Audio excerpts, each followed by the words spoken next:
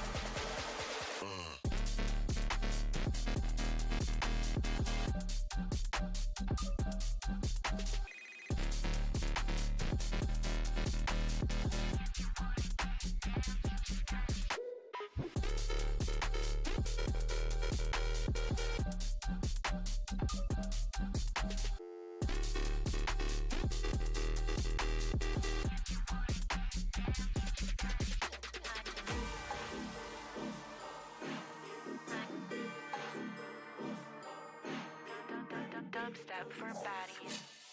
This stream contains fast flashing images that may affect viewers who are susceptible to photosensitive epilepsy or other photosensitivities. Viewer discretion is advised.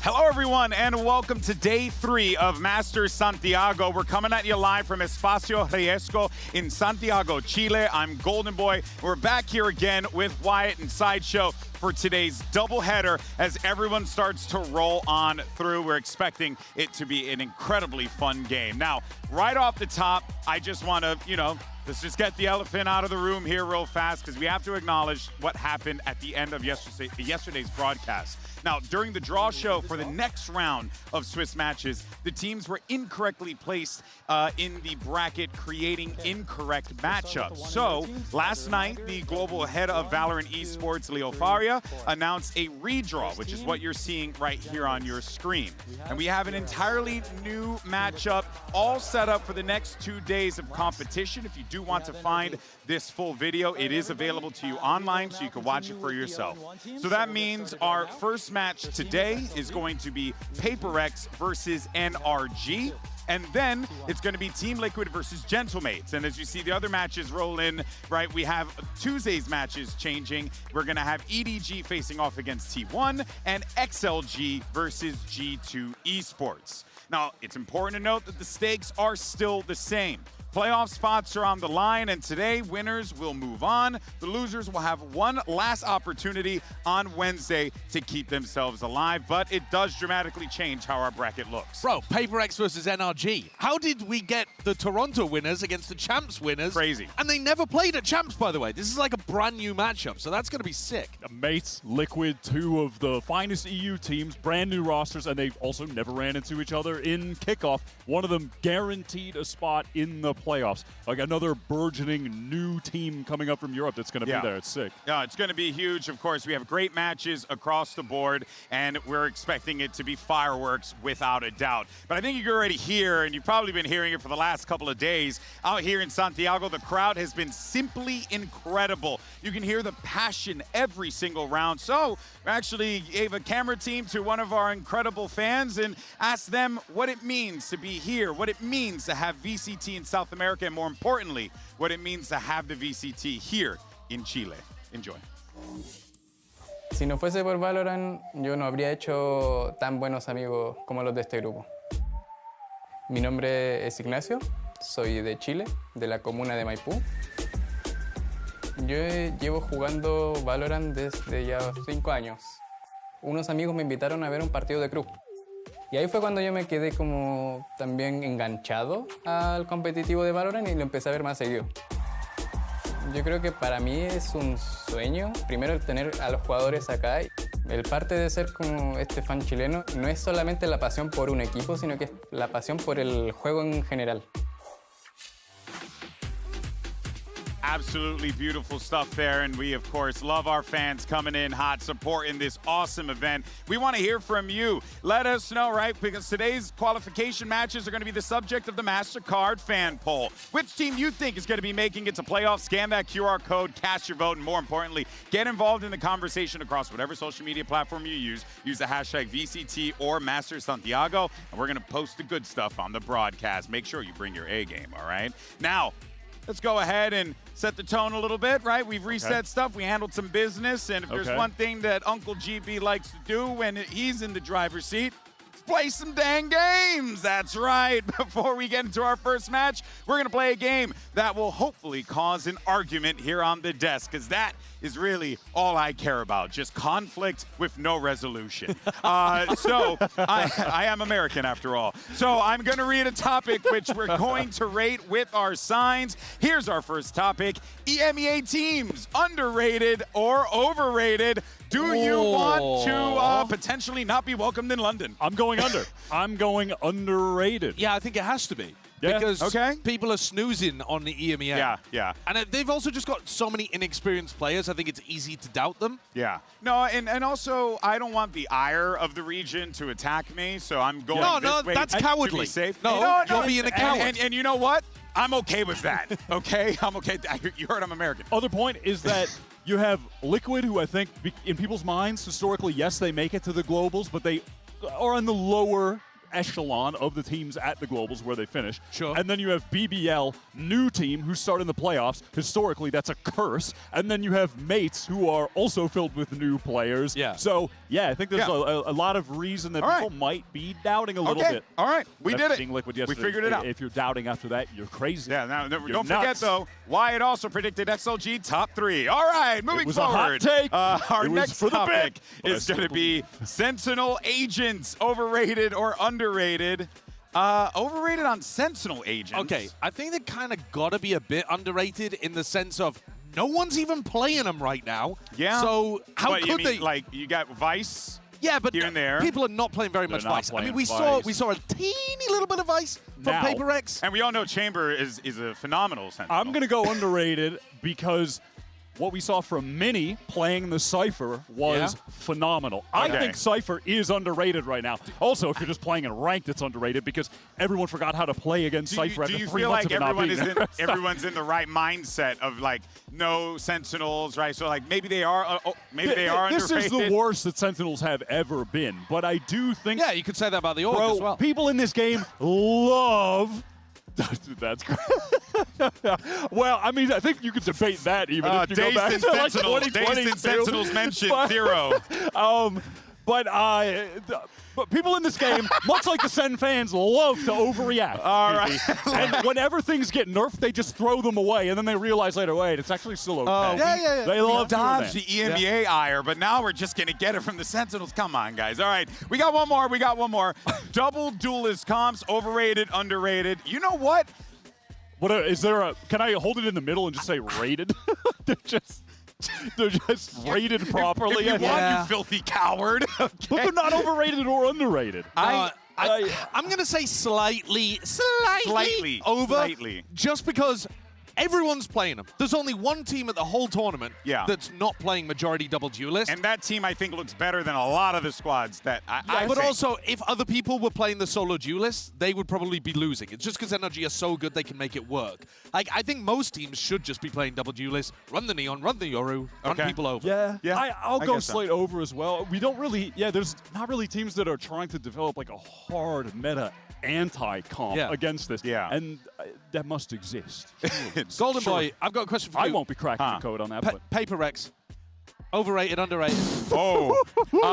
Underrated, okay? He's a They're- because what do you mean I'm a coward? Coward What do you mean I'm a pick. coward? No one was rating them coming into this tournament, so they were That's underrated. fair. I will hit you with this, okay? I watch a lot of professional wrestling. All right, there will be violence. I wanted to disagree with you on something to come over and give you a chair shot with this time. But Don't it didn't worry. really There'll be happen. plenty of opportunities for you to clock me in the head with one of these mallets later on. But for now, though, if you can make it to Masters, you won't be disappointed. You get to see great matches, and the fan experience is unmatched, truly. So let's actually see what's going on over at the floor with Valina. We are now at the Red Bull activation spot, and we're gonna see what's gonna happen right now because we have a pretty nice activity, and they're competing against each other. ¿Cómo te estás sintiendo ahora? Bien, cansado, estoy muy ¿Cansado? ¿Y qué más quieres hacer? ¿Ah? ¿Qué más quieres hacer? Ganar. ¿Y ganar? ¿Y por qué? Ayudar al compañero. Oh, perfecto. So he basically said that he really wanted to win. He's really tired, but he wanted to win from his partner. So let's see what happens in this game.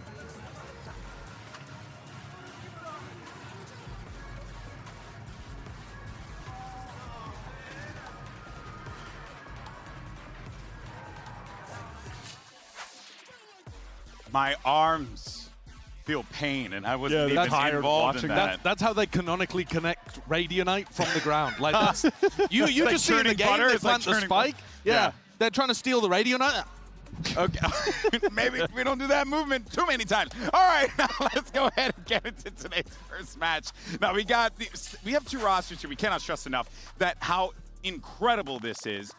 They have never played against each other. NRG, PRX. It makes sense. I right? mean, dude, people are going to quibble and be like, oh, actually, they did in 2023. It doesn't count. It doesn't count. Completely different rosters. Yeah, it really is. I mean, what, the only person on that team was Ethan, right? I think. I mean, it's just and even so then, he wasn't even in the role that he's in the now. stars just didn't align because it took NRG the mid-year shuffle last year to bounce back and then have the success at the end of the year to get to champions, win champions, all that. And it was in the middle of the year that PRX won the tournament. And then at champs, things just never aligned for them to go up against each Which other. is wild, So pretty considering sick that we top can see- 4 finish for PRX. Yeah. But And- it's just PRX dropped into the lower bracket too early on, and NRG Yeah. went through the top. So, like, you know, what you're going to do? They just ended up missing out on each other. Yeah, they really did. But you know what? NRG, they're going to learn today. Because you know who learned before? That was G2. And NRG quite familiar with their nemesis G2. We were coming into this one expecting a fireworks show. And to an extent, it was just for PRX because they just looked disgusting, Josh. Oh, man, the individual moments were amazing in this game.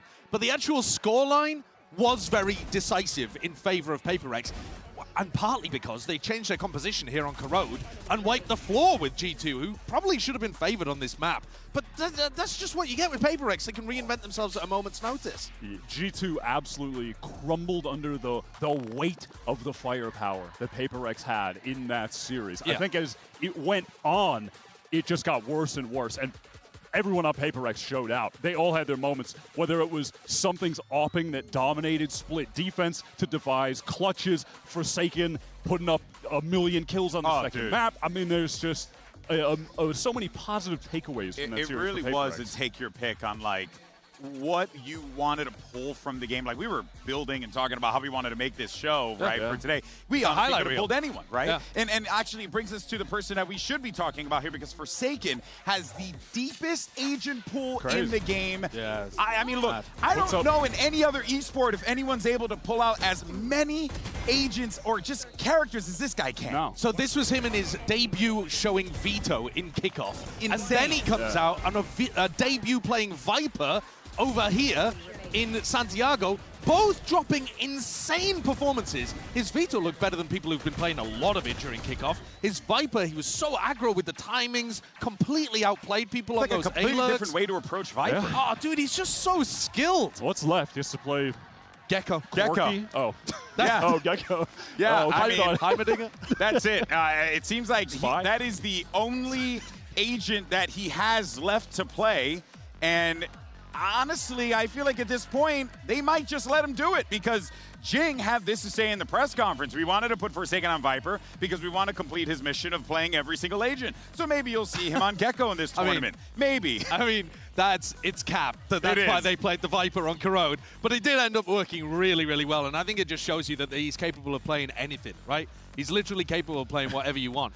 That was good. blocked. That was blocked by the screen for a minute. Get him on the Gecko. Oh, where did all these geckos Brand come- new buffed Where did Mosh. Mosh come Yeah. from? Brand new buffed Mosh. Get him on the attack side going Oh my crazy. God. Dude, he's Oh, gonna... what the hell? He Hold go, on. he go I want nuts. to hit. no, I ow! shouldn't hit one Ow, with the my paddle. hip! Oh my God, the ferocity. Oh, my sciatica. Forsaken, Ah. please. You got me. Oh, heavens me. I could see them maybe Can I pulling out a stroke this Gecko out? comp. Yeah, of No, course you that- can. I'll Oh, break we'll play a little something. game of tennis. Oh yeah. Hey, here we a go. Little Marty Supreme type. Okay, while these guys are over here living Josh their the table tennis Supreme. fantasies with mildly mediocre movies. Envy was solid in his debut on the global stage. We got to talk about this guy because he came into this one, you know, the infamous PRX fifth man has kind of eluded this team for a while. And we always say, maybe this is the guy that sits into the system. But I actually do think this is the guy that sits in their system. I mean, Pac-Man did sit in the system. He That's won true, them Toronto, didn't he? So it's like, it's already a bit of an unusual thing to change up a team that had won a trophy without having a period of downtime particularly. But they just saw, hey, Envy is so good, we have to get this guy. And he has been performing. Yeah. Got no problems with him whatsoever. He's just been delivering. Yeah, Bro was just he was a rock against G2. Yeah, which The also immovable object. he goes to show you, right? Like when you have that confidence within the team, they activated him with that. He was really able to just be such a big impact player the entire time in that game, right? Yeah, didn't slip. That's what I'm saying. Everyone on that team popped off all at once. They all had sick moments throughout that series. It's tough to beat, man. It truly is. It truly is. Of course, as PRX is getting ready to go, fans excited to see this squad take the stage as they face off against the world champions. But earlier on, though, we had an opportunity to catch up with that guy right there. Something to get his thoughts on today's matchup. Jen here with something of PRX. Now something, you had an outstanding performance yesterday. Was there a change of mindset coming into Santiago for you, or what's been working out well for you?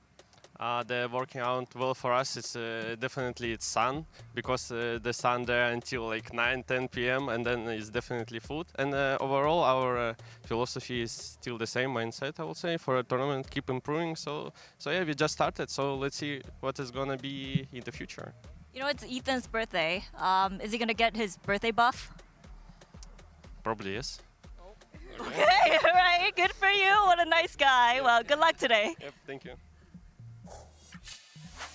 That was nice. That was pleasant. I thought he was going to say, I'm about to ruin his birthday. Because I think he wants him to have the birthday buff so that if he beats him, There's he can no say, excuses. There's no excuses, Yeah. exactly. Hey, you had the buff. And what a shame. All right, now, of course, over on the other side, though, there is NRG, your defending world champions, who have continued to extend their global win streak to 7 Ws in a row. And we were seeing some truly lights-out performances, Wyatt, from this squad. It feels like they get a power buff when they go to the global events. And not that they were playing poorly by any means online, but it was tumultuous to get here. They had to go down all the way to the lower bracket. They had to reverse sweep, and then they show up against XLG, who they're not a huge favorite in this tournament, but they get absolutely dismantled. No, they wrecked them. There was a period of time on Abyss where they were getting, they were struggling a little bit with these super heavy dive execs. Yeah. And so I was thinking about it today, like, is that really going to happen with PRX? Funnily enough, PRX have actually moved away from a lot of those, like, mega heavy dive comp plays. So, I don't know, for NRG, we've seen them already lose to, like, a G2 domestically. But, again, that's more the, like, neon and the incredible pace. Yeah, I think the waylay. PRX is a little different, actually. They're not just the straight-up run at you like a Nongshim or a Liquid. So I am really intrigued as to how this matchup is going to happen, how the NRG deal with the W Gaming, and whether NRG fundamentally can stop them. Do you feel like the way it should work? That double initiator really counters well against how the W Gaming would be in the past for PRX versus how PRX is now? The KO is useful. Yeah. The Odin is super useful. I think those are the kind of tools that you want to be relying on. But also, you got to remember, NRG are playing like an anti-meta at the moment. They're not playing what everybody else is. So, yeah, it's on NRG in this game to try to stop PRX. Yeah, it truly is. Now, following the win over XLG, we had an opportunity to catch up with Kiko for this HyperX player moment. To walk on the stage at Chile, the fans are so hype. I mean, Jesus Christ, they were loud today. I'm not gonna lie. There was like 2,000 people here, but it sounded like there was like 10. Everyone was screaming, whistling, cheering for us. It's insane.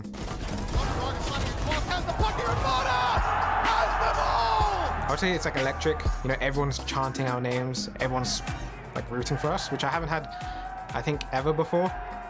Thank you guys for supporting us. You know, it's a bumpy ride, but you know, we're here in Santiago, so we made it, and we're gonna keep on trying our best to win.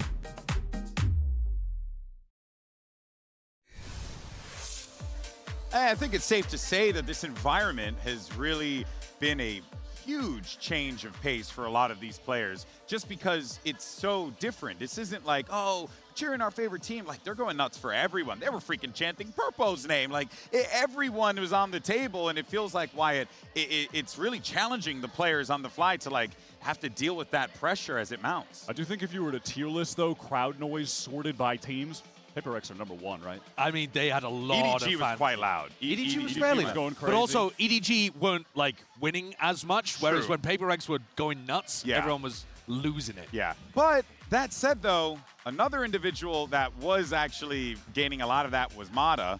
He was getting up, playing with the crowd. We'll talk more about him in a little bit. As a matter of fact, though, we have the IGL of NRG with Jen standing by to get his thoughts on today's match. Jen here with birthday boy Ethan of NRG. Now, happy birthday, Ethan. Thank you. Since it's your birthday, got any plans? Just gotta beat PaperX and we'll figure it out from there. Okay, well, we got something for you for your birthday. Cue the music, please.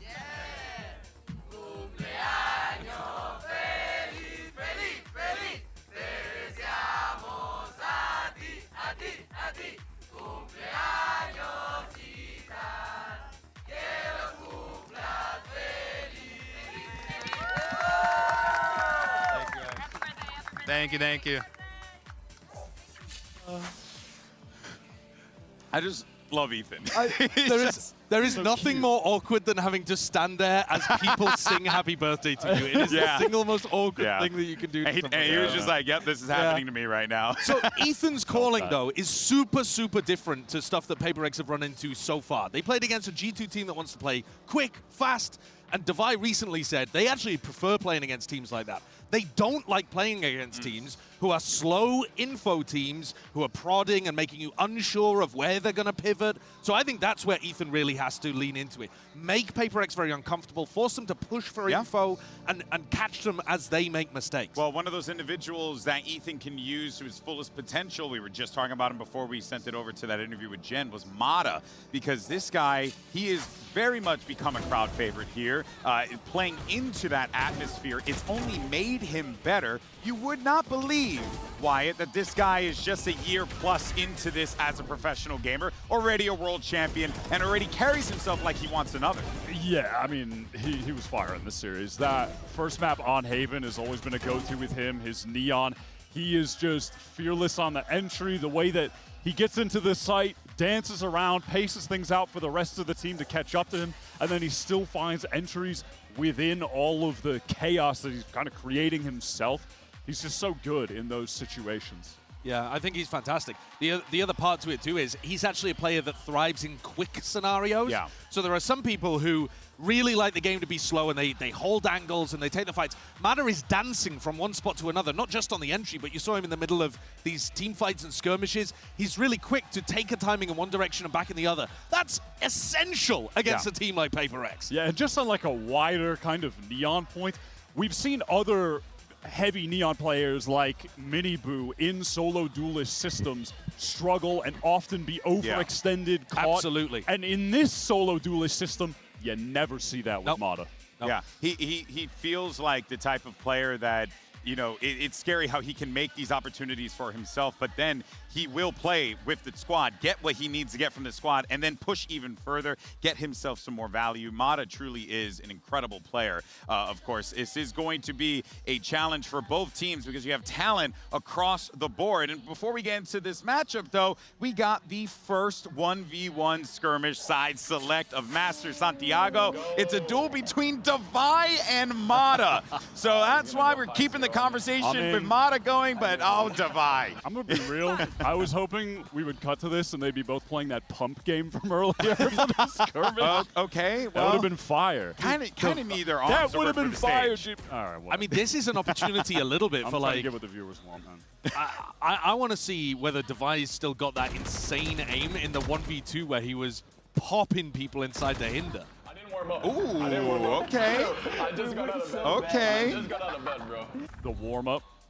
the warm-up call-out. I mean, it's really rough when you're like, oh, okay. When you're right next to your opponent. I remember when I used to play Street Fighter back in the day, and I'm getting my butt just absolutely handed to me, and I got to look over to my opponent who's just smiling. It's the most offensive thing possible. Look at this. Device like 149, what the hell? See? And then you just have Mata there smirking. Why are you moving like that? Come on. You know, I respect that they're both going out and fighting. There's nothing worse than when we see these skirmishes and someone's like hiding in spawn, just They're bringing waiting it for the peak. They're bringing it. But I mean, at the Honest moment, play. Mata is kind of wrecking him. Oh, and he's going aggro in the final round as well, potentially. Oh, wait a minute. Can Divide bounce back? Big opportunity. This could be devastating for the mental of Divide. It's a 5-1. Oh, no! Oh, man, the little taps as well. Going into the Little game tippy with tap. an aura increase. Yeah, he has wrecked After him the there. 5-1. He has wrecked him. Yeah, that's a tough Aim one. log. But there you go. So we have our side winner. I'm curious to see how this whole thing plays out here. As a matter of fact, we do have our maps, picks, and bans. So let's go ahead, check that out, see where we're playing. We are starting map selection for NRG against PRX because both teams are 1-0. You guys played skirmish to deciding who will have priority on map choosing. So NRG won. NRG starts choosing to be Team A or Team B. Team B. So NRG Team B, PRX Team A. PRX starts banning a map. We ban Abyss. Abyss, ban for NRG. Ban bind. Bind. Map pick for PRX.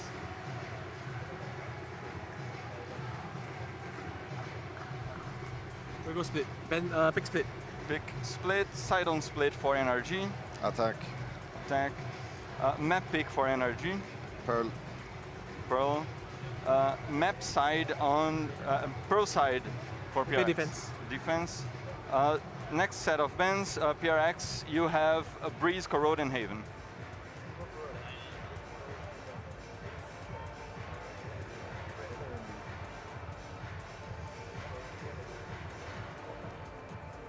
Ben Corrode.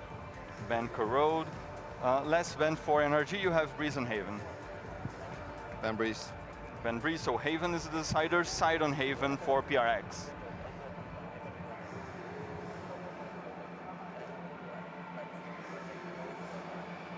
Attack. Attack.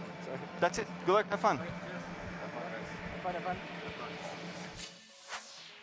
NRG instantly picked Pearl there as soon as it was available. Like, Bonkar was immediately on that. What does that tell you? Well, I think it's unusual to begin with, because what we saw most recently from PaperX on Pearl was that Forsaken was debuting the Veto, right? And the Veto is amazing into double initiator comps, stuff like the Sova Tejo comp that NRG plays. But I think what NRG are reading into is they ran into the Veto previously, got smoked by G2 on that map, 13-3, but then they went, watched the VODs, learned from that, destroyed 100 Thieves 13-3 actually, in a mirror, like complete reversal the other way. Yeah.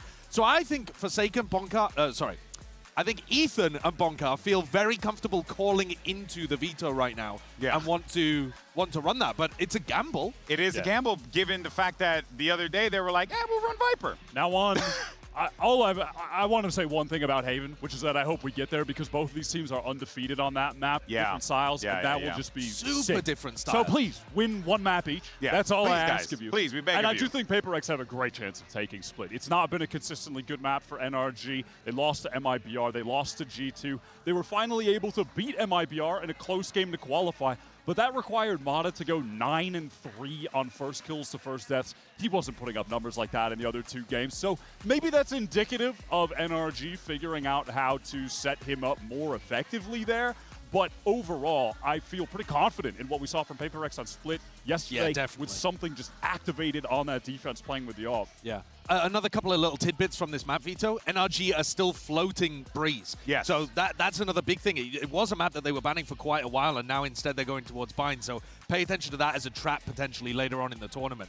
But as we're playing it out, this is going to be a sick series. What I like about talking NRG map picks and bans is because, you know, Bonkar's always got like this mind for the game, is always trying to think of these little things. And the fact that you can dissect and pick it apart is actually quite fascinating. It speaks to just how deep this NRG team is. Just generally, we must all pay our respects to the coach head-to-head in this game. Yeah. Oh, yeah. Genuinely. These Yeah, are like yeah. two of the GOAT coaches going at it. Yeah, no, two excellent coaches who have led their teams to championships. So I think it's safe to say we're about to watch something really special, folks. Now, it is time for our Mastercard fan poll. And earlier we asked you beautiful people which team you think is making it to playoffs. And a 68, just shy of the 1, PRX. I mean, I don't think that this is indicative of the amount that PRX are favorites in this match. Like, I think it's actually tough to call both of our games today. Yeah. I would still favor PRX. You know what? I just wouldn't favor him 68 to 10. We have a little time. I want to see there. Okay, there you go. And There might be a poll asterisk. all right. Wow, I really thought more people would go for NRG. I think it's reasonable. It's reasonable to go out in either direction, I think, here. But also, NRG are a big prep team. And how many hours have they had to prep for PRX? Yeah. And Not that many. They really turned G2 into like a paste in that game. So I know. I feel like it's tough to not believe. Yeah, of course, shout out to Enes, our LATAM colleague, hyping up the crowd as he gets ready to go. Cantor's absolutely killing it, getting the crowd into the matchups. But folks, we are about to witness two incredible squads, Masters champions facing off against world champions. It's now time to start day 3 of Masters Santiago.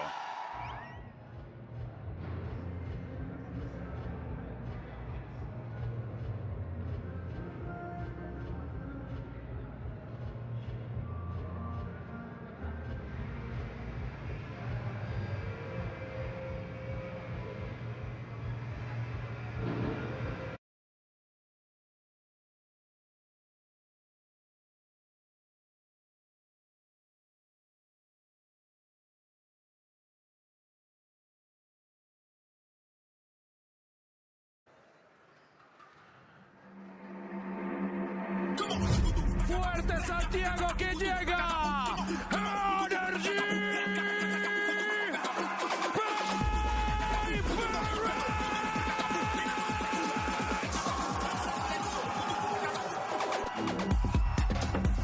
Oh my God, man.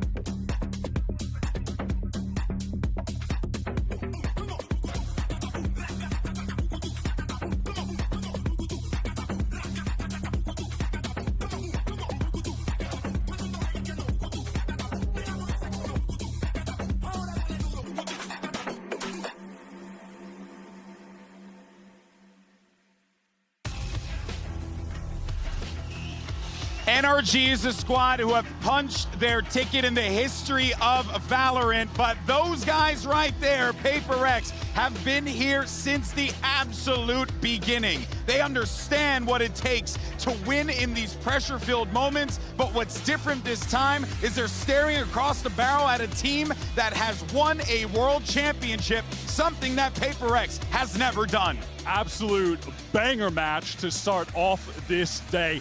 I think if we go the distance to Haven, that will be a masterclass from both sides. How reasonable is it that we get there? I think it's very reasonable, honestly. I think so too. Something tells me that we got something cooking on Pearl in the air. Don't know what that's going to be, but this split is very fascinating because I don't feel comfortable counting out NRG in any of these circumstances. I think if NRG come out and they're playing a great game on split, it's a worrying sign for PRX because this is where they should have the strongest performance relative to their opponents. And especially if the form looks great from NRG and they're able to match that, oh man, we're in for a heater. Because I think that is the area where actually PRX ended up dog-walking G2. So they were just hitting shots and being able to thrive in the quicker moments way more. But I'm telling you, man, there is just something about this NRG team when the stakes are raised and they get to these global events that it just feels like they hit this new tier, man. A lot on that young man right there, too. That's Kiko joining the team coming into the season, replacing the big shoes of Sam, an incredible player. And Kiko fit in perfectly. And since then has continued to show why he has been so instrumental for that man right there, Ethan, the IGL, as he thinks about what it's going to take for him to be able to march his team to victory forward in the playoffs. It's not been the first, second, third, fourth, or fifth time that Ethan has played in front of a crowd like this compared to everyone else on stage. This is bread and butter, man. I'm looking at Ethan as well when things get to them attacking into the something op to try to navigate their way around the map in a way that makes sense. I think that is the thing that, again, we're thinking about how G2 ran into PaperX. The something up was eating them alive on defensive setups. Oh, man. When things swap, I think PaperX can be a little bit readable on their attack.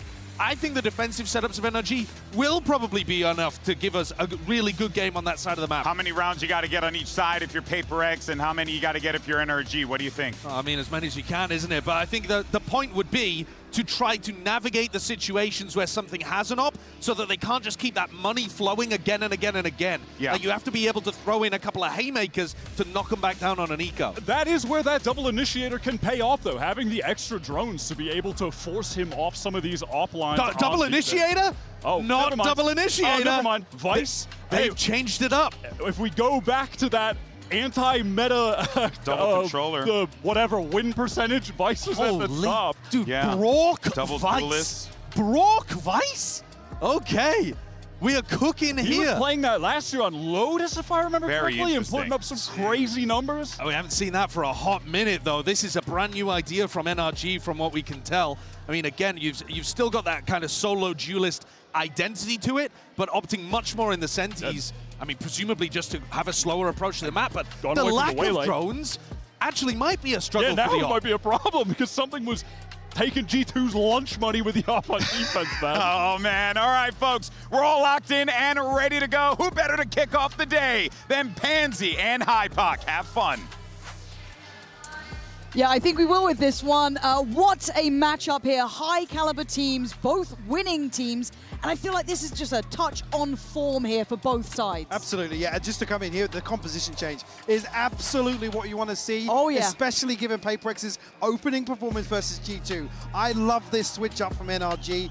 Really curious to see what they've cooked up behind this. It's obviously something they've been anticipating. And it's the perfect recipe to stop PaperX from getting the ball rolling.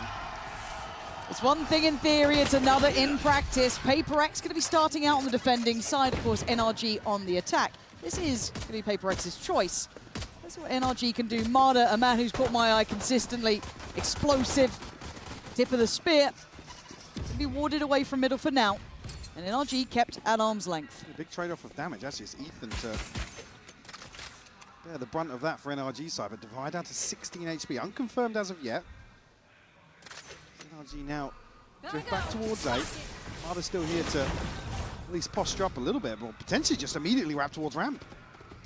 Yeah, this is going to be a bit of a pinch on Jing, and he's going to lose out. Felt like he had to fight forward, gets isolated and falls. It leaves Envy in a really tough spot. I don't think you can go for much, you can't. Marder just plucks him out of the smoke, just super diligent. Sights theirs. This is very, very meticulous. Look at the flank here, because something's going to have a 1v2. Spike planted. To navigate his way through. Go! Just going to shut that down immediately. Just two members of PaperX left now. And, okay, Forsaken's done well to at least get towards Pillar. Good paranoia. Chance for a follow-up. Gets a frenzy. Now the pressure's back on NRG to make sure this doesn't go out of hand. They've got to check on that spike, or do they risk it? Wow, they are brave on that one. And Kiko's taken away to Vi, so, I mean, Forsaken. Oh, stop it! That's 4 kills! And Marder's got no idea. Forsaken, 35 HP, and Marder just lives! What? Of course, that's the round one we get here. Forsaken on the brink of an ace. Still had a little bit of time to play with, but what is that for round one? Able to slip away. I mean, this is just so ballsy from NRG to sit behind the wall, behind the smoke. Nah. And again, PaperX could have, not necessarily kicking themselves, they don't know, right? Almost anticipating somebody checking this. But an explosive pistol. God. To get split started. Oh, madness. But that's the appetizer. Yeah. Oh man, the starter just smacked.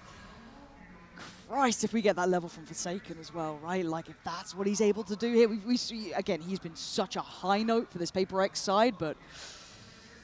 Oof. Marder, the little speed demon. Maybe noted on that jump peak there, so yeah, they're just going to creep on to him. He's lucky to be alive. This doesn't feel like a win, but we've seen stranger things and crazier losses.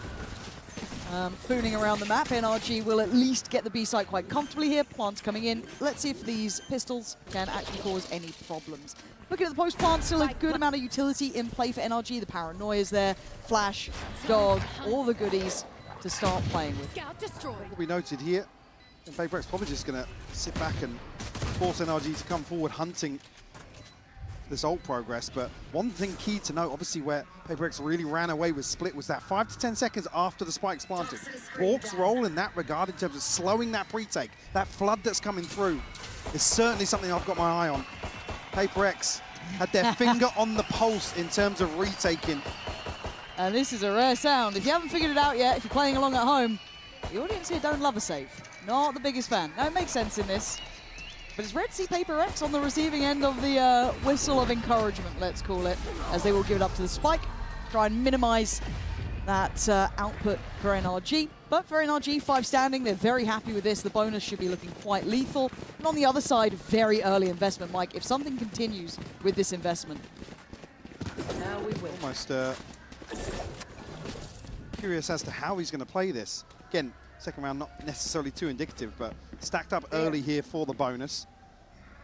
We'll round out the purchase nicely, actually. Doesn't really matter, though. Well, I say the weakest link in terms of inventory, but certainly not elsewhere.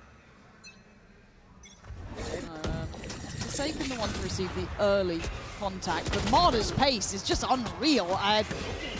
A little out of sorts, couldn't quite get the same springboard over towards B main, so they don't have that lovely crunch maybe they were hoping for, but this 3-play stack from PRX is so far handling it quite well, and a really proactive reclear. Forsaken's having a deep look here, and this gives them so much intuition on timing. Now something can just tuck in towards A. No, he's still going. Well, it'll be noted here. Does he just swing on this? Yeah, he does. Yeah, he does. And he's lost! Scuba! Ooh. That's a dream come true. That's a player back, and suddenly the map then feels hard to force those rotates. Very telling to see where Scuba is and where he's looking, right? What he's looking to shut down. So PRX still have a good idea, an understanding of where NRG have repositioned. Oh my God. That's a spanner and it works. Yeah, something's up has now been seen as well. They've seen him. They can probably put this together. And I do feel that NRG are very equipped with handling operators, understanding how they want to be navigating around that and forcing the issue. And right now, they are manipulating the rotations brilliantly. I mean, Device rotated with the judge. He's the one that you'd almost just want him to post up and not move until the spike is planted. It's going to be a wide open B side here. 20 seconds left, but no threat on the way in. It's going to be absolutely no resistance here. Oh, I mean, this is dreamy work from Scuba. Getting the first was nice. A follow-up, though. I mean, that changed the way the round was almost panning out. I mean, why wouldn't you? Judging an operator here, there's no way PRX are going to even look for anything. I'm completely played out of this. How do we like this so far? Because I think this map, a lot of us were seeing sitting quite well, actually, with PRX. It's super early. But are we at least seeing some indicators that NRG are prepared, right? Obviously, first, composition change. I think when we talk about, obviously, the difference in approach to the game and the ethos in general, this is the sort of round you'd expect to see if NRG are in form, right? Working the map really, really well. Individuals finding these unorthodox timings, and I mean, just so happens that Scooby gets both kills there. Yeah. Again, if he gets shut down, ultimately then that's NRG forced to commit towards A site, walking into the operator. And bear in mind, this is all without confirming something's whereabouts or the purchase. I think they've probably got a good idea now that the save was so early. Yeah, it's pretty telling at that point, and I do want to keep checking in on how well they're able to kind of play away from that op, because something wasn't overly, again, watching this back. Because bear in mind, it's Scuba's reacting on just the sound cue here. It's not Bork there. So, player like Forsaken should have him dead to rights in that scenario. And 9 times out of 10, considering how this started, you imagine he would, right? That pistol, he got 4. So 3 in a row, NRG will be loving this. Now can kind of buy even deeper, get that nice fire around it. Marta, once again, happy to set the standard. But there's 3 players here from PRX, and Jing is one of them. Going to take away Scuba, so that's going to be harder to scale up through main. So the attention then goes towards ramp. Forsaken forced off, flashed up and dead. Marta carries on forward. Jing still clutching at straws and keeping this round at least within touching distance. Jing, what is this level of impact he is having with a goddamn SMG? Not the round you'd expect them to run away with, but PRX fighting back here. Jing just so active, so willing to get in and behind NRG. The sort of things that they like to do in retakes. Catch players off guard before they fully tuck themselves in. The C's was fantastic too. Yeah, again, it catches Matter in terms of that transition to ramp, and there Scuba's just caught in no man's land. Big round from Jing because, again, we haven't really seen the deeper or late round plans from NRG when it comes to getting towards A. And potentially that's the pace change we see to address the operator. So brave, man. And they forced back the operator on the initial line, at least. I'm wondering where that next layer is, because, again, he wasn't an overly aggressive op player. He wasn't really forcing fights too far. This time he seems a little bit more active on it. And again, it is a little harder to pin down at Neon in terms of these early timings with an operator. In terms of getting to deeper angles. Just like that, Mudder greets something with a smile. No, he's done really well here. If his task is just to keep something under heal, he is doing that very well. Again, making it hard to find value in the operator, kind of played in a little bit, sure, but again, this is impressive stuff. For PRX, this is something I want to see how they learn on the fly with. Paranoia just went in towards main, and that is going to be a recheck and a regathering of the operator. Forsaken then picking up the mantle. This time, shot lands. He won't miss. Another shut down here. Jing, fairly committed in terms of ramp. A little bit of a question mark towards mid as well. You can see him checking towards vents. This cross should be spotted. It is. Envy with a lovely off angle. Perfect follow-up to precision is key as PRX hold firm. It's on Kiko. And we've seen the best of this man. We've seen a lot of this guy. But this situation, pretty brutal. Yeah, Envy's done well there. Lovely position, just in that off angle, deeper towards that site. Beautifully done. And again, the willingness to refight on B Garage too, to pick up that operator to re-challenge. Yeah, I mean, Forsaken going forwards there is pretty wild, but delivers a killing blow to Mudder. And I think now PRX probably with a better understanding of where Mudder's the one to identify something's whereabouts. NRG caught just ahead of pivoting into A. Credit to Jing and Envy there to kind of toe the line. No rest for the Wicked.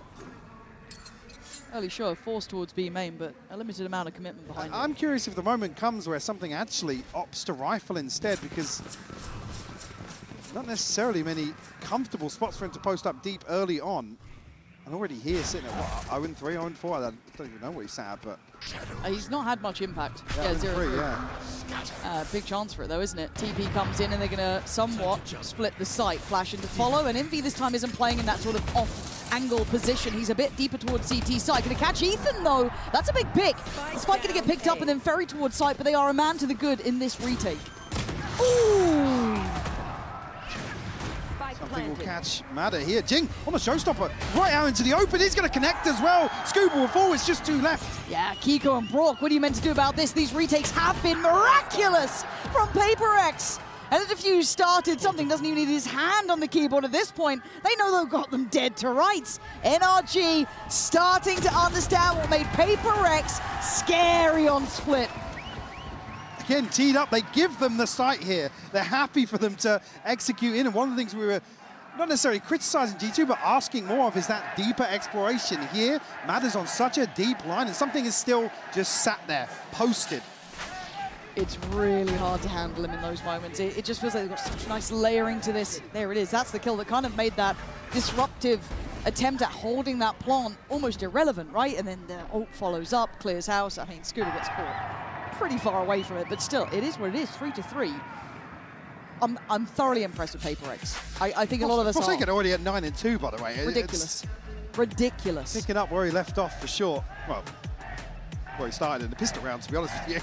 Yeah, pretty much. I mean, those 4 kills. It was kind of the sign of the times, wasn't it? But timeout for NRG. And I feel like they still have a decent conceptual idea of how they want to approach this, but again, it's that something operator. Yeah, I mean, it's commanding a lot of attention, even if it's not doing masses of damage. It is forcing NRG to be a little more meticulous in terms of early round timing. That protocol list they have to go to, because you can see it's it's conditional, right? Where they're looking to pivot into A late, this previous round not being a great example because it's an all-out hit, but I would get concerned really in how deep the options are on that plan B, plan C, plan D, potentially. Yeah. If they can't get over this first hurdle comfortably. That's not necessarily not conceding first blood, but identifying something's whereabouts. But the issue then is you have other players here, like Devi and Jing, that can just be so slippery in terms of PaperX don't have tendencies. They're happy to do whatever hell they feel like. It's intuition. Yeah, and it's one of the key factors, but again, the tempo and pace is unrelenting. Marder's job feels like it is just focused towards one, but Envy denies him, completely and utterly shuts him down on this, and once again, PaperX with a man to the good. Something still on patrol, but you can see the attempt made, and it's an attempt. They are not disrupting this team. Something has got opportunities, too many targets, too little time, but it's all on Ethan. Devi getting his time in the sun as well. And that's the sort of round you don't want to see NRG resort to. Brawling, getting down and muddy with PaperX, because they're just so good at playing these sorts of situations. Something gets, I mean, Mud actually caught here by the near sight. It's the only reason he doesn't find that kill, but then it's where do you go? He's so committed at that point, he has to find a kill.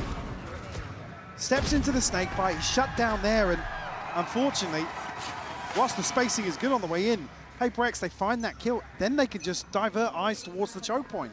4 in a row now for PaperX. NRG will switch things up here with a shift of focus towards mid. Still got rifles. I mean, Ethan, well, a Bulldog Jing. Okay. Just say kept in check, but actually spammed out here.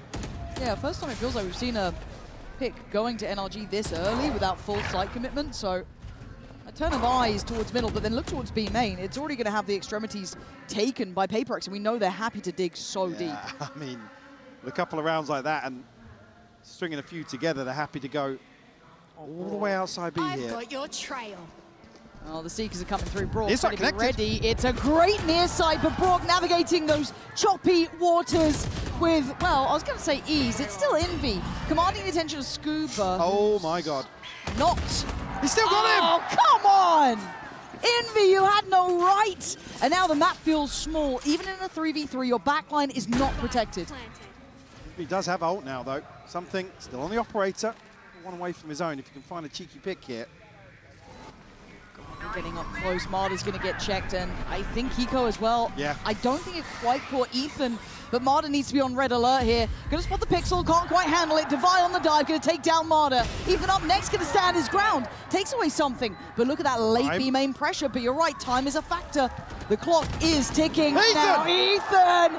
This is his site, apparently, as Devi has to try and walk into this, and Kiko can play the time now. He can be the checkmate if necessary, but the work is on Ethan's back. 3 kills. It is sublime. You see them diverting once more. Very, very late wrap back towards B main. Ethan snaps on the angle. Again, even catching is just off the muzzle flash. Forsaken again losing out in that same scenario. Oh! Beautiful stuff from Ethan. Nice, boys. To hold down the fort. That's how it is, guys. Well played.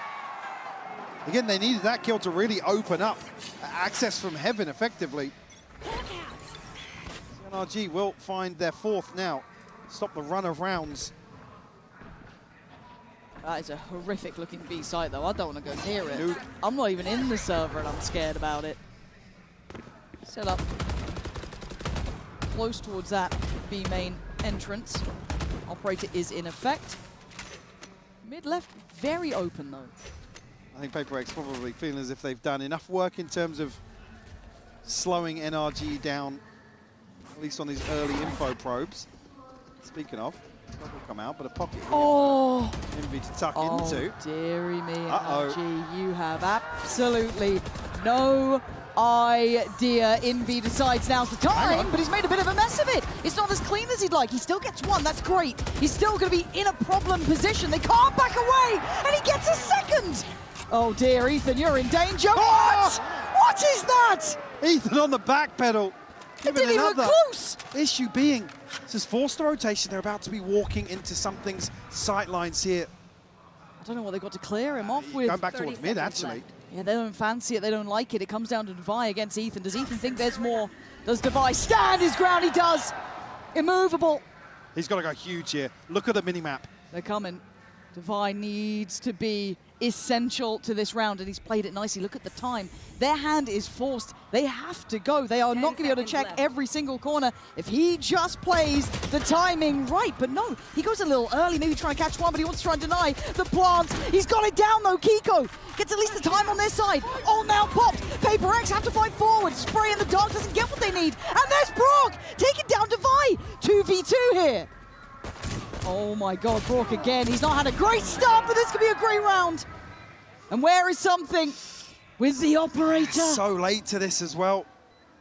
Again, Brock's really flipping this on his head. Look at the HP bars as well. Something not even going to find a kill here, a consolation onto Brock. This operator's just not paying off for PRX in some of these later round scenarios. They might have found that little pulse check that's working now, right? You look at this first time they've really succeeded towards A, but look how hard for that. Ethan.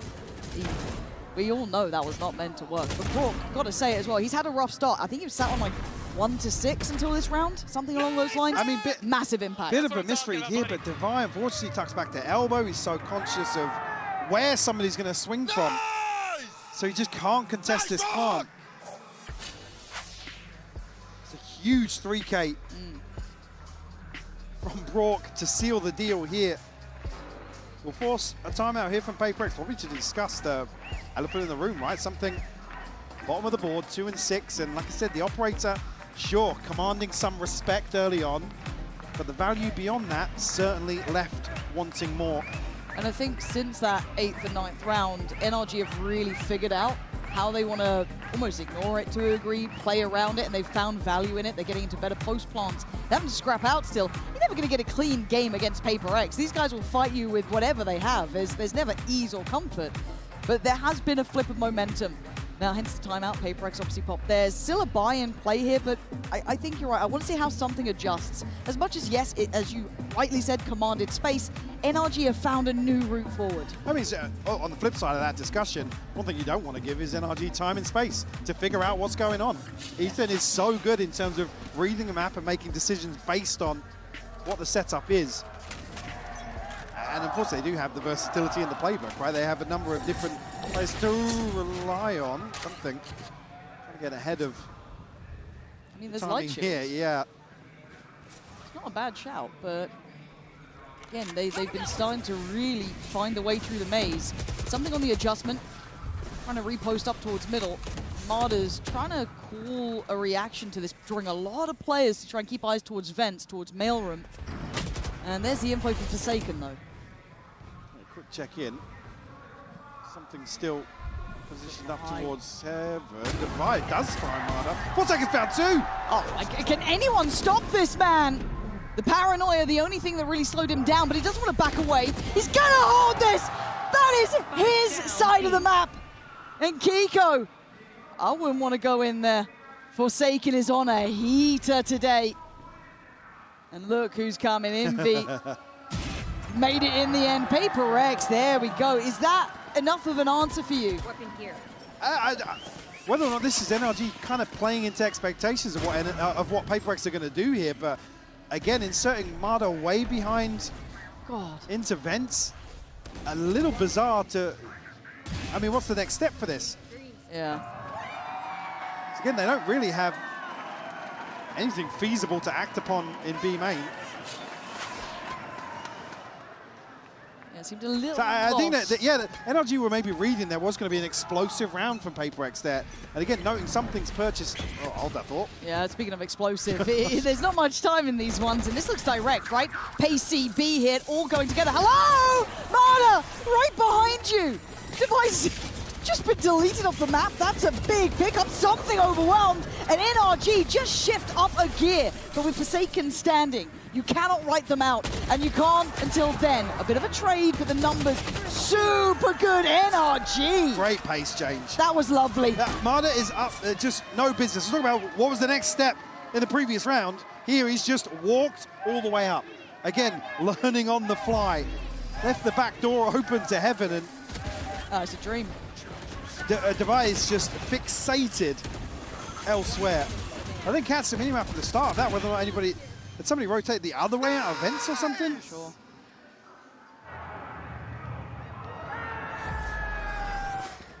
Beautiful catch by NRG to put them up to 6 now.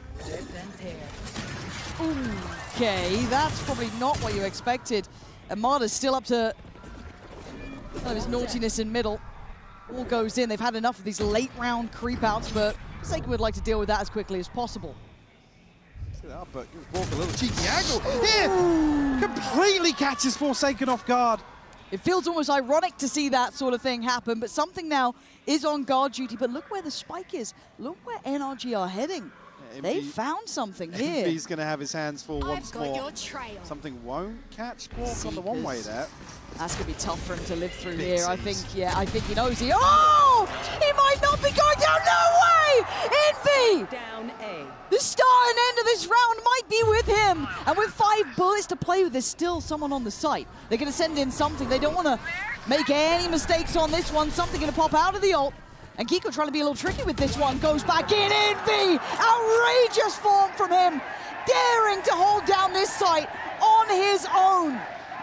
The crowd want it. Does he get the chance at it? 30 seconds left. Brock gonna find a target. Divide dead. Now a 1v2. Don't think this is done yet. Brock's got ult. Pops it. Envy getting closer. He's thought about it. He's just turned around. He's having a look. He's trying to find him 15 seconds. Can he locate one? A tough task. He spots it. But he's in between a rock and a hard place. Envy with all 5.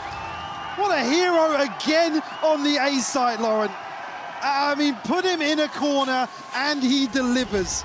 Sensational to find number 6 here and tie things up on the half. You can't ask for much more from that guy. No, absolute dreamy work.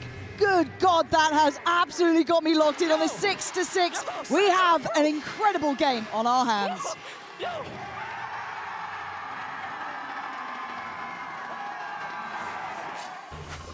Can I help you, sir? Here's the bill from the dealership where I got my car, and I'd like you to beat it with a better deal on one of these fine cars. Not how it works. Guess you're not as cool as Verizon. Bring in your AT&T or T-Mobile bill for a better deal today.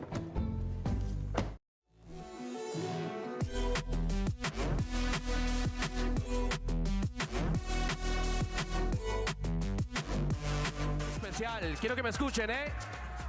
El Capi de Energy, el IGL, el 2 veces campeón de Champions, está cumpliendo años. Y vamos a cantárselo, ¿no? Quiero que me sigan. Cumpleaños feliz. Te deseamos. Cumpleaños.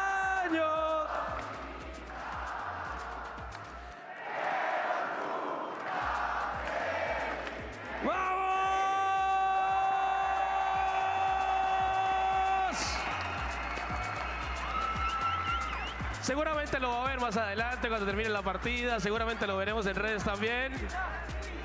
Ethan.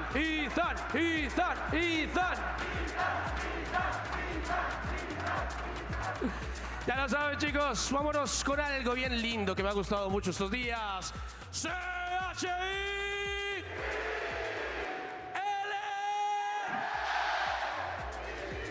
And a valuable lesson, Michael, in never telling anyone in esports your birthday. No.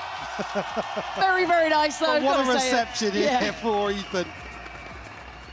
Bless him. But he's got his work cut out, right? You got a tough birthday in Certainly front of not a day off. No, 6 apiece, right? And it feels like we've just lived through a lifetime in this game. A brilliant start from banger NRG. first half. A completely brutal reaction from PRX, just shutting it all down. But then a bit of a tussle towards the end. Second half, though, we start to see how well Brock can handle playing this Vice as well.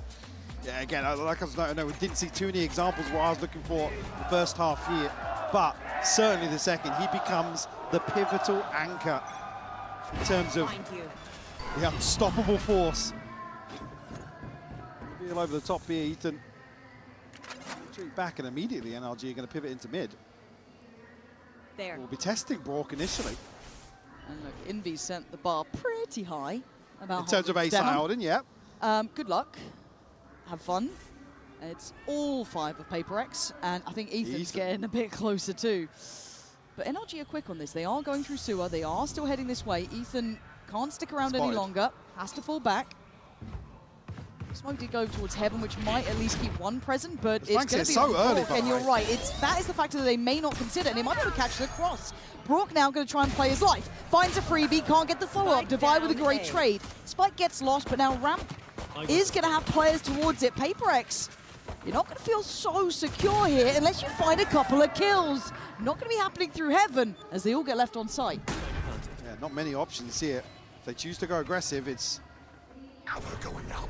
Maybe going to favour them, but they're tucked into sight right now. Nobody making moves forwards. Yeah, this is have to rely on these crossfires. And that's a lot to do if you want to try and trade in effectively, but that will certainly help matters. Finding one, no trade. Something on the follow-up. This was never meant to be the way it goes. But down to a 2v2. PRX come into their own. Kiko trying to shoulder the corner. And then Forsaken takes him out of the equation. Ethan with nothing to do but die. NRG capitulate and crumble. 3K from Forsaken. That's 7 kills across both pistols here on split. Ridiculous once more from PRX. Never tell me the odds, this team, man. Making this one way just ultimately NRG's demise on the way back in from Ramp. Fantastic stuff. NRG, I think, probably in a position to completely sweep that round. Shadows traveling. Stacked So towards impressive. A here, but unfortunately wrong place, wrong time. Yeah. So this should be comfy enough. Not a single upgrade in sight, so it is just classics coming out. And luckily for PRX, they are not EDG, so this should be okay. Yes. Spike mark coming through. NRG starting to funnel back into spawn. Not going to be allowed to, well, deny at least the same way that PRX did. The crowd already let them know. I mean, when you see Jing and something on the X-ray, somebody's pushing this. Yeah, of course. Somebody is going to push this. Hello. Oh. Okay, well, you can get a little bit closer to maybe going down to the spike. Still something here, though. Forsaken's wanting to farm as well. He's getting a bit closer. Actually, I mean, it's probably the two worst teams here than one. Oh dear, oh dear. They're actually not doing too bad in this. They've made this costly. You're not going to get a defuse, but you're making it costly. Envy. That's huge. Job is done, but for NRG, Mike, I mean, that's an incredible round. I know it's not an exciting one if you're looking for the kills and all the flashiness, but economy-wise, damage-wise, that's a window of chance they never were meant to have. See how the purchase lies here for the follow-up. At least bigger picture-wise, NRG coming away with a huge win here. Seeing a Bucky potentially. See exactly how this buy will sit. I mean, actually, yeah, not as bad as I was anticipating. No, actually, it's usable. The Guardian coming through in a Bucky in the hands of Jing, who will make it work. Yeah. Be a little unorthodox to make it matter. But look at the tempo and pace up towards Heaven. Wait, hold on. Look how quickly there is a crunch through vents. Jing got there at the same time that Forsaken got up middle. That is a gap and a half that they have found very early, Mike, and that is a worry for NRG. Now, unfortunately, he's walking on an island and they're wrapping through vents. Total control towards ramp here. Kiko still just posted on B main. And unfortunately, this is the sort of situation where, bro, I mean, what do you do? Cool, if you can find one, it would be great. Matter Still already not making good enough, though, is it? Yeah. very early moves to get behind this. And Brock's position. Yeah, identified. They got some CT. And PRX are just so unorthodox, but it's brilliant to witness. Brock's got, I mean, a horrific option here, and he's getting whiffy. That was clean enough, but overwhelmed. Right side's now theirs. Marta gonna catch Forsaken in the back. 2v3. buy something in Invi. Want that plant? They've got it, and they've just lost something. Marder, have you got something to say about the matter here? This is not meant to be your round. Towards CT though, already Divide trying to slip a little further ahead. Now will be smoked off though. Marder, this angle is not fun for you. Invi waiting, wait, the damage. Oh, Kiko strikes into action! NRG! Flipping the script right back on PRX. Kind of dead to rights there. Mother just creeping onto the angle. As Kiko to catch the spam. That's ridiculous. From NRG, another round where it's a spam into the pocket here. Yeah, Envy. Again, he's looked so sharp here. Little bit of a slip. I just thought he had that every day of the week. Every day of the week. Again, fire back will be awkward here because of the damage done previously. Something on a scope and Divide just down on a Sheriff, but I mean, he had some ridiculous Sheriff rounds the other day. That is true. I'm not that worried about him, actually. I'm worried about something who's not quite had that big upswing, numerically at least. And, of course, that then happens. I'm terribly sorry, Marder. That's on me. But first one really found here, and that's exceptionally early at 1 minute 24. They now get to command this map. Change tempo if they wish, potentially eye up that B side. There's a lot of bodies on this B side. Already two towards heaven. Still Kiko towards sight, or at least backing away from Pillar now. He's conscious that there's going to be pressure coming his way, but does have a paranoia prepped. Smoke to follow this if he does want to cut some sight lines. Yeah, Ethan can still catch the cross too. Now it's a good time for PRX, honestly. To check back in when Kiko's got another smoke to follow this. Very late exploration towards mid will confirm that it's pretty much all in here. Scuba. Now that's got my interest. PRX got to clear this. Something does look, does see it, does note it. Paranoia comes in. Can he do any sort of damage? No. Eviscerated, but Ethan on the cross. Something's ahead, but NRG focus the fight towards Maid. Kiko, you are something else sometimes. Something of Forsaken, though. There's magic with these two sometimes. Forsaken needs to activate here. 18-9, he has been god tier. But with 13 seconds, oh, he's gonna get you one. Does he get away? No! Brock grabbing him by the heels. And bringing them back down to reality at 8 apiece. That was ridiculous from Kiko. That shot. To get to, he even looks surprised himself. A little panic jump on the end to try and get out of the line of fire. PRX with the right tools here to really disrupt this B site hold. Just beautiful. Focusing on that B main push out, having to almost ignore something for as long as they could. Gio! Gio! Let's go, bro! Force another timeout here from PRX, and again we see PRX lose a slow round like this. You've got to imagine they're talking about pacing, they're talking about a bit more in NRG's face. I feel like they've had great deals of success towards the A site. I think they've been good at it. I think that they've been pressuring Brock, who, again, has looked fine on this fight. I don't think it's been the answer of everything, but it's been No, I mean, with doing something of a slower game, it's not really Brock that's going to have to deliver in terms of, you know, cutting that first line of the execute. Something's just not really off the starting block in the second half.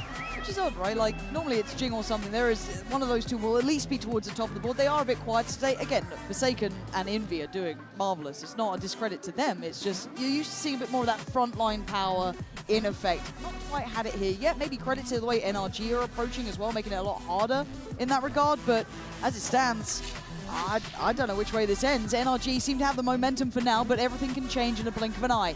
Now the buy coming in here. Shaky at best. We have Stingers, we have Sheriffs, we have a Bucky, but it's PRX. Don't turn off the stream just yet.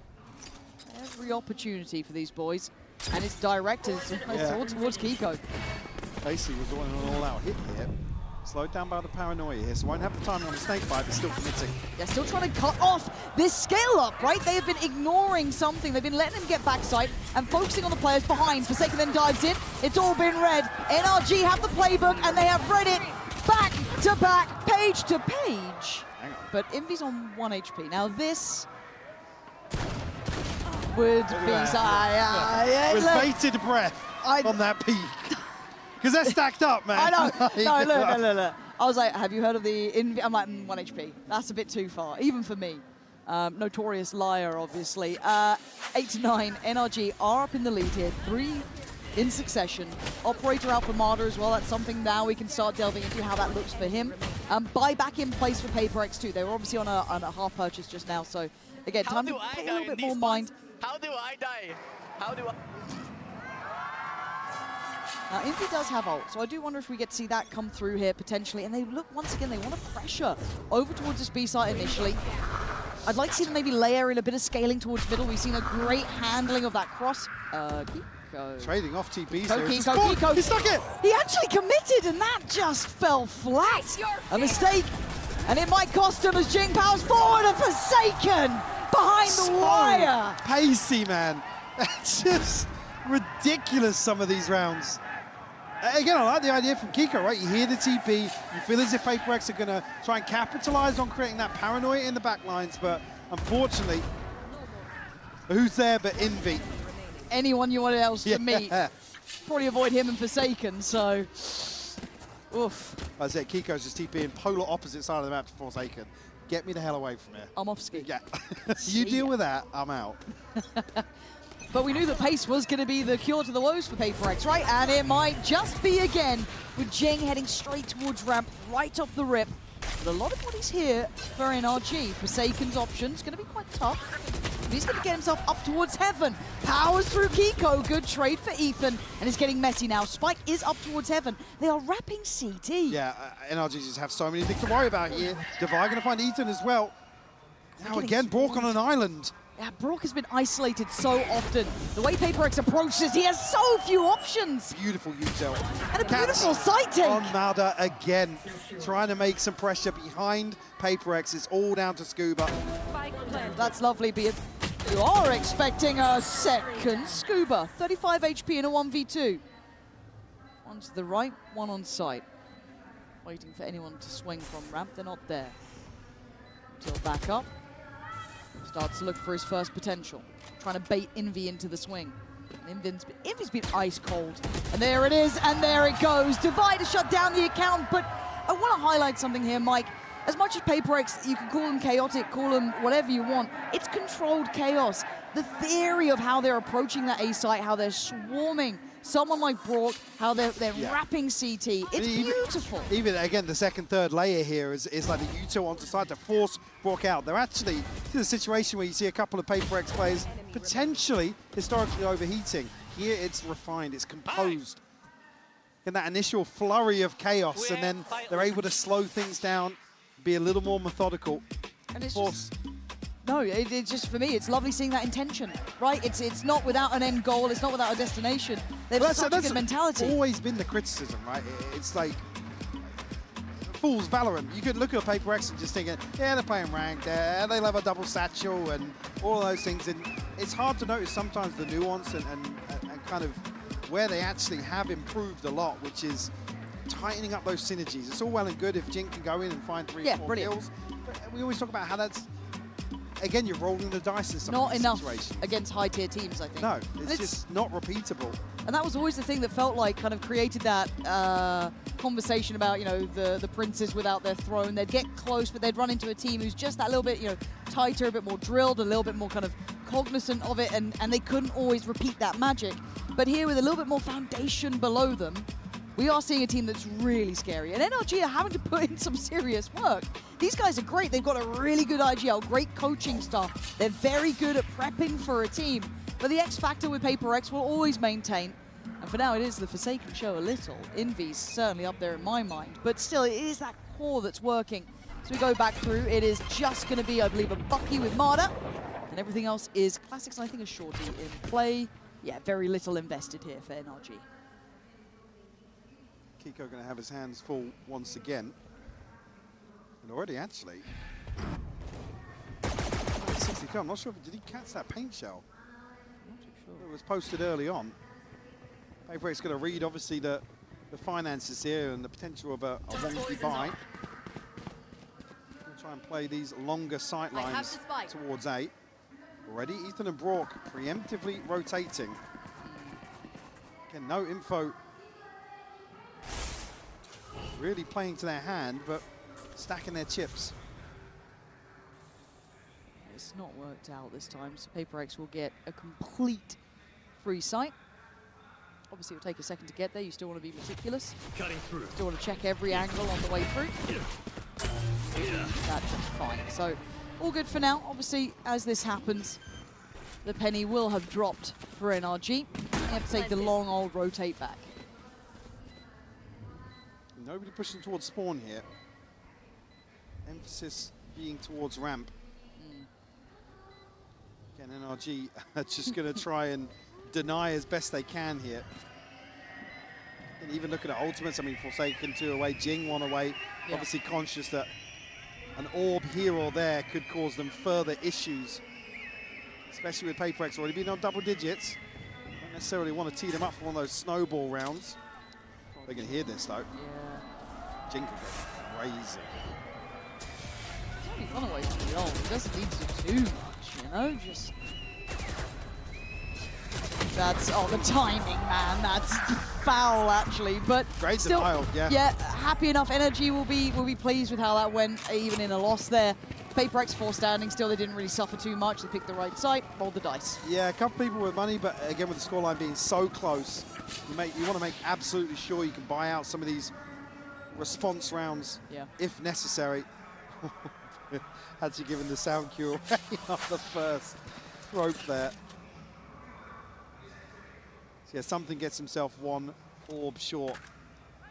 Okay, they're leaving Marder towards B alone with the operator. Everyone else kind of leaning towards A. Right place, wrong time, but you still win the fight. Ethan with a little bit of luck on his side today, but Kiko now prepares himself for that next wave of the hit coming in. It's mostly up towards ramp. PRX still want heaven. Themselves at least across the first hurdle here. Something looking to catch Scuba in vents. Scuba's just creeping the timing.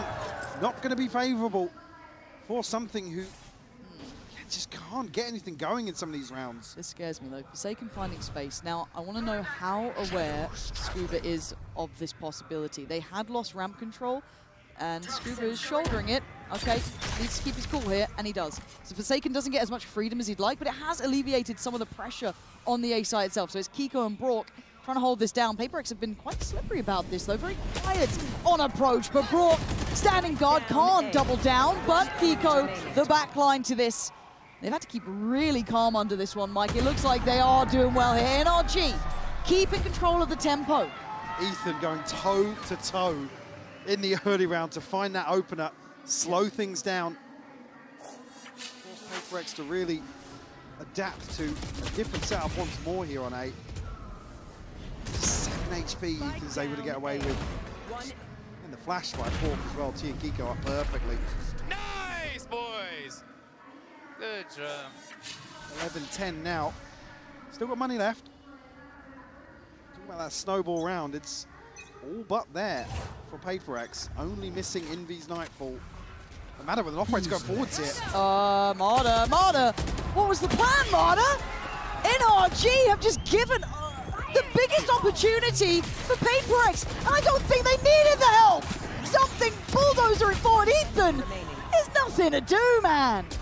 Brock has been on the A side for the vast majority. Hang on, Spike's still in Zushi. Okay. Okay. I was going to say if there's going to be anybody else there, but now they figured out where he is. They'll be able to catch a window towards 8. Make it a full 3v1. Again, I look at Jing and I think he's about to walk spawn or something. Yeah, Jing, the temptation to do something weird has been quelled. Calm. It's fine. Oh, I'm just scratching my head sometimes. Yeah, I'm like, 3v1 guys, don't. I'm a push. I'm a push. I'm gonna go get that kill for you guys. But the start of the round felt really off kilter. I don't know what. Yeah, I think Martin hears that sound cue from something. He's like, okay, I'm gonna catch somebody that's, positioned towards sewers and trying to capitalize on that. Yeah. So something actually opening this round up entirely on his own account. That's a frustrating one for them to get to 12 on as well for NRG. You felt there was a little bit of a good read of the tempo before, but Bit of a misstep, and now Finance is not in the perfect position either. Going to have a Bulldog in play. Well, issue being, Devi has the pit here, so they can get themselves set up. Where the hell did Forsaken just go? I think he's just baiting the TP. Okay.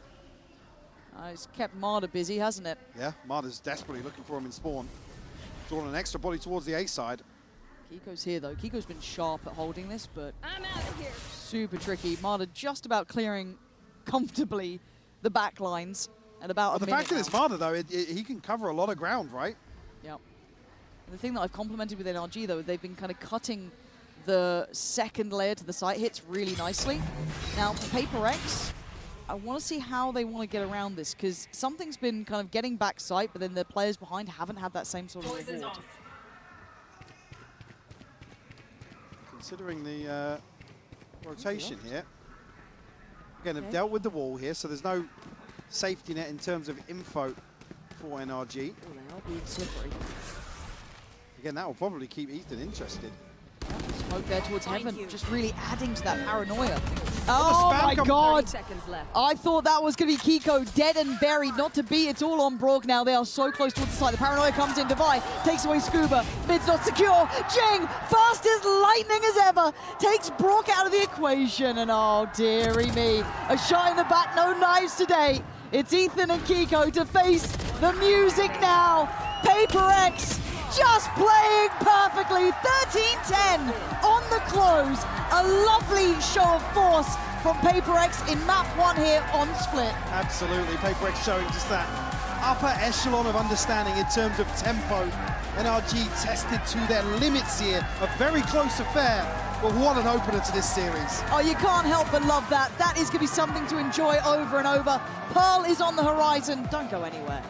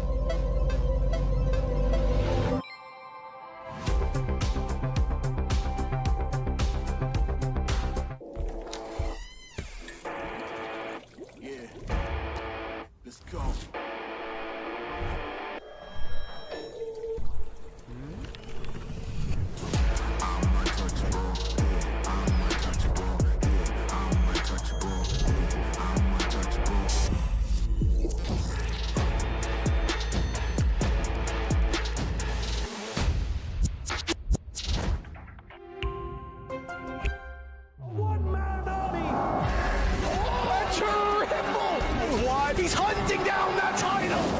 The time to write the next chapter in the esports history books is finally here.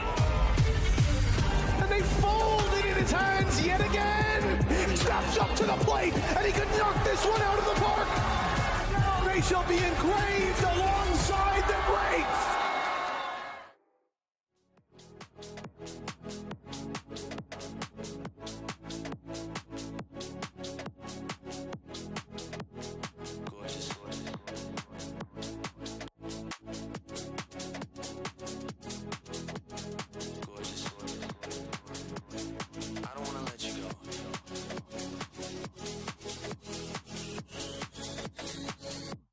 Did anyone tell you you were beautiful?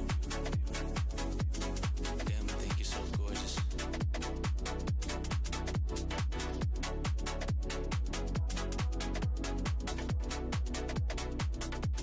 Did anyone tell you you're beautiful? Damn, I think you're so gorgeous. Did anyone tell you? Hi guys, I'm here with Claudia, and she's the store manager, the person in charge of everything here that you guys are seeing, the merch. So Claudia, what has been the most famous product, the product that everyone wants to buy? Everybody wants the Wingman. Everybody wants. It's a big hit. And the windbreaker, because it has hoodies and prints in the back, pockets. It's all a big success, bestseller in the store. It's perfect, amazing. I love everything. So if you guys want to get your merch, you need to come down here and get that Wingman. That is perfect. Back to you.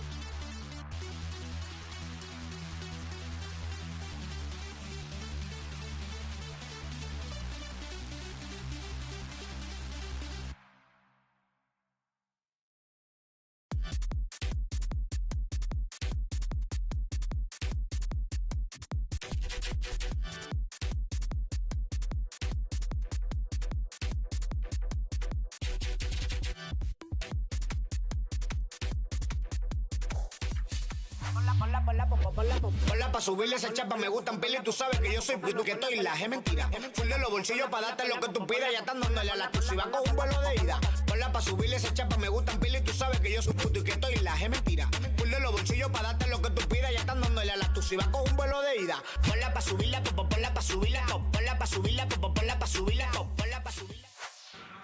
Jen here with Coach Alex of PaperX. Now, Coach, we got to see NRG bringing in comp changes to counter your play style. Did manage to slow you guys down, though, on Split. So how cognizant or worried are you about their ideas around the counter and how they were able to slow you down? Or do you feel like Split was enough to get a good read for you on NRG and what they're trying to do today? Yeah, I think we had to talk a lot about it in the middle of the rounds. Both tech pauses speaking about how we can play around the Vice. So I think they did a really good job slowing us down, if anything. I expect that they have something special for Pearl, so I'm not worried, but yeah, we'll talk about it. Well, do you have something special for Pearl? I mean, maybe. Yeah. All right, we'll be looking forward to that. Thank you. I am also looking forward to maybe as well. That one's got me on the edge of my seat. Edge of my seat with that maybe. Oh, that's an angle. And I'm telling you, that's what we got to do for the next skirmish. Yeah, that's got to be Get the two players out I there and start pumping. I see no reason why we shouldn't. What a game we just witnessed between PaperX and NRG. 13-10 scoreline. PaperX coming out with the win. That was their map pick of Split. And as you heard in that interview sideshow, the thing that was slowing them down was Brock's Vice. Yeah. Even though he didn't put up crazy numbers, that wasn't what it was about. It was about the use of the utility and how you can slow down that W gaming that PaperX likes to do. Yeah, they had quite a nice double flash protocol to take B main control on their attack side. The wall also caught off Forsaken in one of the rounds. They did a great job of shutting down something. But at the end of the day, like the star power on PaperX shone through and still got them through a difficult scenario. They're just so good at improvising even in unexpected scenarios like this. Yeah, you can see the pace increase with them when they're losing players. They're so willing to take risks, and they have the firepower to back that up in countless moments throughout this game. Oh, yeah. That being said, though, to cope for NRG, there's definitely not a firepower disparity right now like we saw with G2 against PaperX. Like, Kiko had that sick transfer round. Even Scuba, he started to pick it up a little bit towards the end. Mana still had moments. Like, it wasn't stark contrast as we saw in that game. You shouldn't feel... You can cope. Yeah, no, I don't think there's cope, anything Jimmy. really to cope here. I actually think that you just saw a great game between two phenomenal squads that, really, like, going into it, we did feel like Split was the weaker situation for NRG. If anything, I'm kind of okay with this 13-10 output from them, showing that they're able to make these big changes. Yeah, I think that's fair. Thing is, though, you have some real killers on this team for PaperX. That brings us to our Verizon high-speed moment, and this one is going to go to Forsaken. Why? Why high speed? I'm going to keep it $150 with y'all. I don't have a reason. He's just really freaking good. And this guy was absolutely owning. If you want to say, oh, look at him charging to the smoke. Bro had 2 minutes on the break to cook something up. And I had nothing. I had nothing. He's just good. Dude, he is. He's so clean, man. I mean, it goes without saying, this guy is so reliable. But he does also make make his decisions extremely quickly. Like, he thrives in these kind of weird, chaotic moments where he can just make a decision faster than someone else. This smoke he was throwing in mid was bending the brains of NRG. Play. The TP into spawn. No, he's playing like the freak of all freaks, GB. Look at these stats right now. I got it. Look at that. That was your Verizon high-speed moment. Just like Verizon's high-speed internet service, Forsaken is reliable. There you go. Boom. All right. Send a paycheck, Verizon. I'm pretty good at this. This is outrageous.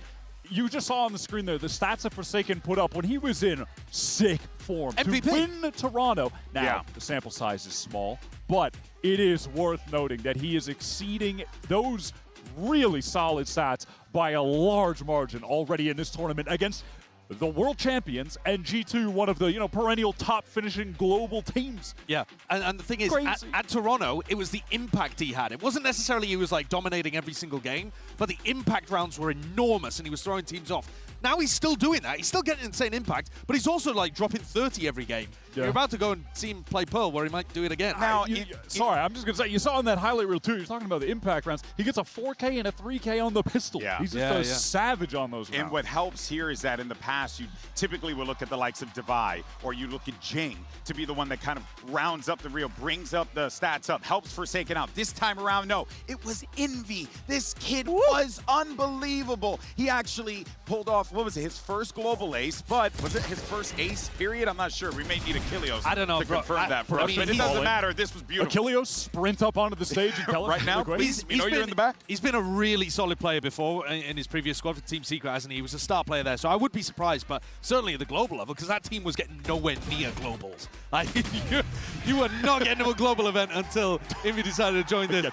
Josh is just finding teams lacking success right now to fire straight at today across the globe. Across the globe.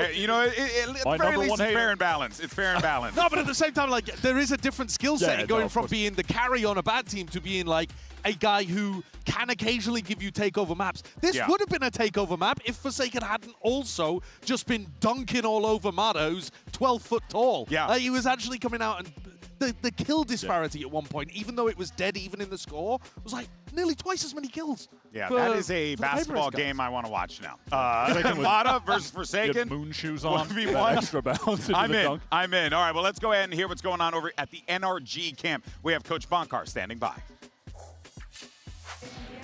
Jen here with Coach Bonker of NRG. Now, Coach, split didn't quite go your way, but you guys did manage to slow them down by a lot. So what was missing in your eyes when it comes to countering PRX today? And should we be expecting the same idea when it comes to Pearl and countering Forsaken's Veto in particular? I think we did a good job on split. I think on defense we were playing too passive overall. We didn't have any long lines against them. We were just hiding and we were not looking for fights or engaging in fights. So that's the number one thing we're going to change coming into Pearl. Thank you so much and good luck.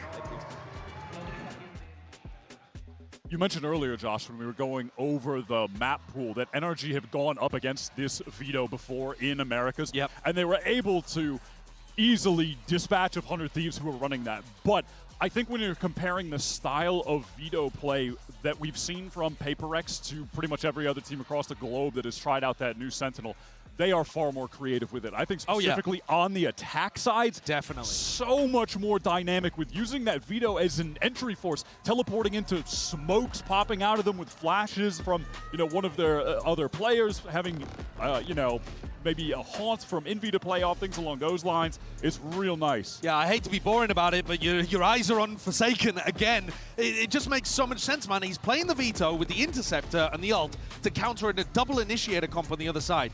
Ethan's got to slow the game down a lot and force PRX to push for info and try to punish that. And that was what they were doing well, actually. They had a great idea coming into Split about how they were going to make things uncomfortable for PRX. It's just that even that good game plan still only got them to a 6-6 scoreline at the half. We're really going to need to see some excellent calling from Ethan here. Obviously, so experienced under the bright lights in multiple titles, like we said. He absolutely knows how to rise to the occasion, and he's going to have to outplay a really strong defense from PRX with this double teleport comp. We want to see that map 3 come to fruition. Haven would be the decider. Will it be the case? Let's send it back over to your casters to guide us through the action here as we get ready for Pearl. It's Pansy and HyperX. I have to ask you, though, after seeing map 1, how do you feel the odds are of even getting to a map 3 now? Pearl coming in here, it is NRG's choice, but it's been a good display from PRX. It really has. Doubling down on this Veto comp, for me, it's absolutely anti-recipe for NRG, as the desk have already highlighted for a number of different reasons. Yeah. It being such a question mark, I gotta favor PRX. Again, with that map 1, you can see how they're able to kind of satisfy both sides of the coin. Now, unfortunately, I think you asked the question, which team fares better in the question mark that is map 2. I give the edge to PRX. I think I'm with you. Now, I quite liked what Bonkar was saying, though, that they seem a little bit aware of what they need to be doing. Whether or not they can do it is what we're going to find out in a couple of seconds. Sure, yeah, but this isn't necessarily an example of a map or a comp where the things that Bonkar's alluding to are necessarily teed up for you. Yeah. So, very, very difficult map for NRG now to try and force a third on. I mean, I am praying we go to Haven. Haven will just be a gigabanger of a map. To be almost teased by such a tantalizing I'm prospect. So pro NRG right now. Are we all on board just for map 3? Please. All right, let's see what you can do, NRG, just for the sake of our happiness, which we haven't felt in years. Marder, straight to business. Let's see how he gets on, because this is a rough game for him. And something already slicing through PRX, instantly finding their form here. You're looking at Scuba and Ethan, who are kind of the, I guess, lighter side of the split. Trying to hold back the flood. And actually, Ethan's done well, but only gets 1 in the end. Spike. We're in a position now for Scuba to have to move forward. The flank's already coming through from Envy. Time is ticking on this. You don't want to see. Oh dear, he thought about it. You saw it just for a second. Scuba had a look, but again, aggression and PRX. The second they know what you're doing, and they are not backing down. This comes back to that same, again, what I was kind of hinting at. Marder basically has to do the work of 2 duelists against a team that's happy to just explode on this first contact in a number of rounds. And again, don't get me wrong, Marder, exceptionally talented, but gifted player. It being PRX on the other side just compounds that issue. Another explosive pistol round, by the way. We've had 3 now. We've had 3. Nuts. They have been nuts. Clean purchase here for NRG. Just going to be those classics on the other side. Looking to explore and understand how this kind of A main side feels. Going to start building that ult as quickly as he can. Forsaken is, I don't want to say alone here. He's got util, and it is Forsaken, so never that worried. Get out of dodge as well. Devi, sightline's cut for him. A decent understanding, especially now with Forsaken catching the backside of this. They made it down pretty far. I guess it then falls. They can't get out of it. Corner, yeah, okay, Forsaken gets caught though, so that's giving him a little bit more breathing room at least, and Device pushing back in. I don't know if I like that. No, I really don't like that. It felt so unnecessary, maybe felt uncomfortable on B long, but that's a better fight to have, surely. I mean, Forsaken's going with a Bulldog there, and nobody's got contact on site yet, so NRG able to just peel away immediately. Again, damage done, sure, but giving the Bulldog into the hands of Scuba. Something can't pin down a kill here. No, there's a couple tagged up. Ethan and Marder a little bit lighter. Oh dear, no! No, the third! The first 2 I'll give you, but the third is outrageous! And that felt like all that threat falls away as Kiko has to just face all 3. And something is waiting, watching, and finds it. 4 for the man. Big round. Look at the right as wrongs from map 1. Certainly looking for a confidence booster early on for something. That's absolutely what you want to see. Effectively isolated here. Oh, saved PRX though. Definitely, yeah. Again, that little play in just felt unnecessary, but my God, a bailout round. Scuba just posted up as well. Oh, it's hard watching it from the other side, isn't it? Praying for the trade, but 5-1 start for something here. Just 2 away from his ult already. Only be the right investment around this, so PRX might go a little bit aggressive here. Maybe a little bit of a set piece here. Something still going to carry on, and Ethan's going to mop up too. So finding the kind of players behind that. Marder clears. Look at the damage, though. You're right. Marder down low. The HP. Ethan on 4. Scuba 15. This is still exceptionally doable. Someone gets caught in the cross, but no, Forsaken's been found. Maybe just a shot through the smoke there. Going to be the reward as something gets a bit closer. Caught again. Okay, they've kept control of this, even though they are so fragile. Molly Ethan. Dubai obviously being the only one to invest in a full rifle here. Only 100 credits behind this. Expect him to try and hold on to this. Ton of, again, you can see how close this is to going the other way for PaperX. And it's weird, isn't it? Like 5 standing, but the difference is a bullet or 2. That's the difference. And again, just on that start of it, so close to having the damage. But again, it's one of those things I want to be looking at throughout this one as well, is how Something and Jing get on, because we saw obviously Envy and Forsaken kind of being the main characters on map 1, but they didn't necessarily need the kind of Jing or Something show, but if they are added to that sort of equation, that Well, that's the scary thing, right? They've just won a map with Jing and Something struggling, at least numerically, to find value. So it's always the terrifying. We always talk about PaperX having effectively 5 players that can just step up and deliver you around. Well, I think Ethan there, someone delivered NRG around. The fact that he was the one to find 2 of them, he did cop a boatload of damage from that, but a great start for the IGL there on NRG's side. Operator in play in round 4 here. Something, big investment, we've got to see this pay off this time around. It's got to be played in here, at least early on. Forsaken will be noted. Forced a little deep here. Spike not committed just yet, and actually, Marder all the way on the other side towards 8. Just guarding towards the alt orb. Envy diligent enough to clear it with the Prowler, not going to take too many chances. But it will keep players present. And they're trying to be slippery here. Keep 3 here. I'm quite surprised they kept all 3, just on the sake of Marder's contact, when there was contact down B long as well, but leaving mid wide open. And NRG, that ult in Ethan's hands would be lovely here. See if they get to keep it. Should be able to, I was going to say spot 1 on back. Hold on, look who slipped into the smoke. Look who's still not been checked. Envy, he can't be allowed to get away with that, but Ethan again, man! Just absolute brilliance from the captain. Forsaken tries to play forward, but the paint shell comes in and Ethan finds a 3rd. It's Something left alive, and the operator, that prized possession, has to go and save. Forced to give this one up. Again, PaperX just happy to get down inside this smoke, but Ethan finding the 2nd follow-up so quickly towards sight. He's been a miracle worker for them so far. These rounds have not been easy. Oh, Something might just be caught here. I mean, Scuba is so close enough to hear these steps now.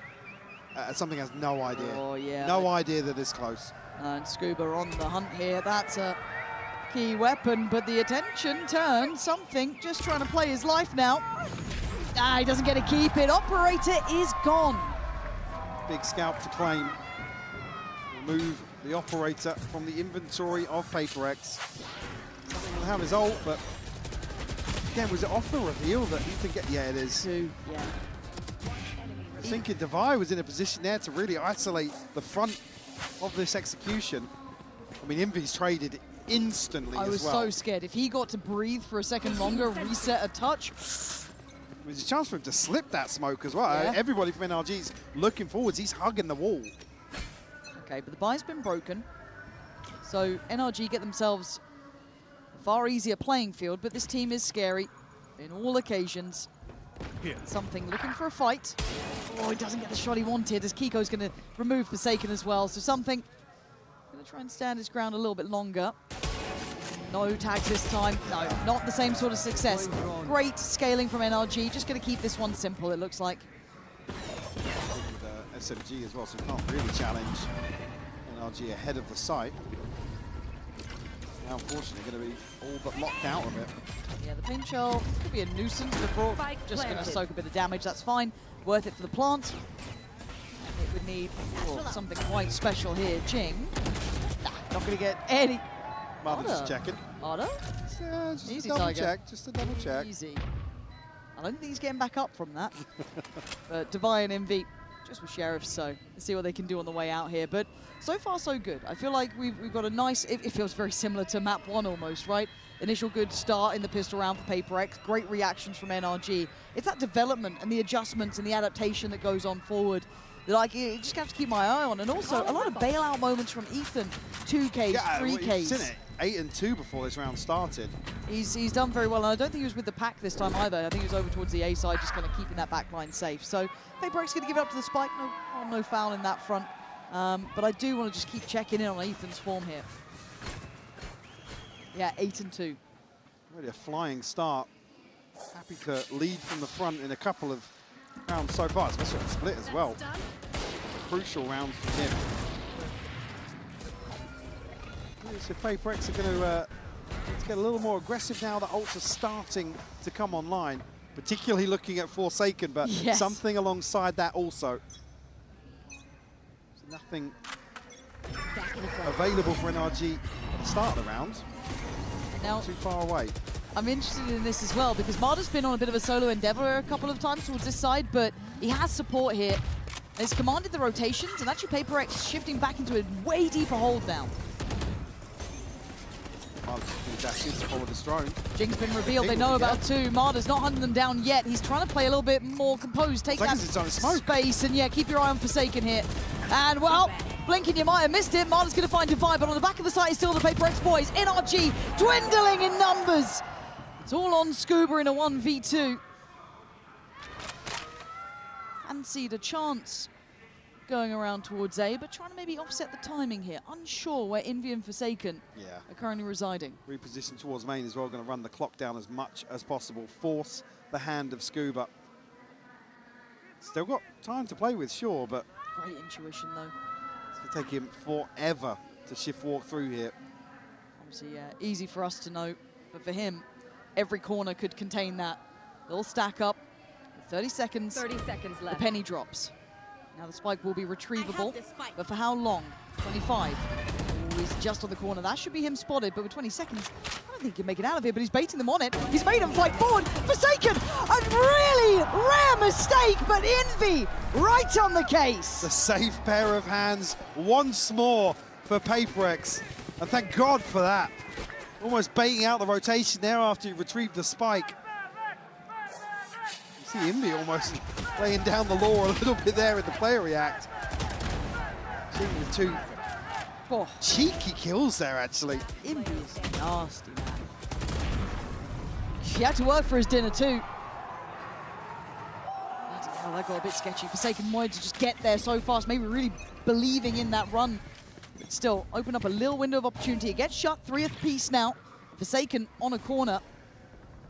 Has to respect that smoke to an extent, and there has been good damage here. Kiko last time around managed to pin down Forsaken.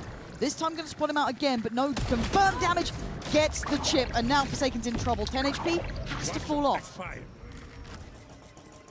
going to have much of a say here. NRG follow through with the drone. No commitment just yet, but they are creeping closer and closer. Again, Marder tasked with maybe showing presence elsewhere, but we'll call the cancel on that now. Ooh, don't do that. Kiko now just going to fixate on this angle. Yeah, I guess something is the kind of ace up the sleeve almost, right? That judge sat there, does he? Well, the drone's... Brock was considering the drone there. Deploying drone. Here we go. Doesn't spot out something, but he's going to take the ripcord out of there. Fair play. Jing's going to pop ult, and Forsaken on 10 HP. Still going to take down Marder. Jing now gets interested. Doesn't get what he wanted, but he does get the rifle out in time. And this hesitation might be costing NRG, but the stability found between Scuba and Kiko. But I don't think it was necessary to fight into that. The spike's still not down. Envy tries to get closer, but something still there with the judge, and he does have his ult. Kiko gets overwhelmed. Plant's not down. Now there's problems. Envy might be the saving grace. They are running low on time, and they're running low on options. Envy is down low. Plant is going to be down. Now the fight's on. Scuba falls something on the follow-up. PRX by the skin of their teeth getting away with this. I mean, just, again, a couple of overpeaks from PRX here in a desperate attempt to slow things down. Jing oversteps the mark ever so slightly, And plus, sorry, what? Jeez. Yeah, it's his first kill onto Ethan, and again, Jing can reset. Fortunately, well, I say fortunately, actually, being something It's in bloody tandem. Envy.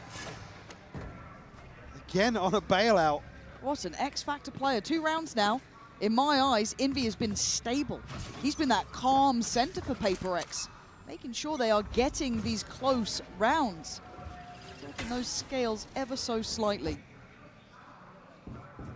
Well, now PRX Being switching things up. PRX. Yeah, doing PRX things.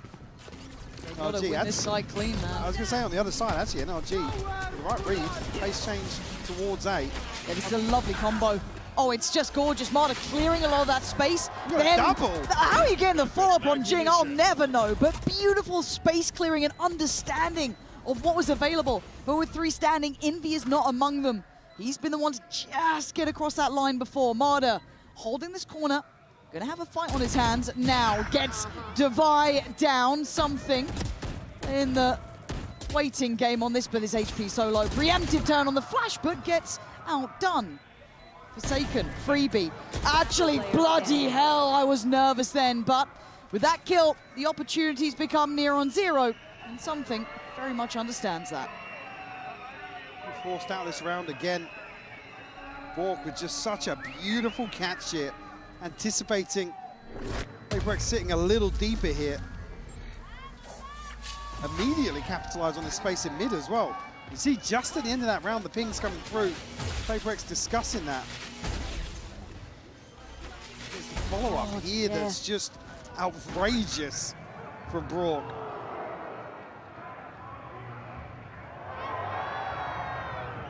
Calm. Yep, as always. It was nice to have somebody sat next to Alex as well. Yeah. So you really get the comparison. It's a timeout for PRX.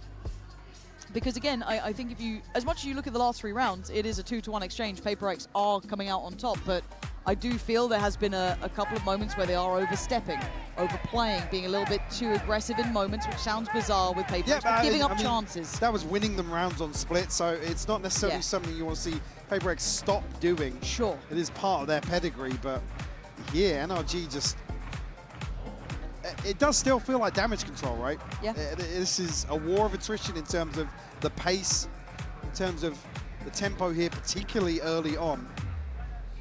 Curious to see if within this timeout, PRX are discussing the exploration they had made, because this was an invested set piece from NRG, so a rehearsed hit almost towards 8. And again, they're doing this coming into what's going to be a very broken buy, though. There's not going to be that full purchase behind it. Necessarily expecting something massive here, No. but they do have a couple of ultimates. Yeah, and they've always seemed to make something out of nothing. It's one of those factors you never can quite take your eyes away from PRX. So here you can have something with that retained rifle. That's still there. Brock doing what Brock does. Odin's out. Couple of sheriffs. And you're right, there was a couple of ults here. So Invies and somethings. And the man with the rifle, the one they pin their hopes to, currently has 4 players on the other side of this. How does he handle this one? Noting the utility dump here to clear off these. Hangs around and Scuba just beheads him. Put him right back in his place there. For something, I get it. You want to try and at least do some damage. You want to try and deliver a bit of a chance for your boys, but you're not going to get away with it. At best for PRX now, maybe they can recover the rifle and filter it to the next player, but Forsaken's taking a walk. Doesn't get the shot he wanted. Goes back for seconds and does do great damage on Kiko, but still, they're 2 players to the good here. Has anybody actually got? Yeah, now. Hello. Yeah. Any other shields? No, okay. So it's just Jing with that rifle.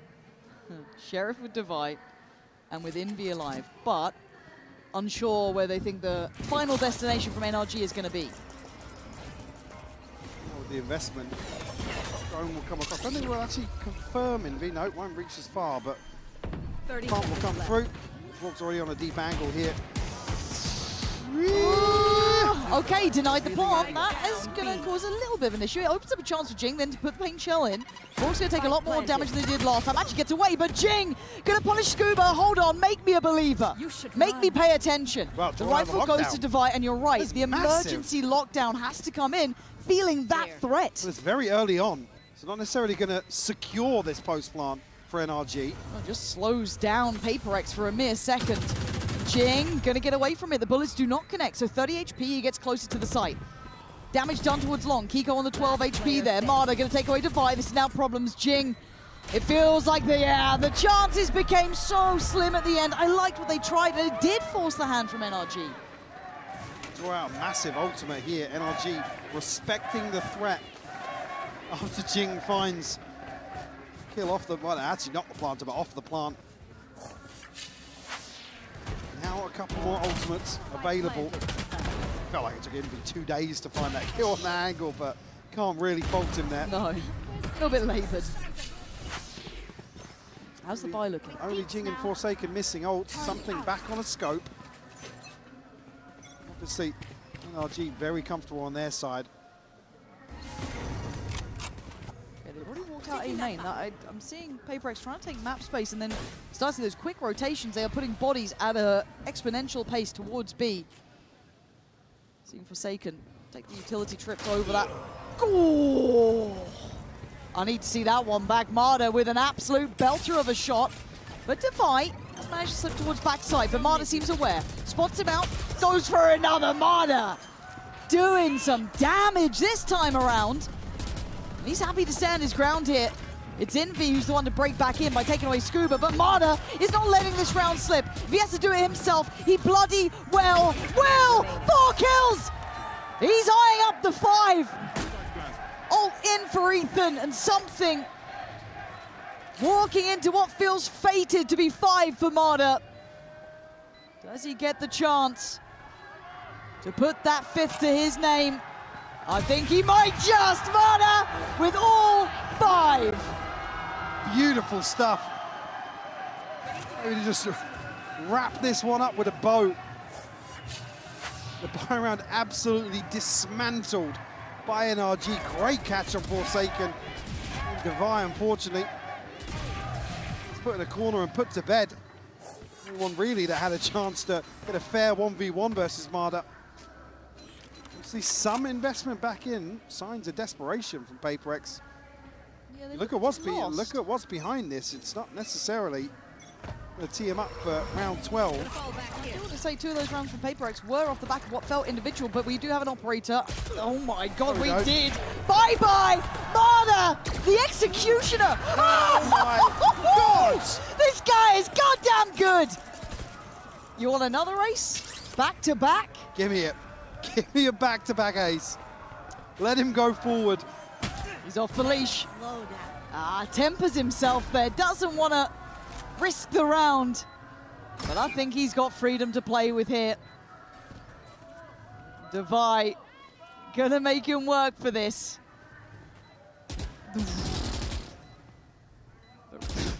Ace or not, he's done enough to give him the round here. No! He's getting it. He's absolutely Scuba's letting him have it. The ultimate teammate. You love to see it. Back to back, baby. Marder, the machine, takes a stand. You don't see that every day. WC, mate, to set it up here, but Marder doing, like I said, effectively has to do 2 people's jobs in some of these compositions. And he's gone over and above here. Back-to-back aces to give NRG 7. A broken buy back in for PaperX, held on these 4 rounds, and Marder starts to feel untouchable. Stop peeking him. Don't run away. Just give the sight. Let him have it. Wait, retake, he got ults.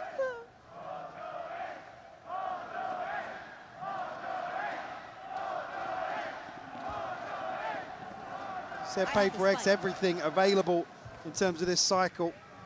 NRG with tools themselves. Spike drop. Scuba, Ethan, and Marder. PRX almost forced back in their shell a little bit these last few rounds. Haven't seen them really pushing forward too far. Scuba on the operator here. Try and get onto this deeper angle. A bit of a standoff, a stalemate here outside B. But you can see how conditioned they are by that position that Forsaken's loved in that little cubby, right? So they have to go through the list of it, but they see nothing. Grouping back towards A, much deeper hold here from PRX, not really shouldering up, and fair play. Don't really blame you after what's been happening. 30 seconds left. So forced to respect it. Also know the pathing generally from Marder has been over towards that pit side. They try and play back in, but there's no stopping Marder. You can't take him out of mid-air. Jing then tries to ignore him. Address that back line behind him. Brock's gonna fall, and then Marder tries to make up for it. Can't do enough though. 13 seconds. Spike is struggling to get towards the site. There's bodies from PRX, but a messy shot. But it's gonna work out, leaving Kiko with 5 seconds and nothing to do. 5 to 7. PRX really scrapping away some of these rounds to give themselves a bit of a buffer here. Yeah, crazy back and forth, and a beautiful set piece here from NRG, but PRX able to avoid that. Marder sitting at 17 and 7 on this first half, Lauren. Superstar performance from him. And we've asked that of him, right? We asked him to be that good, and he's been doing it so far, but if it's enough to take us to the third, we'll find out after this. Boys.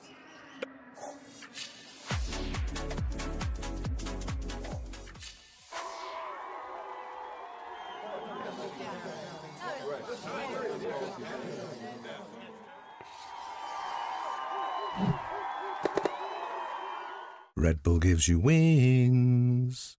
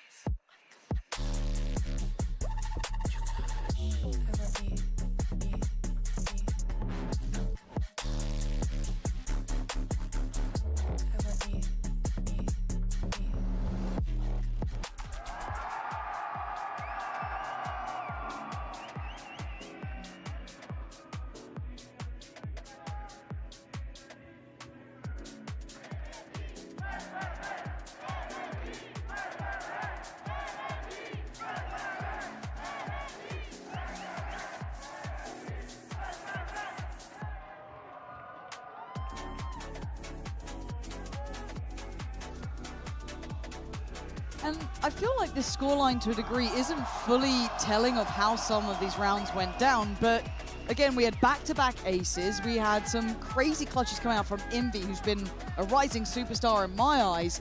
But to your mind, Mike, how does things change on this side swap coming in? I mean, for me, PRX towards the back end of that, you can see obviously signs of desperation in terms of Jing a little overheat previously, I think maybe round 9 or something.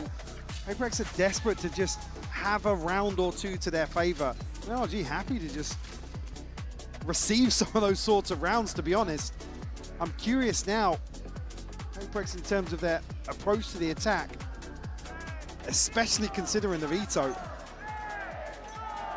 And obviously it doesn't really help now that had Something and Jing struggling previously. Now it's Divide, one of the most clutch players we've seen here, and Forsaken alongside that, being the ones to struggle in that first half. Nico gonna hand out a good amount of damage, but goes down on it as well. So chip damage, yes. Marder wasn't spotted there. No, but there's still a player top middle. Yeah. Marder seems aware of the possibility, so he's doing his protocol list here. But look at Envy as well. They are set up for this, right? This is a great approach, but Marder has been the one to be an issue, and Scuba going to try and back away and keep some space on the site. He can't hold it himself. Reading the stack well enough here. Able to slip away towards long. Other reinforcements to get some ground. The spike is in very early on. Yeah, now with that space on long held, it becomes quite telling that this is maybe an unorthodox post plant that they've taken over Look at CT. Something. And you're right, but it's Envy to find Ethan. Jing on the follow-up. Scuba. 5 bullets has to hit the reload. Oh, hold on. No. Look at the HP. Scuba, you got a chance at this. 4 bullets Hasn't yet hit that reload. Tries to find a player first. Forsaken's played this very well. Crucial Scuba, tag as well, actually. yeah, I think he knows this one might be wrapped. It is. PRX. Again, a little close. I said look at something, and then 2 people die from PRX. It's going to take something forever to get back there. You see him relaying that. But a crucial tag to bring Scuba just a little lower.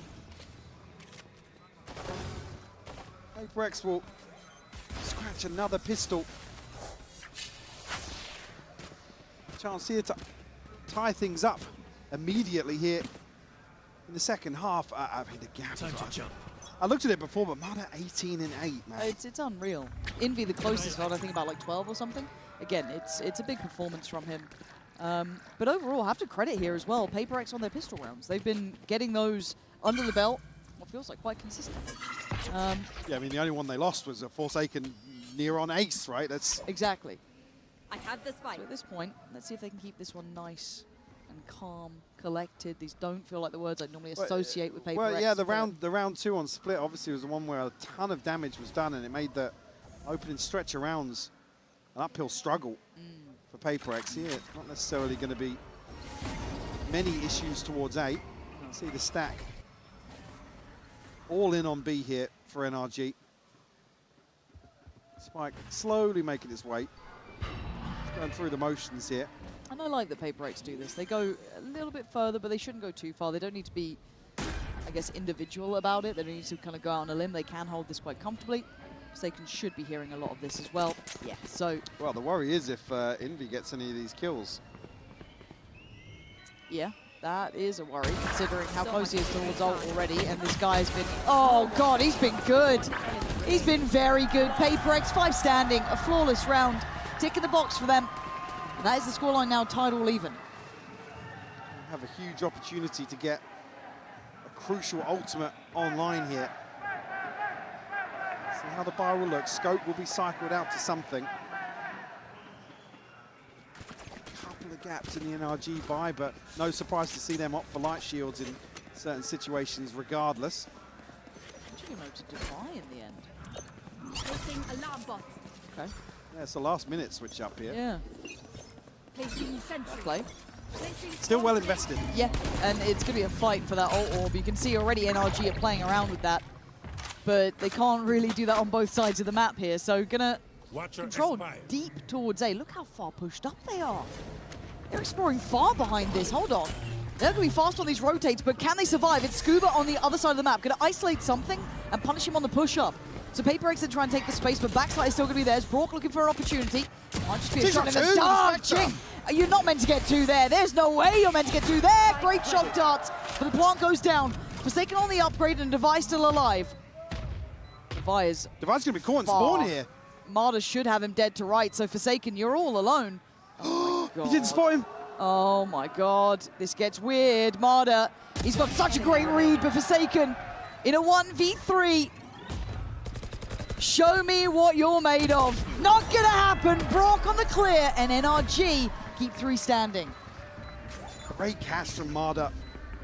He's the place around. He's at 40 HP as well, so a real risk of him falling in that situation. Teeing PRX up perfectly to convert this, but NRG find 8. Yes, well, Scuba gifted a freebie, but Jing finding 2 here on the way in.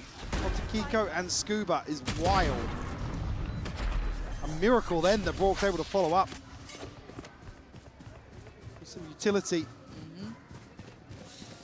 And now, progress-wise, Jing just 2 away from the showstopper. Come on the buy round unless he finds a few. He's still sitting on the Nightfall here. Placing sentry. Placing swarm grenade. Late setup for Kiko. Yeah, actually, maybe just a last-minute pivot there for him. It looked like it, didn't it? But they started with the 3-play stack towards A, then feel nothing initially. A little bit slower temper from PRX. Cautiously clearing and jumping on this, I think would be Scuba. Yeah, so gonna fall off this. They are gonna be clearing door in the meantime. That gets handled, but Envy might be caught in between a bit of a bad decision. Unable to get away from it. He's caught in a corner, and now Brock! Big swing! He's not going to live, but he takes down 2 with him. Exceptional impact. Can PRX claw anything out of this? That's only down to Divine something. Surely they don't get much more. Mada already on the flank. He does this time and time again. He's such a nuisance. A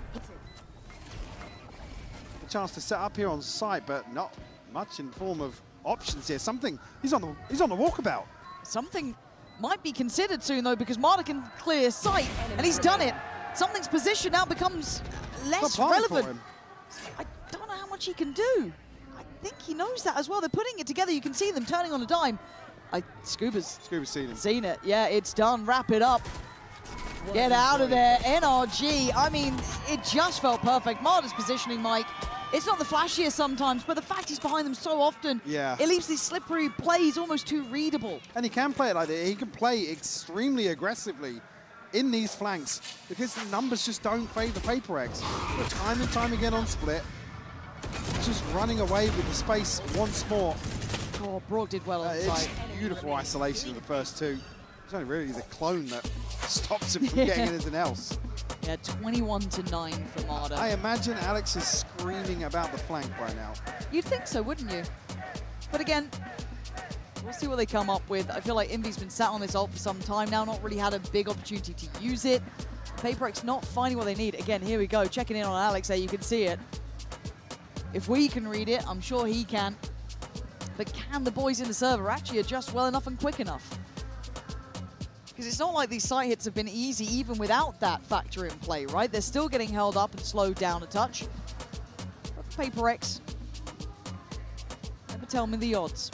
But the chances of Haven are becoming a little bit more of a reality. Yeah, definitely are, yeah. NRG on the brink of double digits here. Yes, there's ultimates in play for PRX, but same could be said for NRG. Scuba just one away from the divide. Mada. Actually, Brock already have the Hunter's Fury, so good position here for NRG to really twist the knife in terms of the economy. PRX certainly facing an uphill battle in this next round. Only 2 players with any sort of buffer here. Yeah, this feels a little back to the wall these next couple of rounds, and I'm worried I'm not going to see a convincing outcome either. But let's see what that timeout's done for PRX. Have they got a plan in mind of how they want to handle Marta with these aggressive slips, or if maybe he's just taking a bit of a round off here. Jing with some pace. He's going to eye up middle. He's going to get that pretty much instantaneously. Calling the cancel here on that progress made early on. Are they looking to try and catch Marta on the push-up if they try This and is bold probe from middle? Ethan, but it is absolutely crucial in terms of figuring out this A side split, and PRX called the cancel again. Not sure what they've spotted there, but they were halfway into R and then just Didn't cancel. like it. I genuinely don't know if they're just looking around to find where these push-ups are coming from, but they are going to find it now. But the footsteps, Michael, the footsteps, it's going to be heard. It was a lazy clear initially, but Forsaken makes it back in time. But do they expect Scuba? Oh, no! Oh, it's not pretty, but he's going to get one. Great trade from Envy. Numbers to the good, players standing. I don't think Brawl gets to get away from this. No, he's going to be noted, but he wants to stand some of this ground. Look towards Long. Yeah. Have they heard this? Have they thought about it? I think they have, and something's on the way. Maybe trying to shut that window of chance that maybe Ethan feels he has, but Kiko is going to find one on the site, but they've taken away that flank. This now means all eyes turn back towards the site. Something Forsaken, Jing, all here. All towards Long. No one can see this, so they have to react. And they go on a swing. It's not pretty from Kiko, so he will fall as Jing is there. It's close still, Mike. I feel like I'm not walking away with full faith. I'm confused at the start of this. The damage financially here as well is what's the knock-on effect or the issue actually coming out of that. So NRG stack up 3 ults from that round. It's really unlucky here for Scuba, honestly, to just miss on the Astral form. Again, that's a freebie. Again, there's not necessarily an instant reaction in terms of trading when somebody gets popped inside the Astral form, but by the skin of their teeth, PRX able to follow through that. Yeah, I'm looking at PRX to continue this pathing, though, to see if they can do it again, because I feel like that initial start, I wasn't quite sure how they were reading it, if I'm honest. Now, once again, looking to try, well, they were trying to imply there was going to be pressure through art. That's already been kind of cleared, right? Ethan's on this. Ethan's getting curious I don't think he knows what's going on. Round after round to just figure out where PRX are. Yes, in well, the start of rounds, but also in the downtime. Well, look how deep they're sat elsewhere, right? You've got players basically backed by Spawn here for NRG. They don't want these early fights. Divide's going to go through, and it is going to be towards this A side of the map. Jing, oh, straight away takes away Brock, but it's a trade out. 1 for 1. Yeah, Plant will come through on the back of that, but again, it's not necessarily he's committed in this situation. Envy, unorthodox Plant here. PRX a couple of different options to spam. Bloody hell. Landing for Ethan. Yeah, unconfirmed damage, but it is there, right? Envy's down to 48. Okay, something's going to find Scuba. They have 4 against the 3. Forsaken's come back in, taking a look. They popped the ult with something as Kiko and Marder. I mean, I don't see where they find these chances here, because Divide, oh, okay, forced away a little bit further. Something comes back out of the ult. This feels weird. They are played to the good here, but there it is. Okay, 9-9. Yeah. This is feeling a bit out of kilter here. Beautiful investment, though. PRX know they need to get this one on the board to secure a buy in hand. They'll get the upgrades coming out. That's something that will actually stick to the scope. Again, reading NRG's tendencies in terms of light shields and their ability to maintain stability in terms of the finances. Okay, and at 9-9, we do have the timeout coming back in. Now, what's the money like for NRG, though? I know we've been a little bit looking towards PRX. They were in two players sitting at 800, 900 in the previous. Here, it's going to be difficult to muster together kind of something workable, but it wouldn't surprise me to see an attempt made here. Yeah. But it comes at a crucial time. It does, because double digits is beckoning, right? 10 rounds is big on the board. A couple of ults starting to come back through as well. And NRG, again, the sort of thing that if you force anything in here, you actually take away effectively a light shield buy to follow this. It wouldn't surprise me to see NRG just run this dry. Maybe a Bucky, a Bandit. They do have the Hunter's Fury, potentially Kiko can get the lockdown, but it's risky. Oh, it is. It really is. But this feels like the turning point, maybe not in the outcome of this round, but the one to follow. Gives PRX back the lead. It gives them a real chance to close out in 2. And NRG, hell, you can't put anything questionable towards Marder. The kid has been electric in this. But a gamble stack. Yeah. I come back to the same thing. Just doing 2 people's jobs. Just doing the work 21 to 11. 2 players. Yep. And it has really, really shone here on Pearl. NRG going to get a little bit active towards B. B going to sniff this out, though, anticipating the potential of some aggression. Spur things on towards A. Worst possible outcome here for NRG to be faced with a retake. PRX, good read on the situation. And for PRX, you want to see 5 standing for them Absolutely, yeah. I mean, if they can protect the next 2 purchases behind this, you look at what's already built up. Really Forsaken struggling down at 450. Again, denial here doesn't really mean much. PRX aren't close to too many ultimates, so. No, so I don't know where the threat would come from. I mean, well, there's one name that would stand out, but Rourke's got an upgrade. Oh, okay. No, it should be fine. Yeah, it's fine. Okay, Jing and Envy. It's fine. I get a little bit nervous, but we're at 10. PRX are up. They are in the lead. They only lost 1 in that round. Everything is good. The operator to come out for Marder. Something NRG haven't relied on, and actually the knock-on effect here is there is a protected purchase behind this. So if PRX find 11 here, NRG don't concede a crucial round to follow. Lockdown and the Hunter's Fury available to them. Not another step. Forsaken top of the ult here to kick off round 20. Continuing this pace here for PRX. But they're not committing behind it. It's Forsaken kind of continuing to posture up. You look at everyone else, they've kind of reset over towards B long. Go forward, be scary. Yeah, That's basically. the game plan here for Forsaken. And he is quite a scary player. He's not had the biggest impact yet in my mind, but a player like Forsaken, it takes 1 round and something to remember. But Marder wants to continue this story in his favor. Now, while all this happens, it's still building towards B. There's 3 players here from NRG, so PRX have a lot to do here. This is not an easy scale up. They want to have a little bit of a fight as they scale up through long, press that corner. Jing, I might have seen Kiko there potentially. They've got lockdown, they've got 2 shocks, they've got the Hunter's Fury. So many problems for PRX to navigate past. Here we go, Olds galore. Good luck, observers, and good luck us. Jing takes the proactive approach and takes away Brock. Jing now looking maybe dead to right. No man's land. He's still alive. Scuba then swings out from heaven. The fight back from NRG. And Envy, the hero of the moment, but the problem is Marder, the slow and steady creeping. Death is going to fall to his own grave. And now the cross gets watched.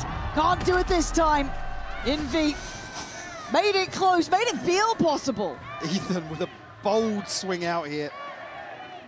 It will put NRG up to 10, tie things up once more. And both teams financially stable here at least. Great play for it. And the timing for Marder to catch a kill here on the other side of the map. It just forced, yeah, I mean, what? I thought maybe something had swung more onto that, yeah, but it felt like it. Just the elbow. Yeah, bigger picture-wise, it forces PRX, unfortunately, into this setup that NRG are anticipating. Beautiful switch up to find another response here in the second half. This time they're not going to be testing towards middle, it's direct towards B long. Scuba, we put on notice early, has to rescind away, can't stick around. Big gap in rotation here if Jing goes any further forward, but we'll back away. They're trying to manipulate these rotations. The late look in middle and Forsaken gets seen, but he goes back. Kiko outdoes him. Forsaken really struggling in terms of some of these 1v1 engagements. Marder just posted up here, commanding so much space. And they've reset without ult tagging very little. They've reset, but look who they're coming towards. I mean, if Envy doesn't spot with a Prowler here, this could be a disaster in the making. He's got to feel it now. He has been on the pulse this entire game. Ooh, Devi! Just outdoes him. Look at something. Something slipped the net through mid. And you're right, that clears through art, that clears through short, and Kiko takes Jing out of the air! Okay, it ain't that comfortable yet. Something is going to clear sight. That's fine. But this plant doesn't feel comfortable, and there's numbers to the good here for NRG. Denial on the first attempt, second go of things. Weird plant here, but it is wide open now. Arguably favoring PRX. Oh, here comes the ult though, going to force him away. Devi going to fight forward on this. Something might be in trouble. Scuba has no idea how close he was. Kiko kicking up a gear. 3 kills already. Devi forced to fight back further. Has to backpedal. He has to get off the side. He can't do it.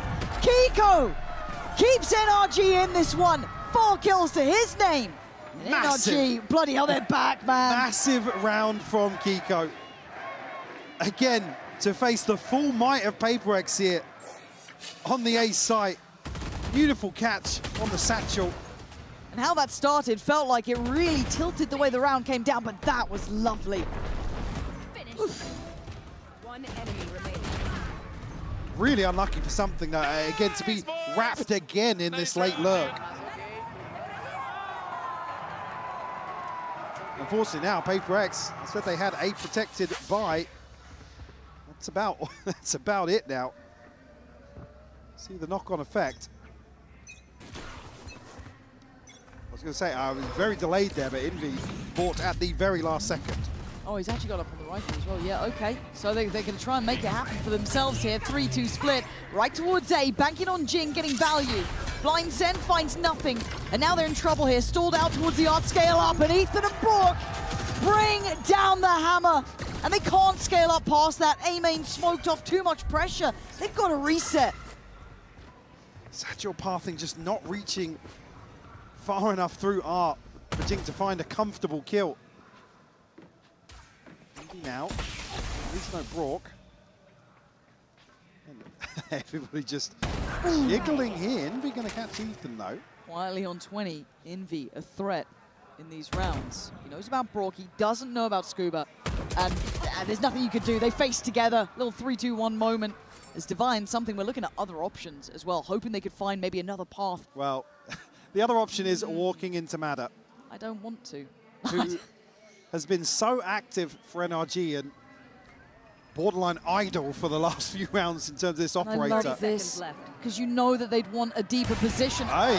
Okay, a rare miss there for Marder. And a new lease of life for something, but can he make anything of this new lease of life? And already Marder is having none of this, man. Keeping them on their toes, buying time for the rotation, 14 seconds. NRG are here, they are grouping. And Divine something. Clutch up, I don't think they can, man. Divine, you're good. But look at these players just bounding back through, toying with them. It's NRG, making it up to 12. Started to stabilize now these last few rounds. Great adjustments coming out of the timeout here. PRX struggling to stick the landing. 3 defusals in a row here for NRG to get themselves to map point. Take us one step closer to Haven. In front is all but drained. On the side of PRX, only the divide to play with. Judge in hand for Jing. Guardians scattered across. Running out of steam, Mike. That's what it feels like. And NRG just starting to slip into gear. Can PRX find a little more in the tank? Bring this one back to a possibility.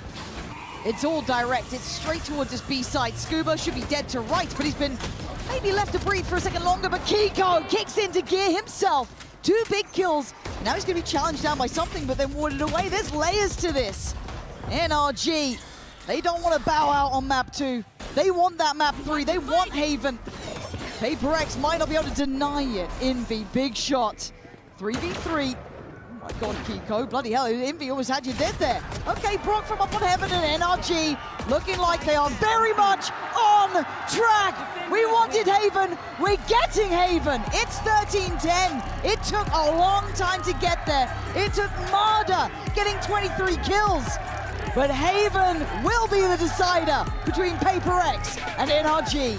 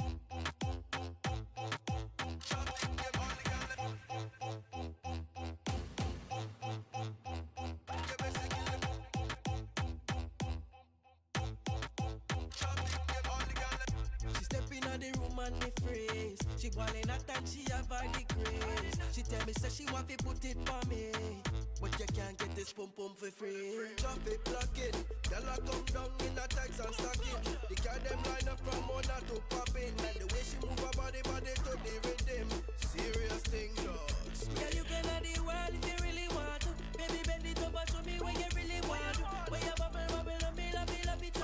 Shake it like an earthquake, leave me in a rubble. Traffic, give me a kill the fun, girl I know it talk traffic, give me a kill the fun, girl I know it talk traffic, give me a kill the competition, got them looking tragic. All the girl I know it talk traffic, give me a kill the fun, girl I know it talk traffic, give me a kill the fun, girl I know it talk traffic, give me a kill the competition, got them looking tragic. All the girl Amor negra, dale pues, maya, muévete, muévelo como solo tú lo sabes hacer. Tú la nena, yo nené, en la punta del pie, con la mano en la cabeza, juguete. Esa juguete. Esa juguete.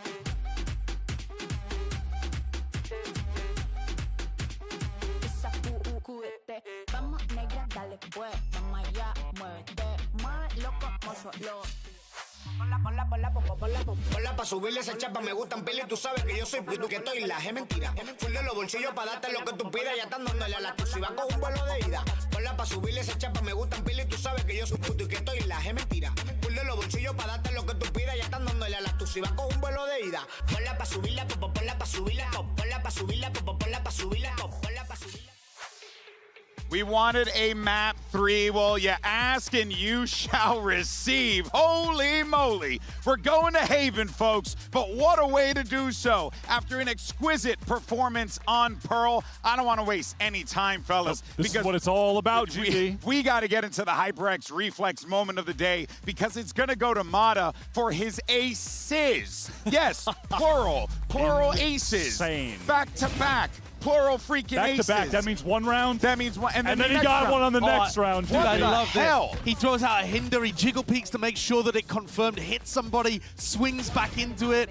He was on fire. It's not every day that you see a talent like Mata come through your doors, and you got to appreciate it while you have it, because that's a talent that you're only going to get here and there, man. And you know what I love about this second ace? Well, first of all, he's just running forward. He's not missing. Love that. But it's the end where Scuba calls out that he's going sewer, doesn't shoot him. Should have ran across the stage and, you know, give Scuba a big old kiss for that one. Probably, What a great man. teammate, man. Probably. Crazy. Mata's averaging 1 ace per month, by the way, in VCT since he's debuted. That is He's nasty. got 14. The leader globally is Kong with 17. And then there's some guys between him, Zekin, Jing, Some guys. Forsaken. Some guys. Yeah, but They've all been playing since day one of Yeah. their respective leagues. Mata's been here for 14 months. He's going to pass them inevitably, right? Now, I was looking at, so we heard from the coach interview from Bonkar, and he said one of the biggest things that they wanted to do was to actually go and take those fights on defense. Yeah. And I think Mata's a great example of how that confident play actually played out on the defense side here. Because unlike map 1, where Bonkar felt that they were turtling too much inside of the sites. Yeah. Here what you have is Mata looking to try to take a fight over towards double doors. Brock swinging as they come in through the doors. Yeah. And then as you saw on the defense side in other rounds too, Mata's pushing out and getting these deeper lines here with the operator. He was constantly trying to do that. They were even full flanking through on A multiple times, and it allows you to get the stack on the B side. So I think Bonkar should be much happier with how his team actually played out there on the defense. They identified a problem, Wyatt, and were able to tackle it on the fly. That is exactly what you'd expect out of a team that won a world championship. Yeah, for sure. Those pushes that you were talking about to be able to stack the right side, like having that protocol to go all the way through and was perfect. It was working out so well. Also, massive credit at the end to Kiko, who just went nuts out of nowhere. Yeah. That 4K went nuclear on that round. Had like zero, he was playing with 0 HP. Yeah. With Yeah. 0.5 of 1 health point, and he got a 4K, man. That was nuts. Like, you really can never count out these players in these 1v situations. But the other thing, though, too, is like coming into this one, I know, right? We were really stoked to see how this Veto was going to play, how NRG were going to have to deal with it, because Forsaken has been phenomenal, and I understand you have some breakdown here. Yeah, so I got a breakdown of kind of what NRG did in order to neutralize this. They did a great job at neutralizing the op on map 1. Here they neutralized the Veto. So what's the theory? I mean, the theory is that the Veto is going to be amazing into the 2 initiators that you're running, because it deletes all of this utility that you'd commonly see. So we've got a perfect example of it here. I'm just going to pause and run you through what you might expect to see. You might expect to see a recon going up into something like this, Teo missiles flying around the corner. What's the point of doing that when it's all going to end up getting deleted? So instead, NRG have got a double star set up. So one of them is going to become a stun, the other one's going to become a smoke that lets them get onto an angle, and they actually recon all the way up here, which is miles away from the interceptor, so they know it can't get punished.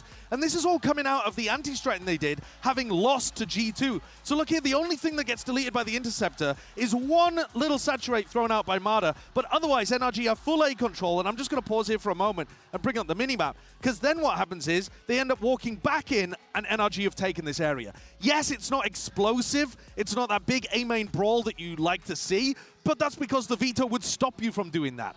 And then they've got a protocol on the other side of the map. So here, let's look at their B protocol. So if we zoom in on the minimap, they had a couple of different variations of this. But generally speaking, you've got the opportunity to drone down and have that be the first piece of util that gets broken, and then you save everything else.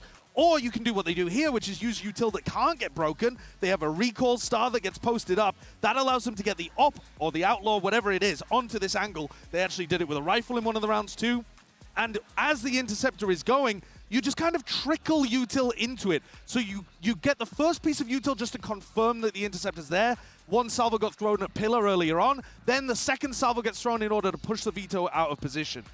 They're very, very good at being able to only use a tiny bit of util at the start just to confirm that interceptor gets used, and then they don't invest anything else. It was immaculately done. Yeah, it's exactly how you would have expected Coach Bonkar to whip up the strategy alongside Ethan to get ready for this. But now, let's set our sights over to Haven. We're going to get agent select here in a second. This. What we are deserve we, what this. are we going to get? Wanted We do this. deserve this. We do deserve this. We're going to map 3. Everyone at home, you deserve this. Okay, so what are we going to get, Wyatt? Well, it's map 3, and it's a map that both these teams are 3-0 on in 2026 so far. It's PaperX bringing out the crazy Phoenix comp, totally outside of the realm of the meta. NRG playing very much to the meta. You're going to see Mata on that.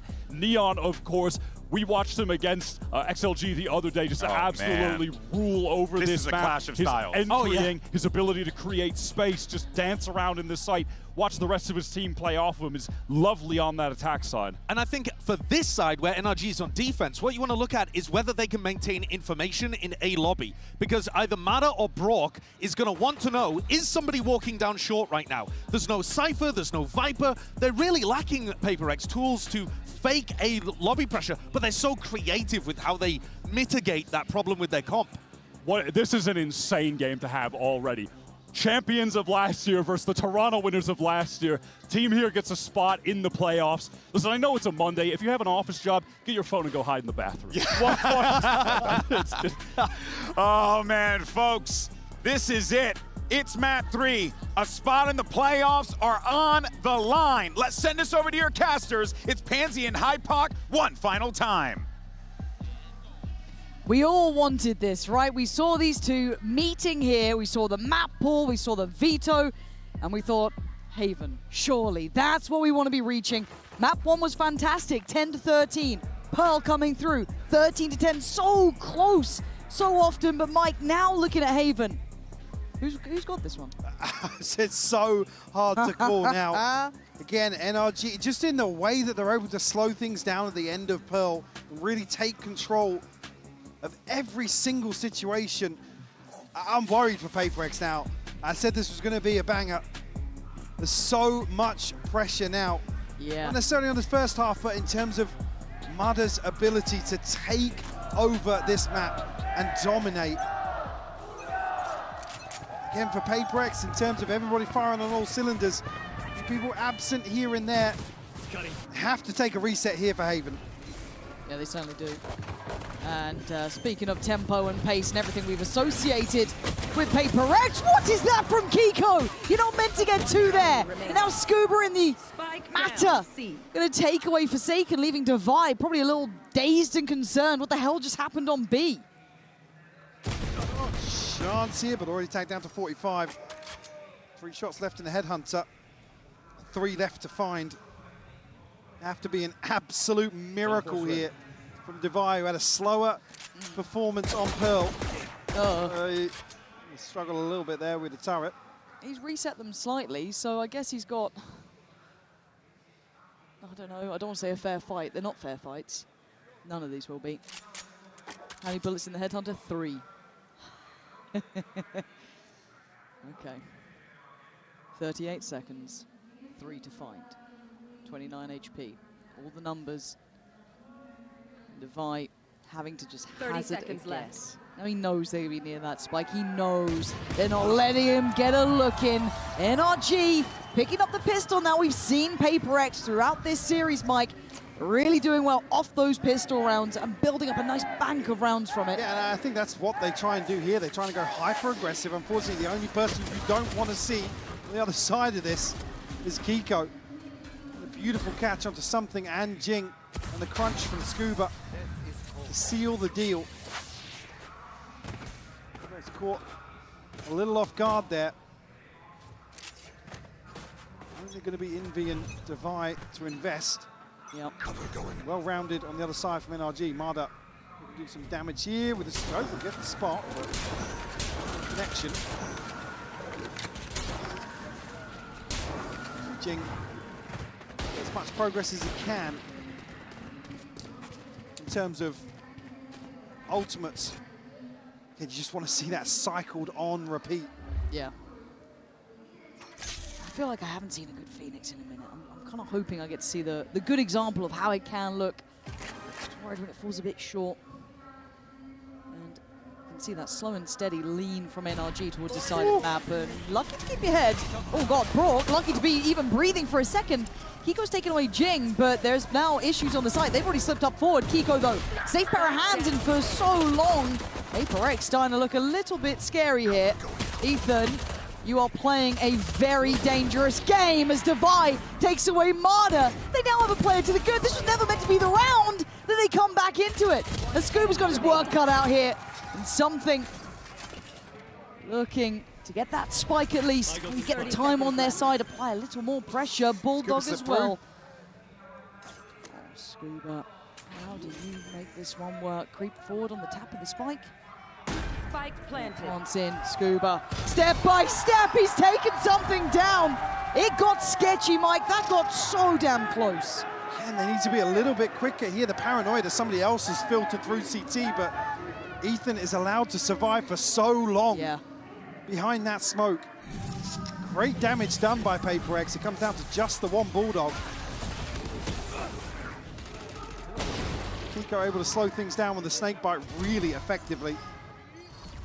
PRX look to scale up. Double scopes I'm seeing from PRX. Something and Devi. Again, reading the buy pretty well. There's 4 light shields and not much else in terms of weaponry to bring into this, so. I mean, fair play. I'm still just scared of this guy because he's just stylish, he's aggressive, and he's on the hunt. At least take away a long space, but you look at the rest of the map, that's where the action's going to be kicking off, and it's Envy to do really well. Take away Kiko from middle, follow up through Garage for something. And systematically, they're just kind of figuring out this map. This is not the round that NRG obviously have invested much behind, it's just those Buckies and the Bulldog, and that's already been cleared. So Devi's done well, that's a tick in the box, and that could be 5 alive now for PRX. Filter. Spike across the Ching. Devi will get another freebie. It's a spam into the smoke. Marda noted early on. And only a Bucky. Yeah. Even he's you smiling. can see him smiling. You can hear the crowd egging him on. He doesn't need much encouragement. What are you going to do, Marda? It's only testing the discipline, isn't it? But for now.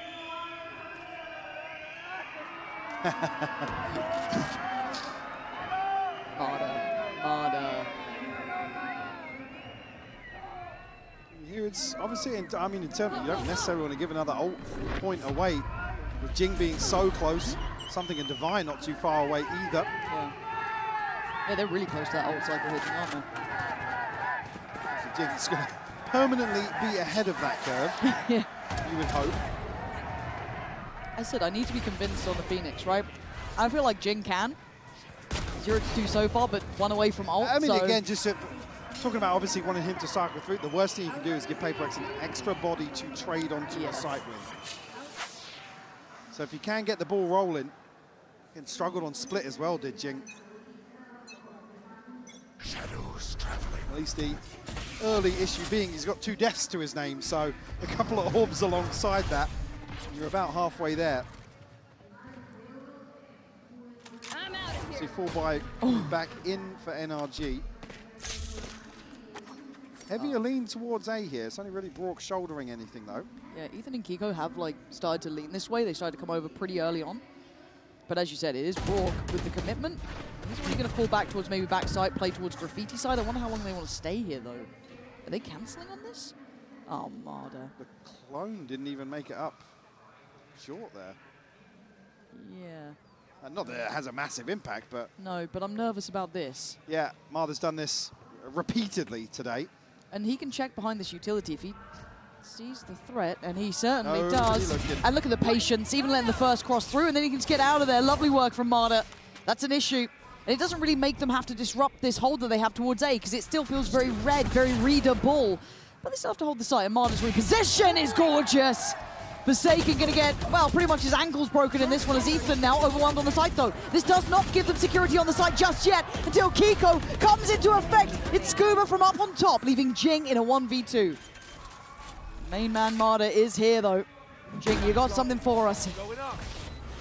I don't know, I don't think you do. NRG, the backbone to this round being Marder. Good work from Kiko on the site as well. Slower rounds though, PaperX still just not aware of the amount of pressure Marder is able to create.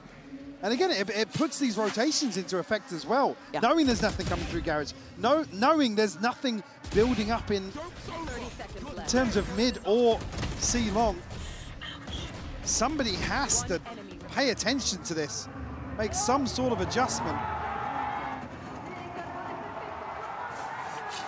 Yeah, the other issue is that actually NRG are winning out on some of these first engagements towards site. So it makes it harder for somebody from PaperX to commit towards basically, what, AFK and spawn? Yeah. So there'll be some investment here from PaperX. By a Headhunter or the Tour de Force. Didn't hear it pop there, did it get popped? I think I saw the Tour de Force though. Thank you. Yes, yeah. It's got to be Heather.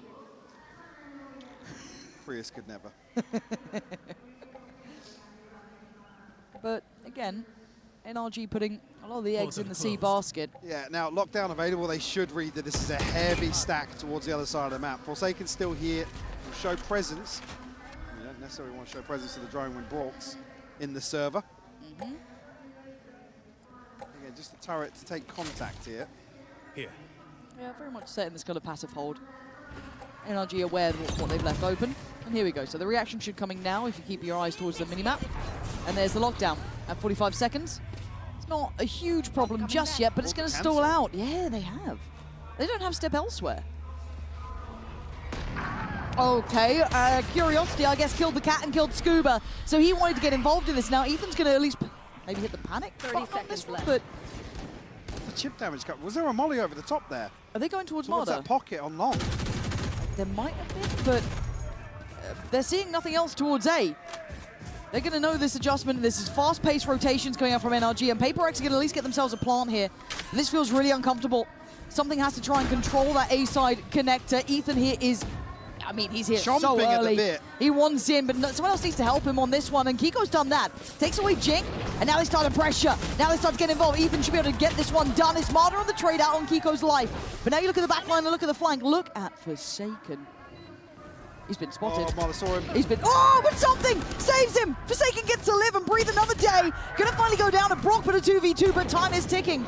And Divine on those back lines, something just wants a way out of there if he has to. Divine, oh, it's stunning from Divine. Said he had a slower performance on Pearl, but delivering PaperX's second hit. They swing back and forth across the map. Double getting themselves on this A hit. Oh my God, the catch on Scuba. There was a ton of chip damage. I think there must have been either some U2 invested towards that pocket on long, but it's lucky that PaperX are able to reset behind this lockdown. A timeout called here for NRG. Just to catch your breath, there's not much in terms of bankroll here. They'll trade back and forth of rounds. Do have the pit available. Marder just one away and Brock not too far behind that. PaperX able to squeeze around on there. Yeah.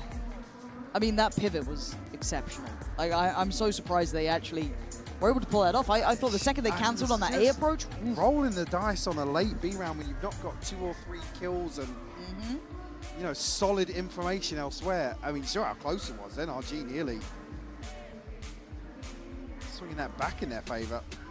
I honestly thought maybe Ethan was going to be able to do a little bit more from top B site. At that point, Marder then I think was the one to get the trade eventually, but maybe just lines of sight didn't have it. The question being, do you hear the TP? Those things that Obviously, we talk about LAN gameplay that can so often be unnoted.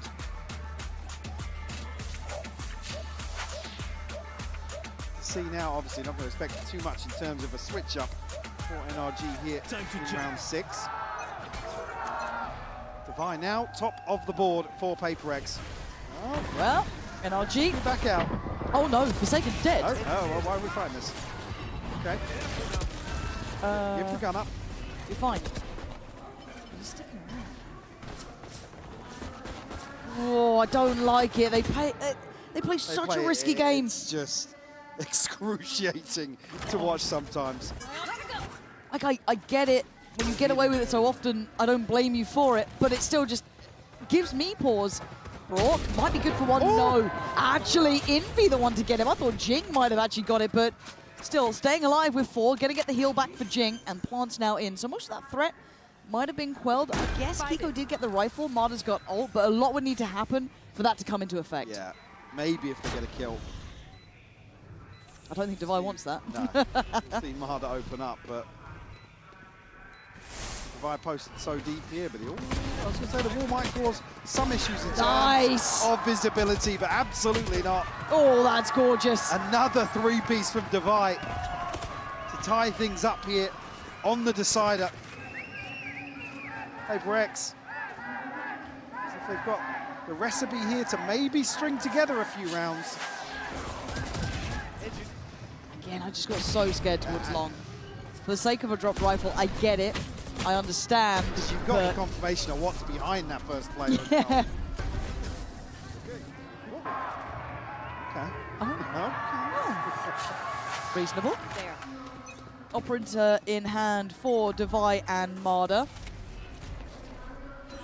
First time we're seeing that come into effect, at least for Marta, I believe, but Scuba going to get most contact towards Garage, going to spot the player and the intention. The Prowler going to follow him out of there. Bit of a change, though. Ethan going to try and backfill the space.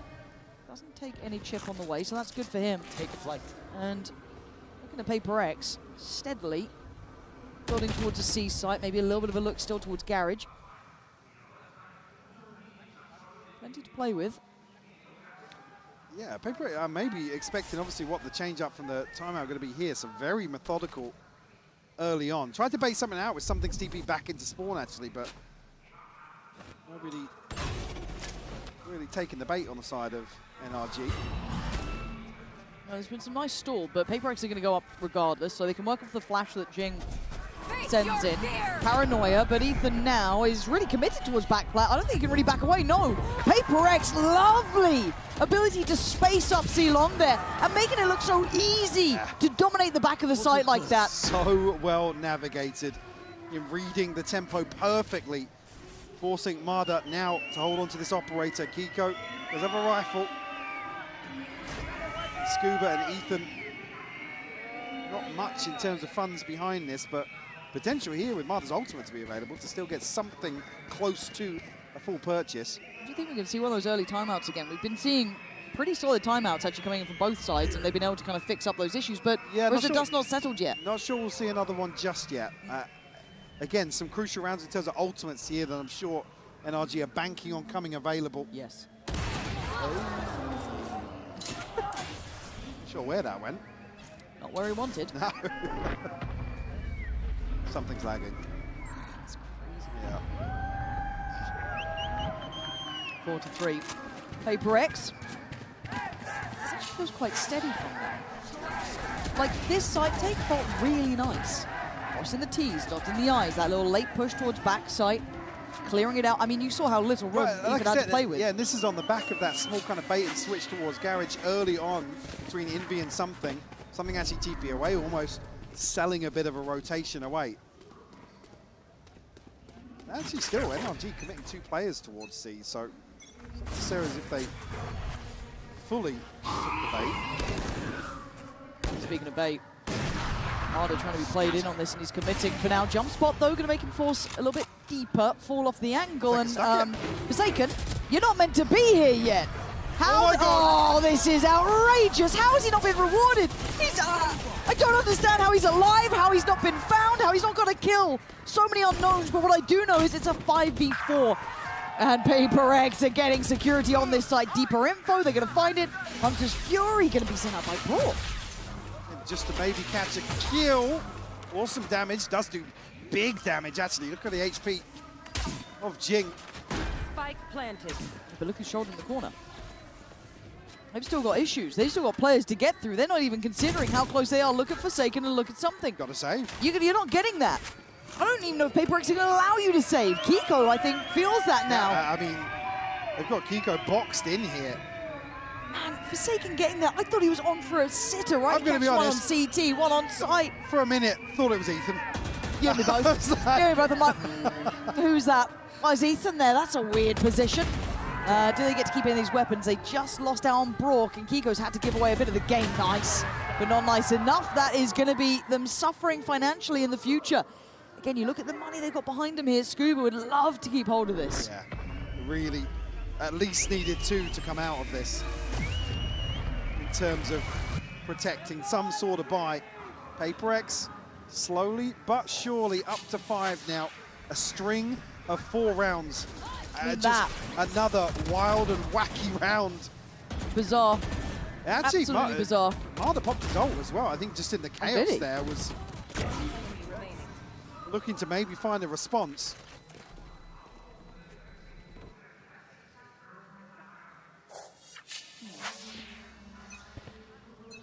Well, as we left off on the ult, we go back in with it. Divide. Won't get any initial play here. You can see the positioning coming out from Ethan. This time not Forsaken. As Kiko going to invest the pit towards long. Yeah. Deep as well. Completely cut off a crucial area of the map.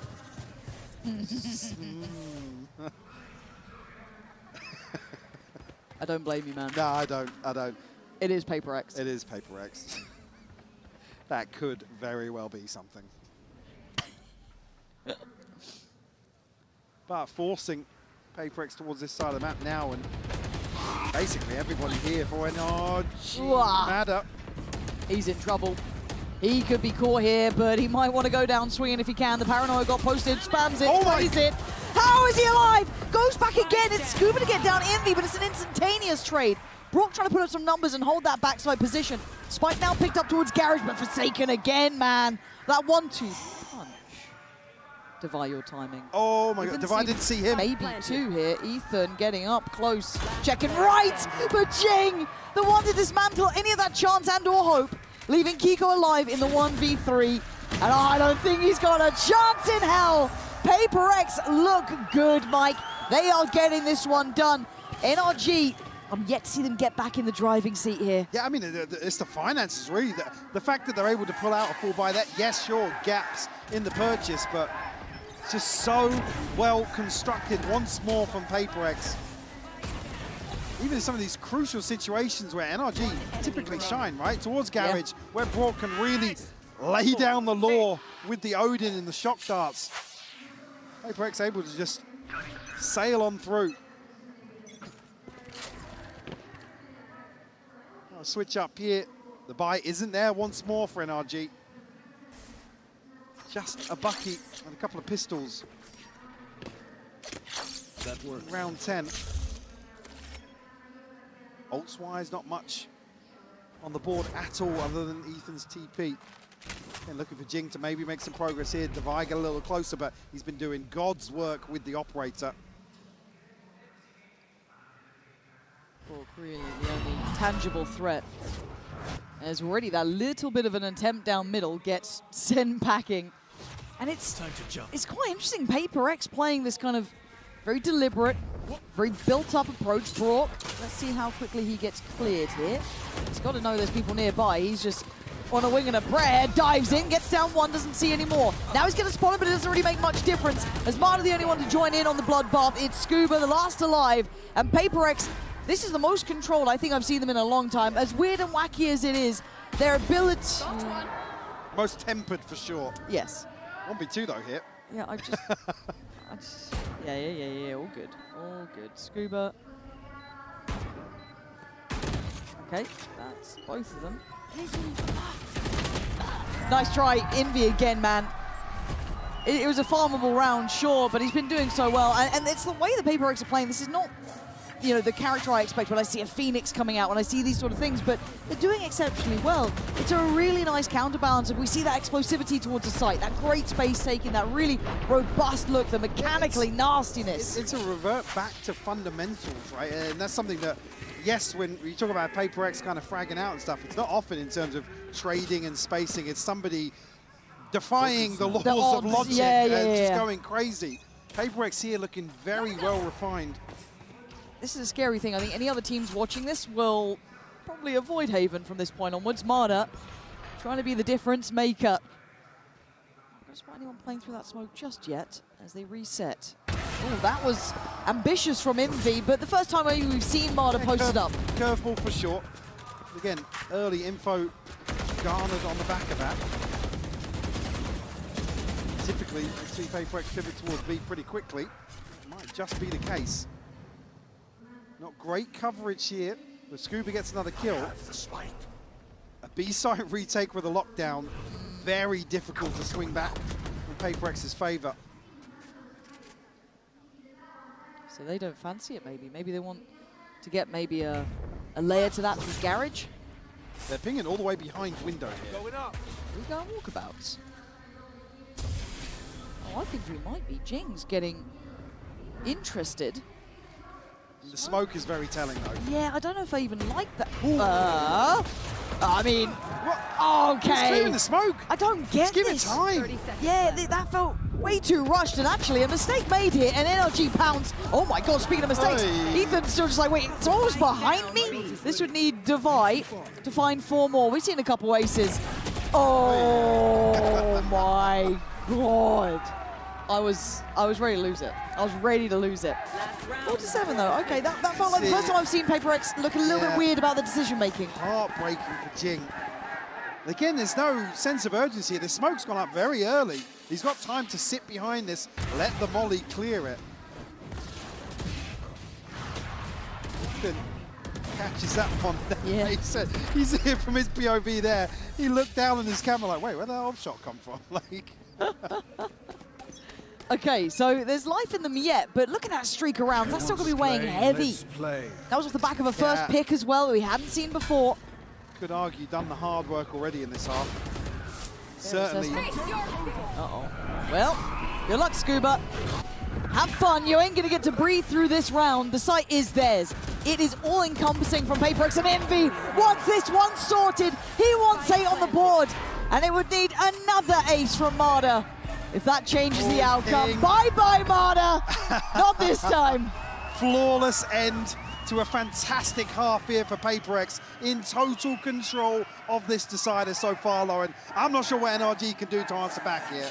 That's what we're going to have to wait and find out in a moment's time. I am so impressed with this, Mike. This is the perfect control from PRX. And as you said, let's see what NRG can do after this.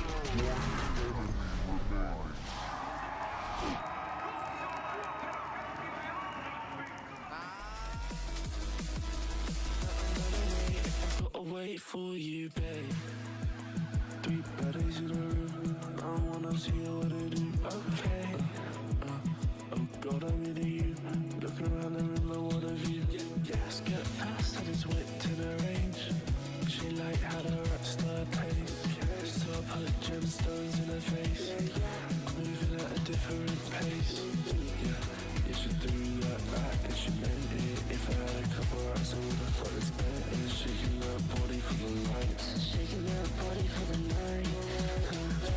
I don't see your body tonight. I don't see your body tonight. Give her that, get to that fight. Give her that, get to that fight. I'm right.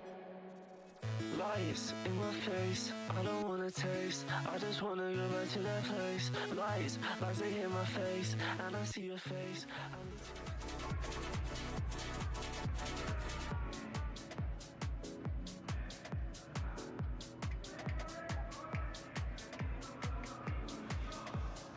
Okay, we check back in here. At 8-4, it's a respectable scoreline, probably one of the more dominant halves that we've seen thus far. But it's also the way we've gone here, and I want to talk to you about that with PRX, Mike, because, again, when I see things like the Phoenix and what have you, it's quite indicative of something. It normally tells me this tempo and pace to be expecting. but it's been controlled chaos, and it's not even that chaotic, really. No, it's been a very well-drilled look from PRX. Very composed, tempered in their approach. And again, even when they're getting to site, it's not as if you're seeing players kind of dig ridiculously deep to find kills to convert post-plant situations. It's just very well coordinated. And again, I want to put a lot of credit towards Devi doing brilliantly individually. Nice impact from him, playing up on the chamber, and Envy as well. Certainly a talking point here in the second half as well. Is the Neon Chamber head-to-head. Certainly one that's hard to call here. Yeah. Marder has still been present in the back lines, but not to the same degree. Yeah, not to the same degree as previously. So Devi certainly going to have his hands full, as are the rest of PRX. Yeah. So we expect them to come out swinging here to try and find a response to reduce this lead. Yeah, I really think this banks on a pistol too. Retrieve the orb here. Kiko potentially looking to catch somebody in mid. I mean, look at the X-ray. It's quite a few. Forsaken trying to bait a peek or a shot just to identify the whereabouts of somebody. It seems like a really good read so far from PRX as well. It's kind of taken the tour a little bit, but put their pieces in the right place. Leaning into the timing of something. This rotation, they're going to be right place, right time, and I think probably going to hear that step. That's a lot of players here. There's a flash red. Something... I don't know what that feeling was from NRG, but they seem really hesitant on this A approach. Well, they just tried to fake the rotation away again, but there's still 4 here. PRX just unwilling to move, unwilling to back away, and maybe you can question why would they? At this point, they've got nothing to... Okay, Marder, that was filth, but Devi with a great trade. Ethan wants to get up here, but there's so many bodies. They don't know how many bodies are on this site, but does NRG care? Something's gone down as Kiko reigns supreme. It's on Jing in maybe an unorthodox spot, but they check it, they clear it, of course they do. Talking about fundamentals in the first half, that is executed to perfection. The discipline on display from NRG to approach an A site littered with PRX players. 4 of them were on that site. I mean, Kiko's kill is a gift from God through the smoke here. So well played by NRG to find a pistol that PRX have been dominant on today. And they were in the right place for there. So we go back through, we look at the purchase from PRX. It's almost nothing, just I think a frenzy with Jing, but something has decided to play high risk, high reward. And well, knowing PRX, he'll probably get his reward. Let's find out as NRG backpedal away from that early, I guess, intention show. Hello, Kiko, joined by Marder. So they are making sure they're doing their due diligence here, making sure they're not leaving anywhere unchecked. We know that PRX like to get up to their naughtiness, and for now they are put back into place. Devise options with that Headhunter, well, going to start becoming more limited there. Loaded up, he's got 6 more chances here. NRG going to find the space on the map.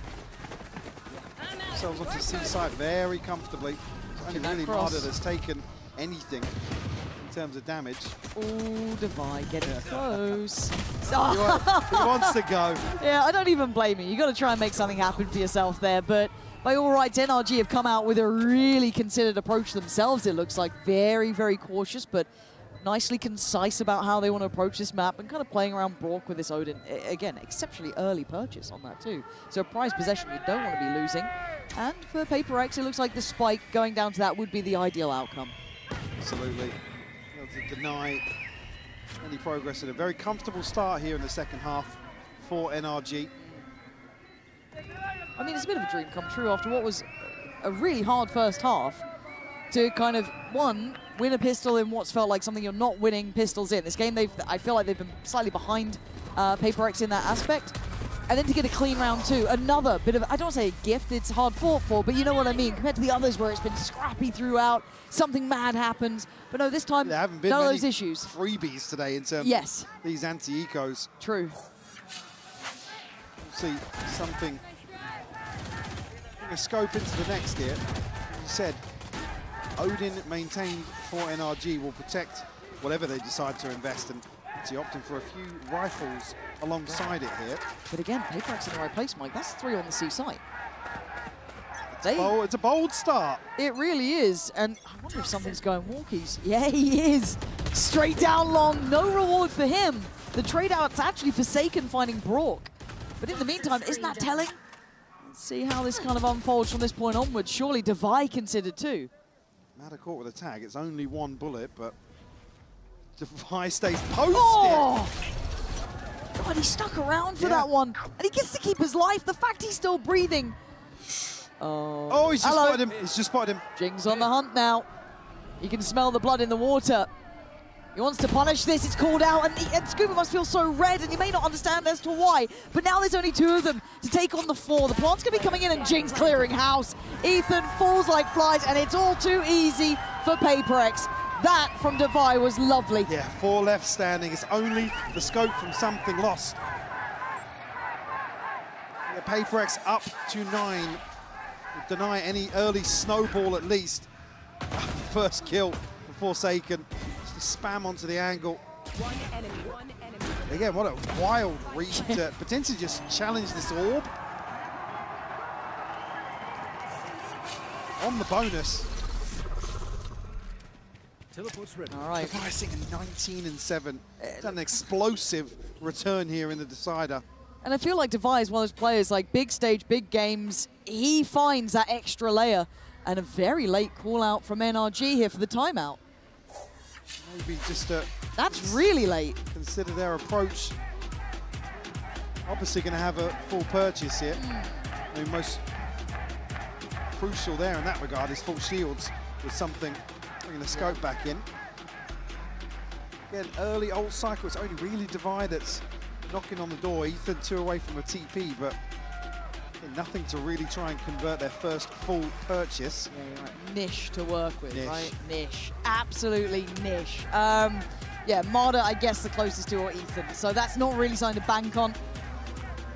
Now, Mike, what would you be doing? NRG shoes here. You've just had a pretty commanding round from Devi. You're already starting to feel a little bit of that presence.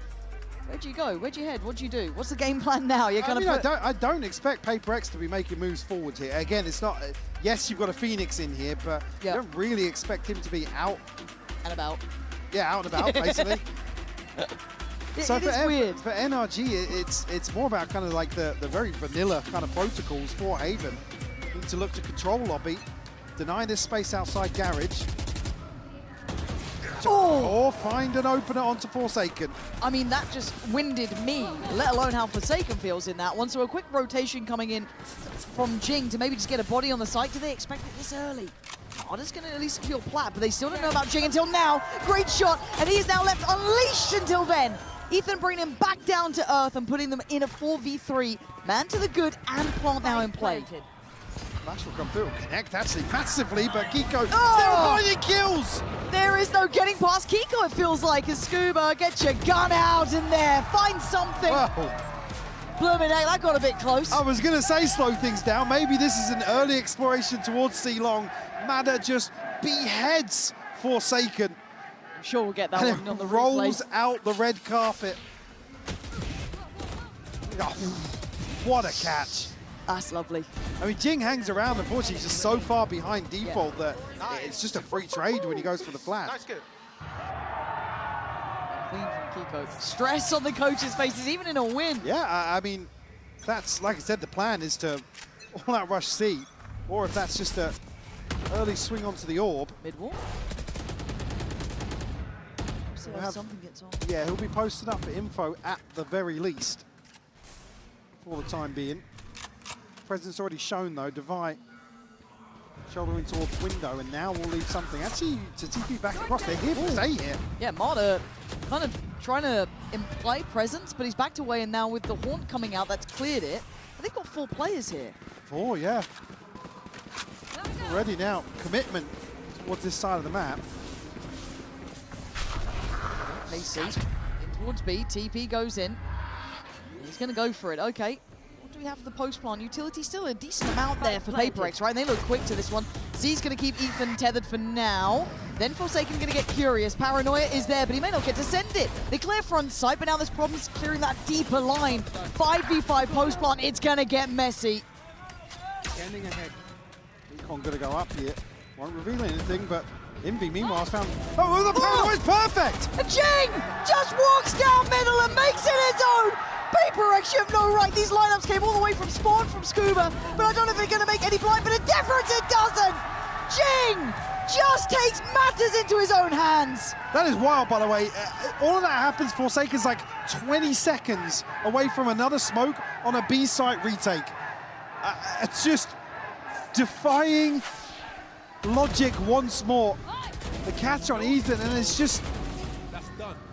God, the catalyst in this retake. Jing Nice on. just going forwards, finding everything. Now a couple of ultimates online for PRX, up to double digits.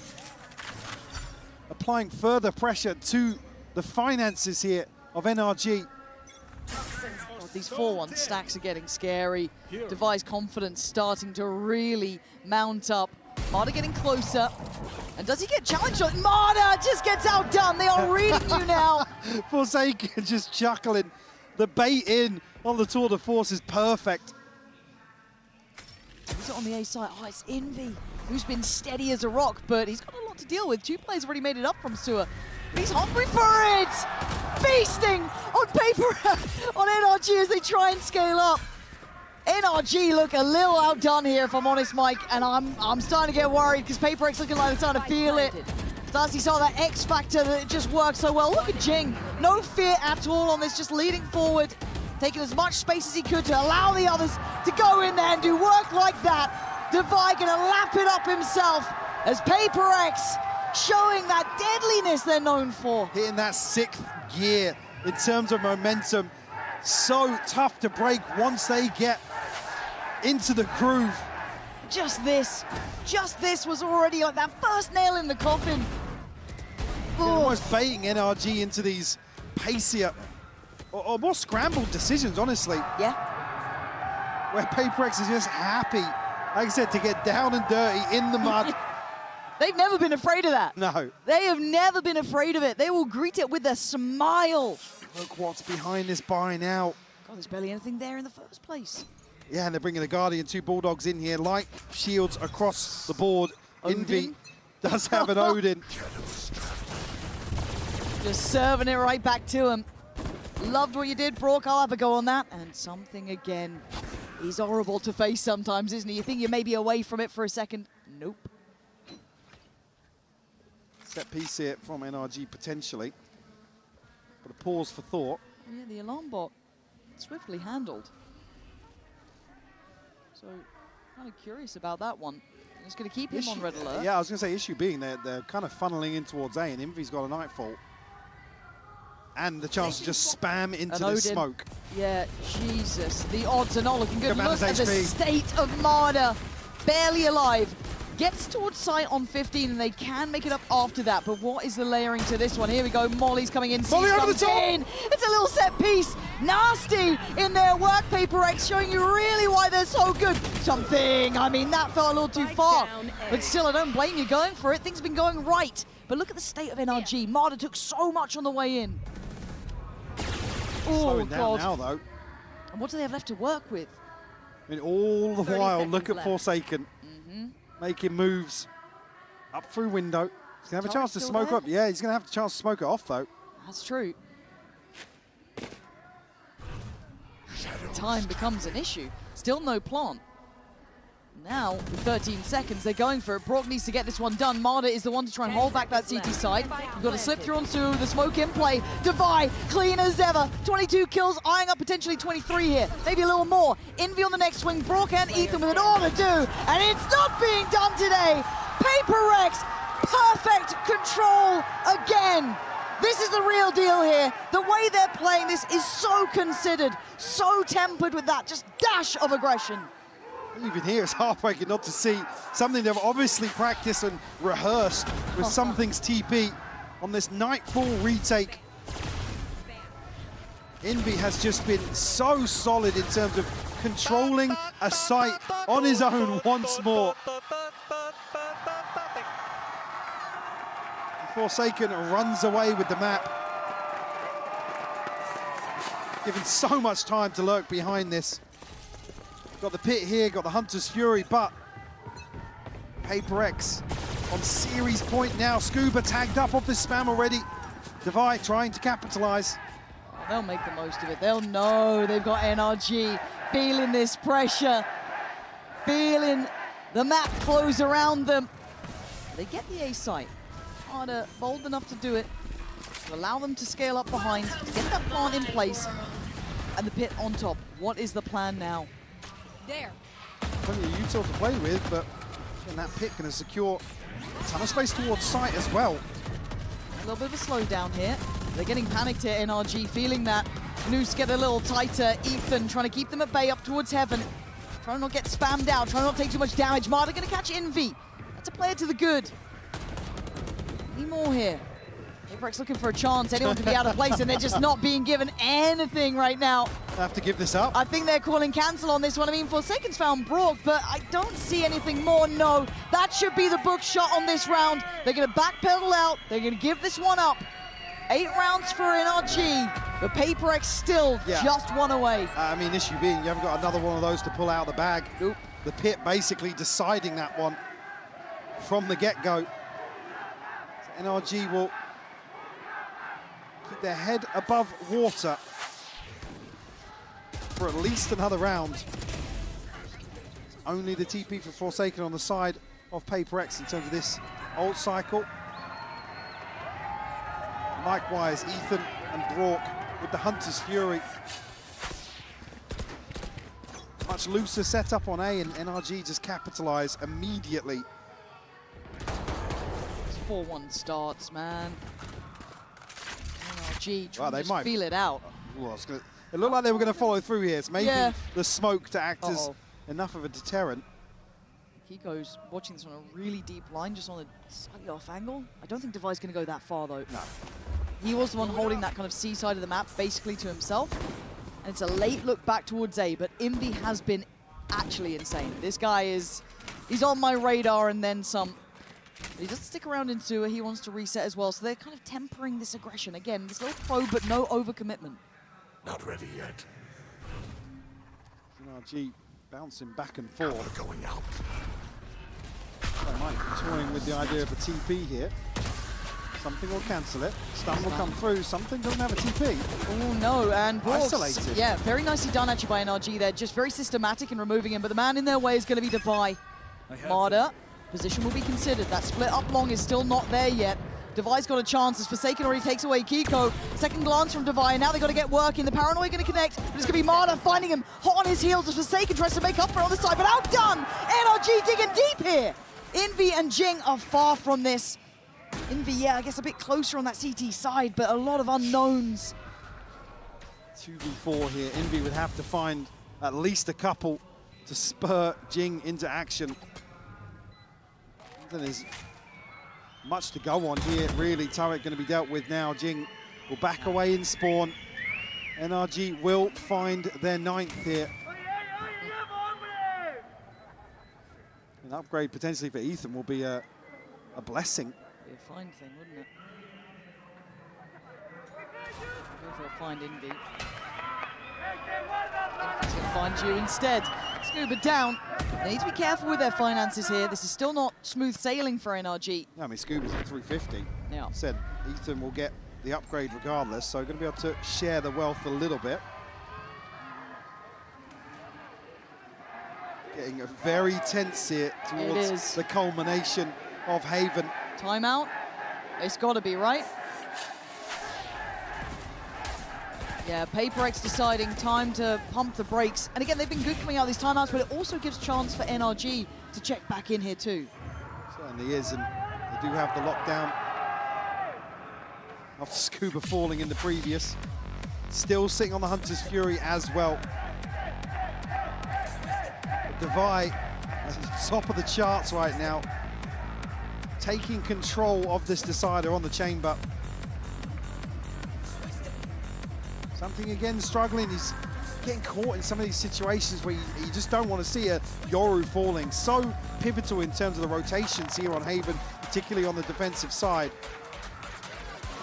I want to see if they can activate him, because he's been a little bit like hot and cold at times. It's been a little bit colder than I'd like in some ways for something. Again, we know what this guy can mechanically do. Yeah, compared to what his highs are, right? Like, again, I just like to see that in effect, in that Yoru more than anything, just having a bit of influence on these rounds. Devi's been doing wonders. Envy, again, is just looking like a new name to add to this superstar roster with some real credit. The guy has been great. He's here to take names, man. He's just been phenomenal so far. And to find space in a star-studded roster like this is impressive. Yeah, you ask any player to step onto PaperX and be like, yeah, look like the headliner. Yeah. Look like the most exciting player. Yeah, it's wild. Speaking of wild, this might be the bloodbath to decide who walks away in the driving seat here. Devi, right place, right time. Early aggression, early mollies, paranoia. Devi has to back away, leaving something to shoulder the corner, but there's still 4 players around, Mike. So close to drawing blood. NRG will pivot away very quickly. Mada all the way towards Garage already. Got to be careful because a little bit ahead of the curve here.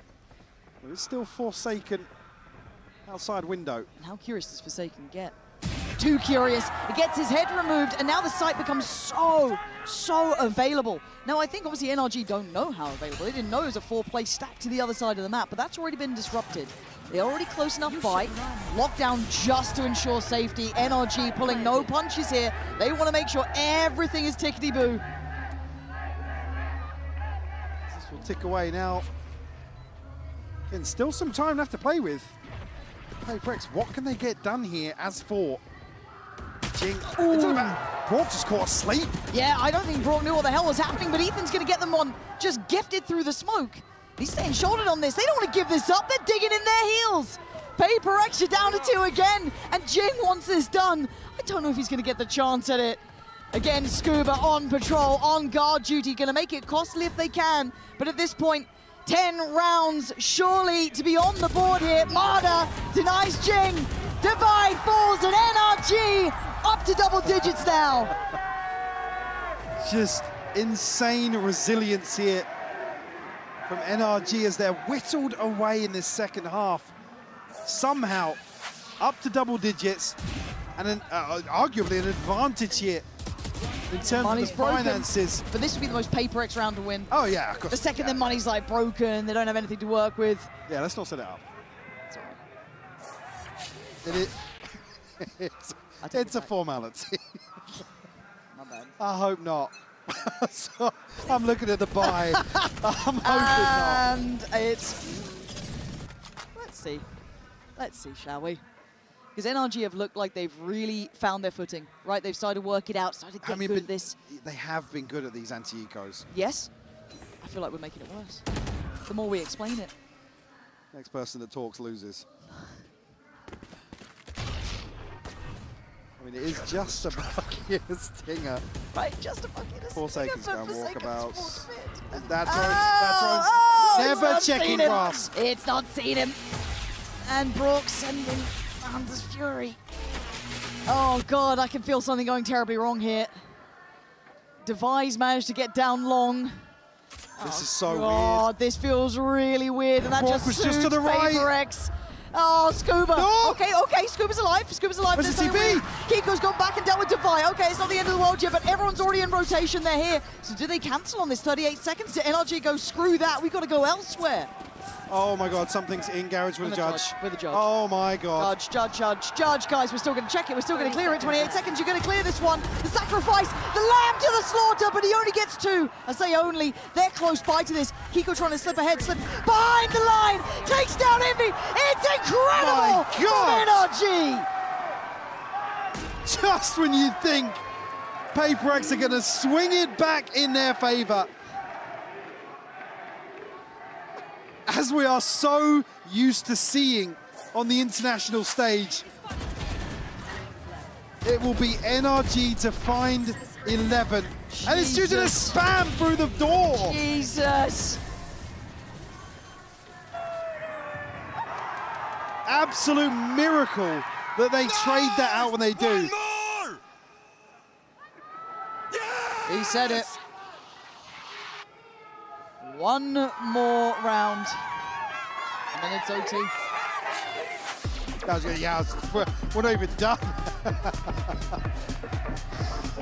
HyperX to call a timeout here for the last round of regulation. We'll have the buy here. Envy obviously not purchased just yet. It's sitting at 4,200 credits. Jing, Forsaken, something, all with ultimates to bring in here. Marder, the closest for NRG, just missing 1 point. I still don't know how this is going to go down. No clue. No clue. NRG have just found 4 rounds from what felt like a lost cause. Yes. Honestly. Yeah, absolutely. Running back in late round into a judge, somehow get the shot through the wall. Okay, we're still going to go Kiko with the save towards CT. I mean, bloody hell. 10 what else you got seconds. for us in round 24? Literally, this is why we wanted Haven. Glass cannon on Devi. Light shields for everyone else. Okay, that should be spotted early, though. That information has to be key. And do they quickly try and go towards the C site? But look who's waiting. Devi up on top with 3-4 players now on this side of the map. Yeah, Ethan probably reading that situation pretty well. They're walking C long. Oh, They're my God. C long. They're walking C long. How far do they go? There's no util here to spot it until grass. That's okay, and then they take the TP back, maybe because they're feeling the pressure through Garage with the Owl drone coming in, but they're still Forsaken down here, yeah. He could be the ultimate dagger in the back. They have no clue about it. Devi ready. Oh dear, this could be the heartbreak. And oh no, Devi with a missed shot. It's now on Forsaken to stand tall. He's taken 3, breaking their hearts in the back lines. And gets He's faked the TP as well. Oh, Internet spawn! Forsaken is like no other, elevating above and going beyond. It's all on Kiko. Another ace to close the map for Forsaken. Could it be? It feels poetic, and it is! PRX are going to the playoffs! Absolute magic from Forsaken to close out 13-11 here on the decider. In traditional fashion. But of course, we wouldn't have it any other way. What a brilliant game between these two heavyweight teams. As said, NRG, a great run there. Loved what we saw, pushing the likes of PRX, almost getting OT in that map 3. But again, for PRX, it's got to be a sigh of relief. Saved at the end by the ace. Off their shoulders. Jesus. But that's what we always talk about. There's 5 people, Envy included after today. Oh again. yeah, he's in Throw there. him in that discussion. There are 5 members of this roster that can do that at any given moment. When it just feels like NRG have turned the tides. I thought it was all theirs. I genuinely believe that NRG were on for that OT. But again, you're right. Someone like Envy, name needs to be joining these superstars in the conversation. An incredible talent. Devi with a headline performance. Hell, the close from Forsaken. You could pick moments throughout this Too many and go to down choose the from. list. It's just ridiculous. I'm so excited with the form PRX have shown already here in Santiago. NRG, again, you can't walk away from this feeling awful about it. You've lost to probably the closest best form you'll see early on in an event from PRX. Yeah, for both these teams, they've got to know this is a hard opponent. But to hear from the players themselves, we're handing it over down to the stage for the Verizon post-match interview. Una vez más para PRX! PRX is qualified to playoffs. And Envy, how are you? Envy, I want to chat with you real quick. First international event, not counting lock-in, you are really comfy, really comfortable in this stage. How does it feel coming from that lower bracket run and now being the first team to qualify for playoffs? Honestly, like, I'm just very confident in myself and my team. Like, even though in the lower bracket, I never really thought of it like I was scared or like we're gonna like not qualify. I always believe, like, trust my team. And right now, like, it's really nice. Like, we all trusted each other during this whole series. Like, we never gave up. And yeah. Definitely, yeah, you guys demonstrated that. Y bueno, le pregunté también cómo fue clasificarse de primer equipo a playoffs, siendo que barrieron ese lower bracket en Pacific. Dijo que siempre tuvo esa confianza, inclusive cuando estaban en el lower bracket, tenía muchísima confianza dentro de su equipo y se sintió muy, muy bien. Now for my second question. In Pacific, you said that the PRX environment was completely different. Everyone can frag, and you felt really, really comfortable too. How does it feel to finally stand up in that stage, celebrate and scream against the current champs? Honestly, like, it feels really amazing to play these players, and honestly, like, I wouldn't also be like comfortable on the stage without my teammates. Like, them having on my back, like they're like, there's so much experience behind their names, and them like sharing their experience with me, and then making me feel comfortable, and it just, like, you know, it's really amazing, and I just can't believe it, honestly. Like, yeah. Yeah, great team you have going on. Y le pregunté también cómo se está sintiendo que este ambiente también dentro de PRX. Él había mencionado que era un poquito más diferente, que todos podían matar, entonces se sentía muy cómodo. Y le dije, ¿cómo se siente poder gritar en frente del actual campeón? Y dice que realmente es increíble, que cada uno dentro de los integrantes de su equipo también tiene un nombre, tiene muchísimo la experiencia, y eso simplemente lo nutre, y realmente dice que es, no lo puede creer todo lo que está pasando. Now for my last question. So you're going into playoffs. Are you excited to play any team in specific? Honestly, like, I'm really excited to play like like anybody at all. Like, it really doesn't matter for us. Like, we beat G2, now we beat like the current world champs. Like, it really doesn't matter who we're gonna go against, because we're just really confident and we know like we can win this whole event. That's definitely crazy. Y bueno, básicamente le pregunté cómo se está sintiendo de cara a playoffs, también si hay algún team en específico al que se quiere enfrentar, y dice que definitivamente no le importa, que se enfrentaría a cualquier equipo, que están preparados para absolutamente todos en lo que puede ser playoffs. Envy, thank you very much for this interview. Stick around because we have the next game, Team Liquid against Gentlemen.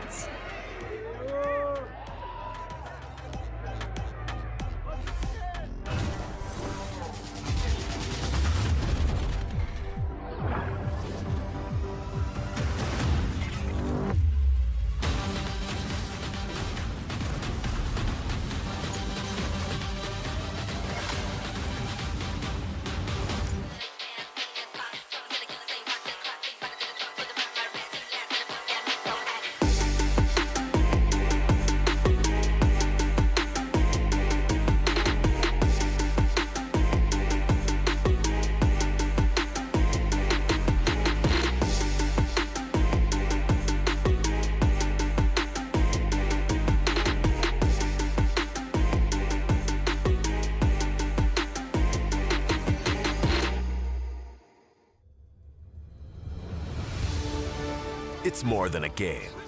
It's a world shaped by you, the fans. And our mission is to elevate that world by building technology that creates moments that last forever. That's why we're joining forces with the VALORANT Champions Tour to transform how fans experience live events on the global stage.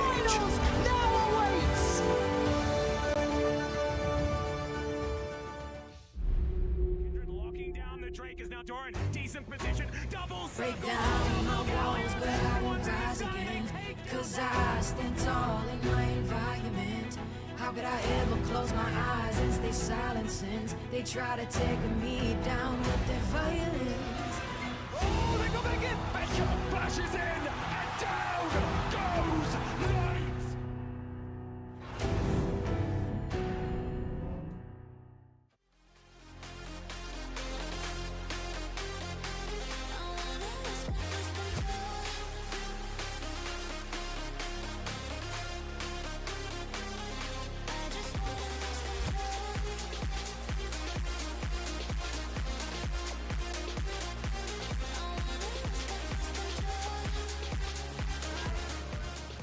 Hi everyone, we're here at the fan meeting zone and we are with Neon from Leviathan. Neon, cuéntame, ¿qué se siente estar acá en Chile conociendo a toda esta gente y teniendo todo el apoyo? A ver, la verdad que es algo muy impresionante. Es algo que tipo me lo esperaba un poco porque los fans chilenos son como muy apasionados y más también por un equipo de LATAM que nosotros como venimos a representar a LEV, pero también siento que nosotros cada uno tenemos como su propia comunidad, como que King tiene su comunidad, yo también tengo como mi comunidad, entonces eso es como muy bacán. Y así que nada, la estamos pasando súper. Perfecto, muchas gracias. So I asked him what are his thoughts about meeting the fans, and he's telling me that he loves everyone, like everyone's so supportive. Also, being from a LATAM team, also they have their own community, like King has his own community, he has his own community, so everyone just supports them, and it's been amazing. Muchas gracias por la entrevista. Thank you very much. Back to you guys.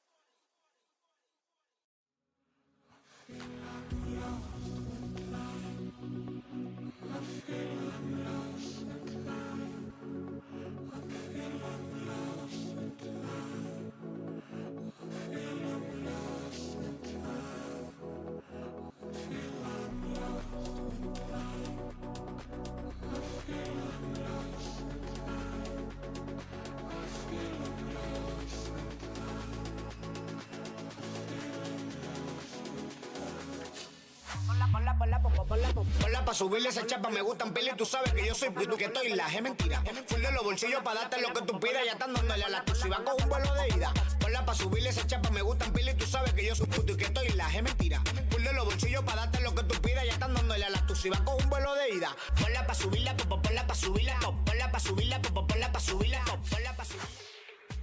Welcome back to day 3 of Masters Santiago, and it's time for our second playoff qualification match of the day. And this one, as the famous poet of our time, Vin Diesel, once said, it's all about family. In the MEA showdown between the Gentlemates and Team Liquid, I'm Golden Boy, you got White, you got Sideshow.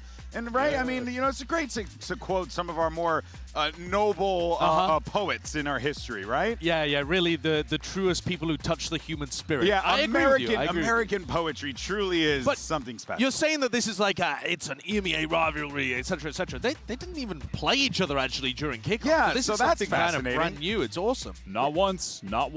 Yeah, how did that actually come out to be? Because it feels like the Gentlemates had a big opportunity. When they seeded the bracket, they weren't on the same side. Love that. Wyatt, I'm going to punch you in the neck. All right. But let's continue this conversation. That's it. I mean, I got nothing else to add. You know what I mean? It's over. In any case, though, Gentlemates, they showed up big time here. An opportunity, for this squad to really make a name for themselves, and they did so against Kong Kong, former world champion. It was a statement game. It felt good. And they were being tested. This wasn't just an EDG coming into this tournament. Oh, they're an underdog. They're just not playing that well. No, you had Prime Kong Kong. He was jumping out of heaven, no-scoping people like Simple on Cash. He was freaking it all over them, and they still had a dominant win. But I do think you're right in the sense that the mates were playing against Kong Kong. They weren't playing against EDG. Fair. Like, I don't think that there were too many of the others really stepping up. I actually thought they got away with kind of a squeaky game here where the mates were not playing their best, in my opinion. They squeaked it out on Haven. They did. Oh, hey, look sure. at Jen. So helpful. That is really kind.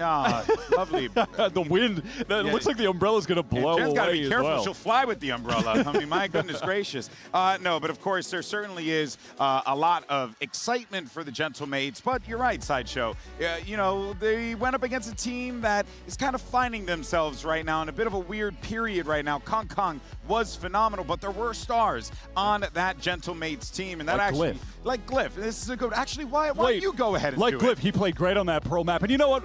We spoke with Glyph about Gentlemates global debut in this HyperX player mode. Not looking at the right thing. Oh, well, it's the prompter's there. How am I supposed to read it? Damn video. They solo shot it on me, but I'm not in the host position, and I'm reading it off the prompter that's I'm in the so middle. sorry, HyperX. This is your HyperX player moment. Hello, my name is Connor Glyph Garcia, and I'm a player for Gentlemates. I'm feeling very confident. I think that I had a lot of nerves going into the first map, and I think the second map was a great bounce back for me. We were pretty prepared for everything, I'd say. All credit due to our coaching staff, but I'd say the only big surprise was basically just the pick bans. Outside of that, I think we were very confident going into it. Hello, you're pushing spawn! Yeah, turn the screws, make it hurt! Make this stage your own! I think domestically, I underperformed by my expectations just a little bit. And so to be able to have like such a big game for the second one is a good precedent for the rest of this tournament and gives me a lot of confidence.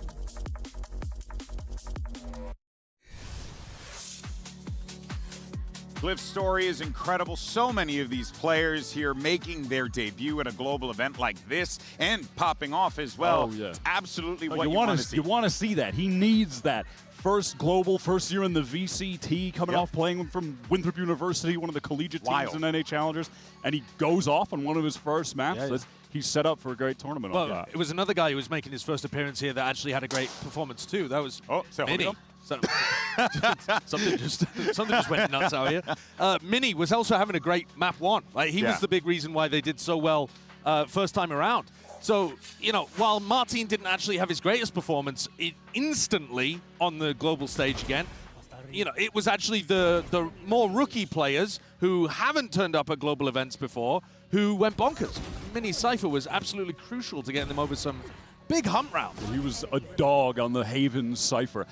He was really able to take advantage of how the rest of the team was playing to find lanes to exploit for kills. Like a lot of lurks coming through garage, perfect timings for little peeks through window or peeks through the door to kill players, rotating. He was such an X factor in especially, those kind of C post plant rounds.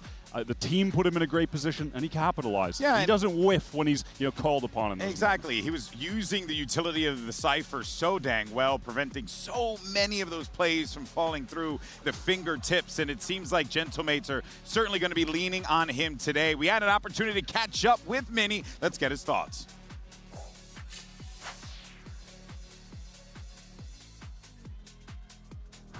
EDG in the last series, a clean 2-0. What were you guys able to take away from this dominant win in your last series? I mean, there was many takeaways for sure, especially like the confidence, since it was our debut for the international stage. So for me as a player, big confidence coming into playing Liquid, and for sure great energy, good vibes, and we're just enjoying every second here in Santiago. So it was a good test for you? It was for sure a good test, but every game is going to be a real test, and we just need to keep passing those tests. Go ace that test today, okay? Will do. Thank you. Thank you. While the mates are looking to ace a test, well, Team Liquid on the other side, they look pretty darn good. I would say high marks, high 90s, if you will, because what we were seeing from Team Liquid was insane output. Wyatt, a team that did not look like they were afraid to just send it when they needed it. I'm loving it. Undefeated with the Neon still, just leaning into that even more heavily. 10 out of 10. Roll the mini boo B-roll right now, please. He was just vaporizing everyone on this Neon. And we talked about it yesterday, but I just think so crucially, he joins this team after playing with Heretics, and this Liquid new roster are just willing to play at his pace, and that puts him in position to be an absolute star. Yeah, we were talking about how it being a far cry from what we've seen out of the region in the past sideshow, and it does feel like Liquid, with that pace, is really looking to just control the tempo of this game against Gentlemates. Because they closed it out in OT on Split as well, they didn't have to show Haven, so it's a map that nobody's seen from Team Liquid. We don't know what they're going to run. I mean, it should be Neon, obviously. Yeah. You don't know what kind of Neon comp they're going to throw out here, so the fact they're willing to float it means that Nats has got an idea with Lohan. This is a scary team to go up against, but I think, especially if it's your first ever time or you're not as used to them, presumably they'll have been able to scrim at least, these two teams, even though they didn't match up officially. Yeah, probably. But it was late that they hit onto this Neon idea, so it's not like Gentlemates are going to be super familiar with it. Yeah, there's a lot of wonkiness coming into this matchup without a doubt. In fact, one of the more bizarre things that happened yesterday, to much of everyone's surprise, was Purpo, who actually became a crowd favorite here in Chile overnight. I think it was the hair, personally, but look, and I'm just jealous. Genuinely love it. It's a testament to how awesome this crowd has been, 100%. that they are just picking out a player to decide that he's going to be the home crowd favorite. They're giving him his own chance, and yeah, he was outstanding. He had some of the highest impact rounds to be able to upset T1 on their map pick and take down that split in OT. They're literally, when Purpo's POV is just on. He's not even killing anybody. The crowd is chanting Purpo, Purpo. Ridiculous. I've never seen that at an international event before. Oh, ridiculous. All right, well, let's jump He into has our more fans in skirmish. Chile than Europe, Josh. Crazy. Let's jump into our skirmish side select. We got Camo as well as Mini going up against each other here. Let's see who picks up the dub. Remember, because these teams are coming into it from that draft and the draw phase of the tournament, no one has that seed advantage, so we do the skirmish to determine who gets to make those crucial picks first. So far, though, it's looking pretty solid here. Yeah. My money would be on Mini, I think, in terms of who's got the better raw aim, but you never know exactly how that ends up playing out. You think so? Out of the two of them, I think Mini's aim is so good. Personally. Yeah. Camo's great too, don't get me wrong. Yeah. I've just been startled sometimes by the kind of shots that Mini hits. He's playing it like a Cypher right now. Wait a minute. He's lurking He really around the is. skirmish map. I mean, they do have a little bit of a different playstyle, don't they, in terms of aiming? You've got some people who love holding angles, some that love putting pressure on their opponents. Yeah, we saw what Mata did earlier when he tried to just get into the face. Ooh, okay. Yeah, continue forward here. Yeah, Camo does have a bit of that flicky aim going, that high sense. You can just see in the way he's adjusting on the angles. But also then when he gets some multi-kills, it's the crazy highlight reel, love to see kind of clips. Also, they're playing kind of like a slow-paced classic skirmish game. This is not how this match is going to play out, by the way. No. Like, if you could run the skirmish the same way the match is going to play, Camo would be running at Mini full pace every round. Like, that is what you're going to expect from Liquid against mates in this game. Yeah, right now they're just throwing him off the scent. That's all they're trying to do, prevent them from getting wind of their plan, but that's going to do it. Team Liquid will get the win 5-2. And shows you what I know. Hey, to be Camo earned fair, him. we were seeing it. You know, he was looking pretty good out there with those flick shots. Now that we have our winner, let's actually go ahead and check out the picks and bans and see where this match is going to be settled. Hey everybody, we're going to start map selection. TL, you won the skirmish, so you get to choose Team A or Team B. Team B. Team B. TL is Team B. That means MA is Team A. MA, can I get your first ban? Ban Breeze. Ban Breeze. Okay, TL, can I get your first ban? We're banning Abyss. Ban Abyss. MA, can I get your first pick?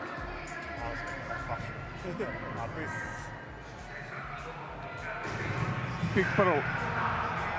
Pearl?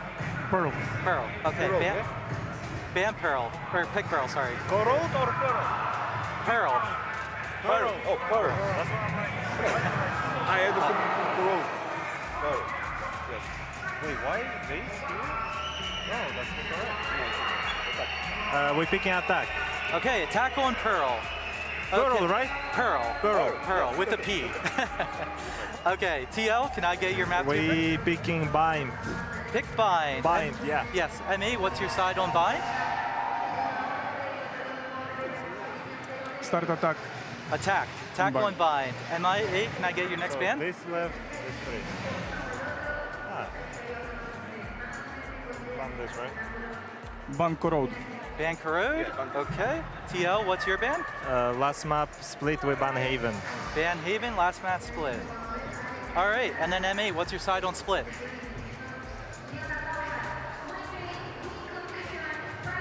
Start def. Defense? On split. Defense, yeah. Defense. Okay, cool. So, as a recap, we have map 1 is Pearl with a TL on attack. Map 2 is Bind with M8 on attack. Map 3 is Split with M8 on defense. Good luck, everybody.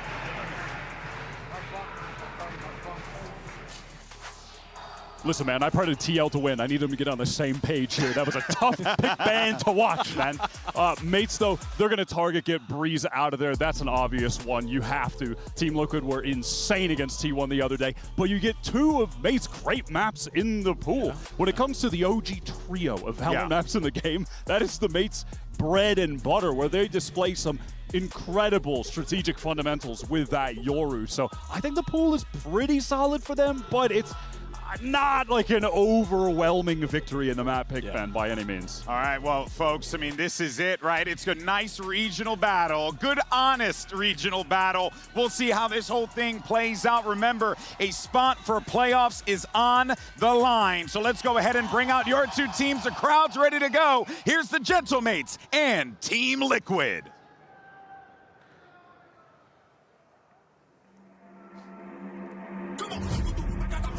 Vamos a recibirlo fuerte, Santiago. Yeah, gentlemen.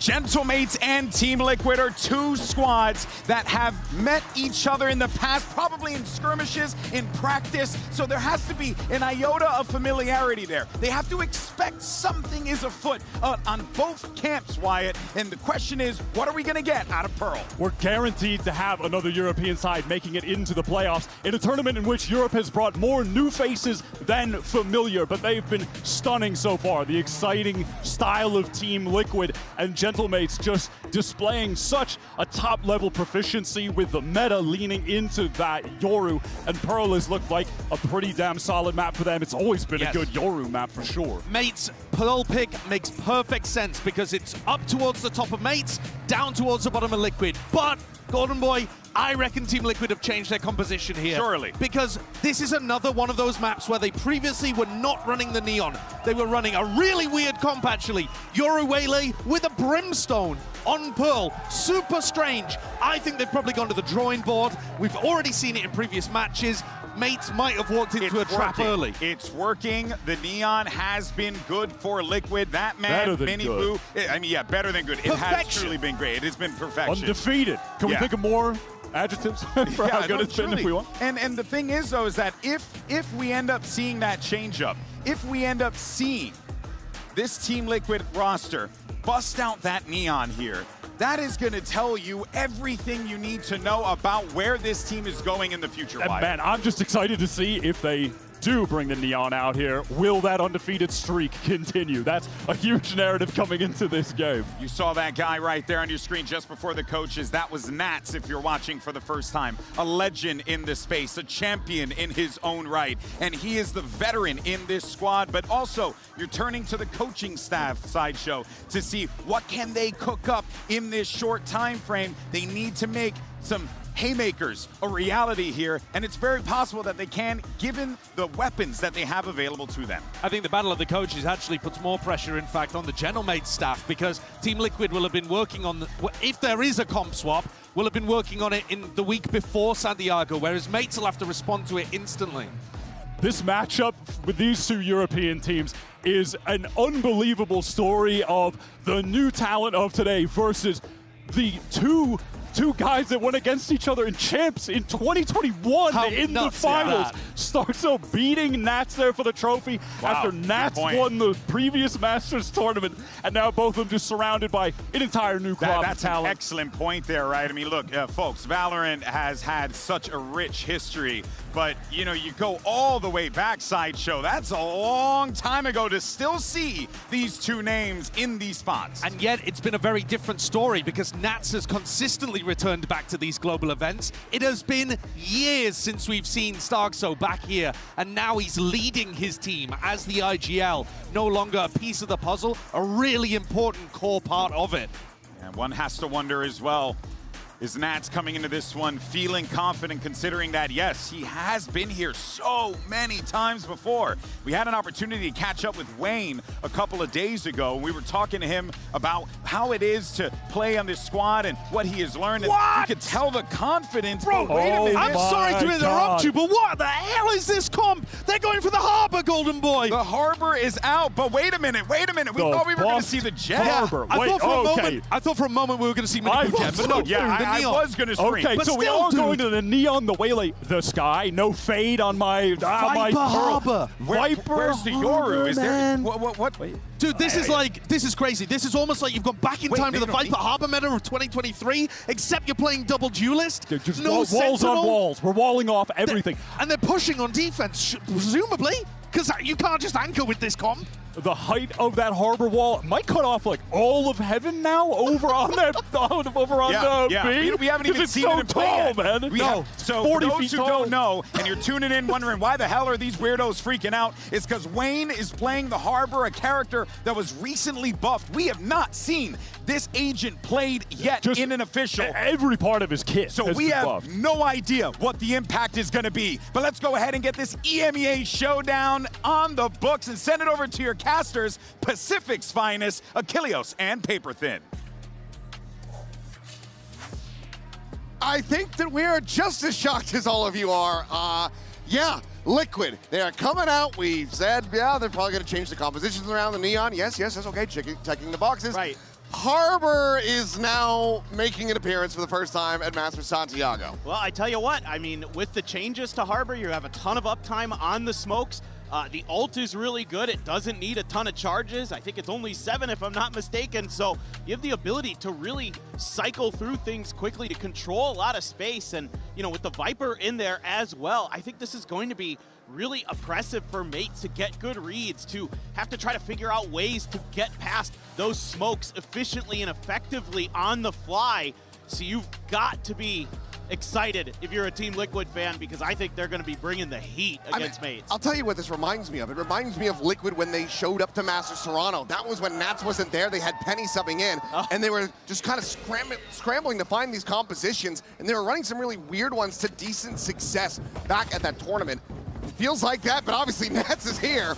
Let's see how it plays out quickly on the dive forward. Miniboo going to be sent up around the corner. Eventually finds the headshot, though, as Mini will get taken down.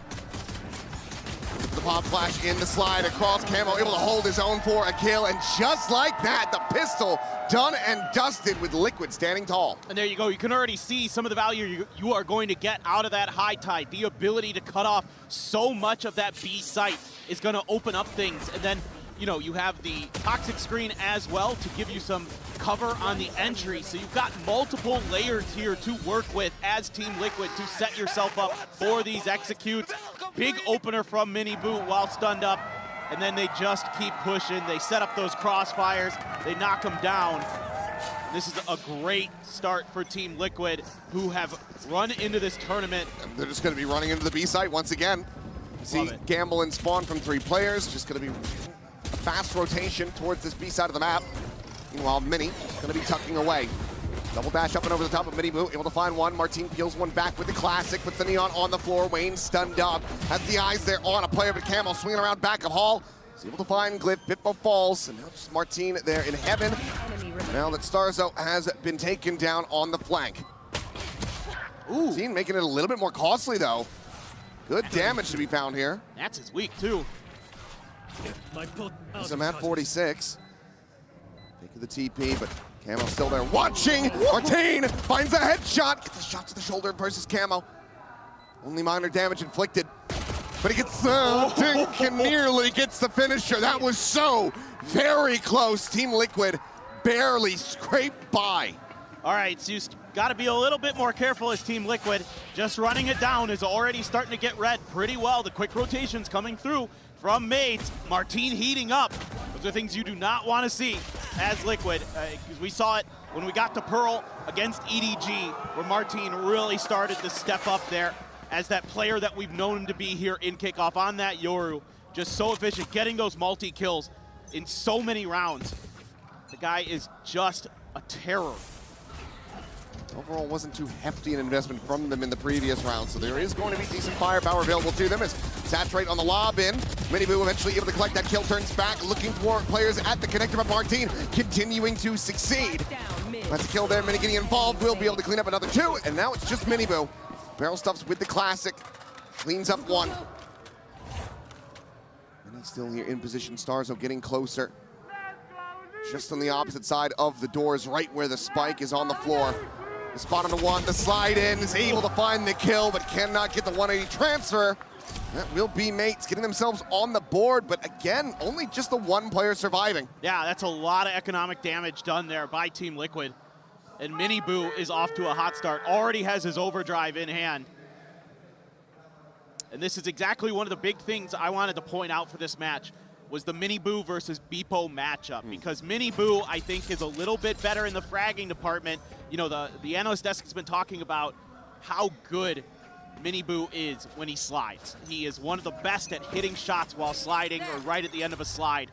Whereas Beepo better at the space creating, setting up Martin, Mini, Glyph, the players behind him do some work. Oh, once again, just going to be this B-site attack simulator coming through from Team Liquid. They're different. And change up on the tripwires, but still Camo getting in deep enough, gets on top of Mini before he really realizes what the hell is going on. It's the chaos of his composition continues to be gorgeous, just like these shots from Camo. 3 kills, an upgrade of the weapon. Beepo's able to peel 1 back. Wayne gonna be struck down, but they're just gonna have to back away and try to go for the save. Got Miniboo slotting forward, just the base of water. Looks like they're not gonna go creeping down to that. As I say it, Glyph will be exploring. Not pushing though. Just look to maintain their positions and hold on to these weapons as long as they possibly can, but Miniboo putting himself in the correct spot to be able to find a punish, and punish he shall. Eliminated now, just Glyph to try to stay alive as the spike gets ready to blow up.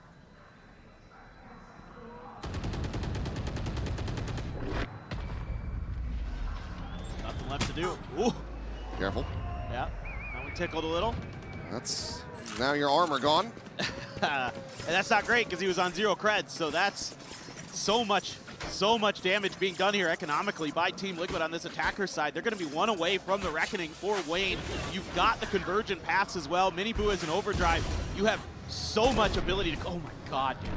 I mean, he just bypasses all of the trips. Right. He just goes up and over the top of the box, drops on the opposite side. And Mini has no clue.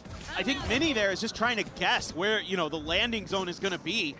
And then Camo just does the same thing. He's expecting a change-up. Speaking of doing the same thing, at least for the start, there's the orb grab. Reckoning now online. Over around the back, some safety. Oh, Mini. As he's going to be taken down. Wayne able to find the first, looking for a follow-up, gets it. Glyph now eliminated. The one rifle that they had coming into this round going to be left on the floor as people unable to acquire that as he strafes his way out of the sight. Now going to be set up. Beepo going to be able to find one, stops from being a flawless. Starzo and Martine just backpedaling, repositioning, looking to go down to the spike. Team Liquid going to have a 4-1 start. It's just so pacey, and just look at the way the players are playing. It's just go, go, go. Check angle, check angle, check angle, real fast. Like, they are just so hot right now, and mates, I wouldn't be surprised if there's a timeout coming. Camo gonna find one. Wayne gets the last one, 3 in the round. Didn't even need to invest the ultimate. No.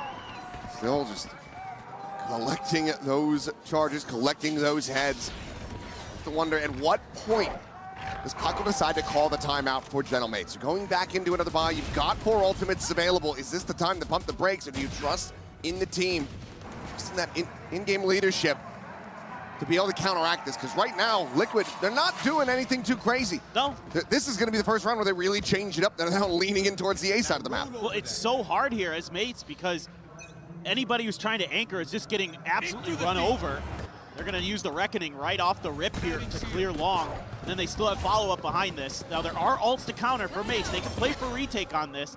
They've got their drift. They've got the Nightfall. They've got an overdrive of their own. Now you get that High Tides situated as well. And the retake, very difficult. Nightfall will be able to crash across onto 3, I do believe. As Relay Bolt's going to be sent out. People able to find one as Wayne will get taken down. Purple trying to hold his own here. Default on the side. Miniboo, however, from stairs, able to peel one back. Pops the overdrive and is right up on Starzo's face. The kills are there. Everybody from Liquid in pole position to trade out to capitalize. Now 5-1. And you're just trying to play off the Nightfall's info there. You don't invest the drift from Martine. You just try to make a go of it unexpectedly. Oh, trying to spam the wall there. Love the way that Miniboo's reacting. Immediately goes for the ult, the slide. Don't give Starzo any chance to try to swing you on that angle. And this Liquid, man, they are something else. The way that they have completely reinvented themselves in the second half of the start of the year is so fun to watch. I mean, right now, I think everybody's going to be hoping that we get to see this iteration of Liquid, this aggression go up against the likes of PRX. Right? Just be, or Nongshim. I mean, it might be the Event Horizon moment. Like, it's just where singularity has occurred and reality folds in on itself. It would be too glorious to witness. It would be incredible. I mean, it feels like a supermassive black hole that you're running into. You just can't escape the gravity that this team's creating. Mates is going to finally rip the timeout and try to figure things out. Look to maybe throw a few sheriffs in there for the next round. But Camo as well on that waylay, you know, talking about his ability to play the Yoru, how good he is. But like this pace that they're playing at and the sharpness that he's able to like get down with his aim when he gets in there is so impressive right now. Like they are so ready for this. Like, the drilling that they've already been able to kind of put into their play is incredible. And oh, by the way, they still got a couple ults to fool around with. Yeah, still the Seekers. Try to gain some information. Martin gonna be playing close, just dashes back over to Hall. It's Liquid once again, not looking to play the map, not looking to spread out, no defaults here, no contact plays. Just straight up into this B side where Camo is able to take down 3. Looking to try to recover the weapon. Pop Flash on the corner. They just double face in. Starso gets taken down, and that is now just Glyph left alone to his own devices. Alone, sad, sheriff in hand. Spike planted. Miniboo will end up falling. Previously taking some damage, but now getting caught. Trying to go for the reload. Eats a bit. They'll just keep it double stacked as continue to poke and prod, trying to get Wayne another ult charge towards another reckoning here. As he's gonna melee him! Excuse me! Oh, they are feeling it! Timeout be damned! Oh my goodness. That is bold, brash, disrespectful, and absolutely entertaining. Oh, it's beautiful. It is so beautiful. Do it. Oh. It's the only thing we need. Yep, just keep nothing else in the replay package. Just that.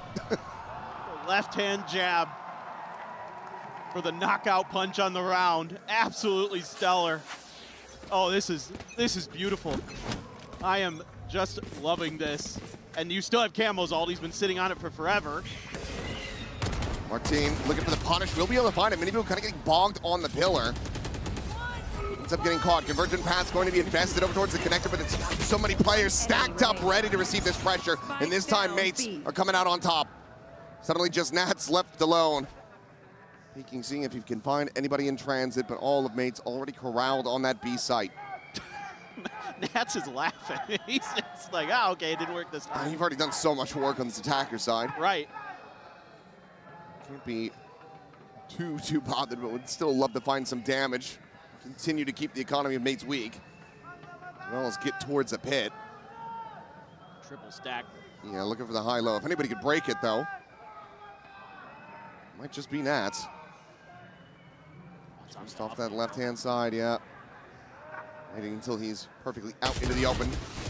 Some warning shots, perhaps, trying to set up for that poison orb, but people will be able to close the gap and get the kill. So flawless fashion for mates to finally find their second round win. Yeah, so you've seen a couple rounds here in a row with this. Put Martin at the pillar at the front of B so you can get that quick info, so you can make the fast rotates. This time around, he plays a little bit differently than he did on the Eco, where he tucks back into the cubby, and he's able to get that kill onto Miniboo, and that really kind of neuters this attack that you're trying to set up with those fast entries. Martin just through the smokes, domes a couple. Mini even stands up after that one. But hello, you guys not think we're smashing every. Well, maybe a bit of that fear being shrugged off. See if they can continue it, though. Surely this not. time, Trailblazer will check out Martin's position. Surely this is a fake. Like, this is all a ruse by Liquid. But they're all 5 here, so I don't think it is. Looking for the quick shot. Martin able to dodge that one. Faces forward, finds Miniboo, but people's going to be on the trade. So Neon's down on both sides. Or picked up 2 charges for Wayne to get that next Harbor ult cycled in. Martin nearby enough, does have the dimensional drift in case he starts getting into a sticky situation. Yeah, wouldn't mind seeing him rip it about when the execute starts to come through, just to get the information on that back line. Let Mini try to deal with Camo if possible. The fade there too. Pop flash through.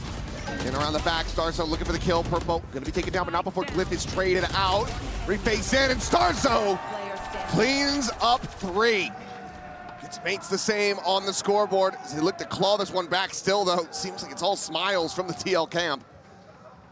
I was gonna say, we can't just keep doing B here. We gotta try a little bit different. The strategy book's surely deeper here. Yeah, all 5 mid, perhaps. Yeah, there you go. I mean, the death ball is whatever. I mean, but this is kind of what you saw against T1 for Team Liquid, right? Where they're running over you a little bit. Once the adjustment is made, then they're going to do like 4-1. They're going to let Nat start to lurk a little bit. They're going to kind of toy with some pressure at a different part of the map, potentially. They're going to try a 3-2 split. A big change up, but Nat's still getting caught mid. That big haunt reveal as Martin able to collect both kills. Camo now taken down. Miniboo tagged up around the corner, and Glyph has the flank through Art. The aggression out from mates now starting to be rewarded.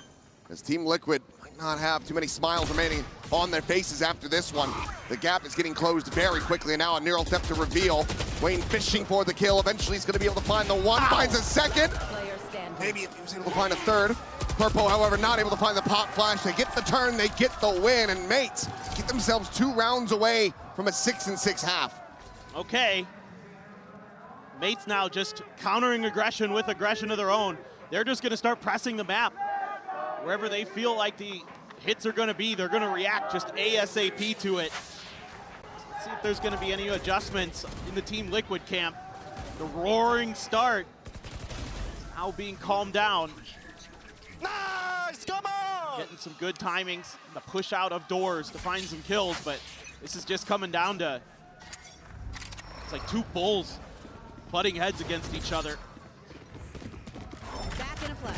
We're still a little pacey, but it's not a full commit just yet this time. They're trying to bait a reaction. Bit more restraint, but okay, swinging in. I thought people had that one 100%, but Wayne just takes his head off. There's nothing more that Martin can do, just blocked off. Now, 4 players still lurking around water. Nats just start scaling forward towards that A site, which for the most part is empty. Mates leaning in towards B once again. That's a gun upgrade as well for Team Liquid there. They were on a weaker buy and they just scooped that gun up. So now they're gonna have a little bit of extra firepower. 2 sheriffs behind those 3 rifles. Face back in, ensure that everything is cleared out. As there's the high tide going across the A site. Mates get the bad news. Now they're gonna try to make their way forward, and Nats is still watching for a potential deep flank that is not likely to be seen. Are we gonna plant? Eventually. Just checking. Make sure that Nats is clear to advance forward, so now they can get that pit in pipe. Okay, Martin is able to find Camo, brings this back into a 4v4. They'll still find themselves disadvantaged given the pit now in play, but the dimensional drift is there. Martin gonna go on a scouting mission, try to spot them out. Sees the one, guides Mini's aim. Purpo now taken down. After the defuse, spot onto another. Just sending out some warning shots. The weapon gets passed over into Nats' hands, and he's able to put it to use for a kill. Mini struck down. Minibu still here on the flank. The shorty in Martin's hands. The one coming away with the elimination, and now it's down to Minibu. The push forward, they almost line up for him, but Martin with 3 will get Gentlemates a 5th round win. This is fantastic stuff from the Mates. They have found their groove now. They have found the rhythm of this, and finally getting that drift, and it gets tremendous value. Maybe just specifically saving this to counter Nats' Viper's Pit the whole way through. Martin again finding players through the smoke. He's been so good at that. Anticipating Nats is gonna push out. Nats had a shorty of his own, but Martin quicker to the draw. He's starting to break things open, starting to heat up. 13-9 for Martin. Scary prospect. Despite the run back coming through, still not seeing a timeout call from the Liquid camp. Going into that second half from the defender's side with both in the back pocket. But will they have the advantage is the question. Slide in, Minibu continuing to be the tip of the spear. Camo now. Just taking turns, a bit of a relay here between the 2 of them, but Camo does eat a decent bit of damage there from the wall bang. God, you've opened up so much of the map here, but oh, Mini's gonna find Nats over at long A. Same lurk that he was trying to do in the previous round, never got punished, never had that forward push coming through, and this time Mini is able to get the catch. That's huge, because now you don't have that long A control. You're forced to go over to B. Into this Cypher setup, into the Astra Stars, into Glyphs. Watching close, finds the first. Camo taken down, swings in for a little bit more, and Glyph finds a second. Up shot gonna be going wide, but the pop flashes out. Martin looking for the transfer, cannot quite find it. Minibu now dashing forward, but it's chaos across the board. Loses sight on Pippo, who cleans it up with a shorty, and just like that, 6-6 at the half. That is absolute madness. Blistering pace to that half, but it comes out 6-6, all square in the end. Just wild scenes, but you have to think for Team Liquid, given how this had started, unthinkable. Need to be having some steadier play going into that second half, otherwise Mates might just be able to take the map themselves.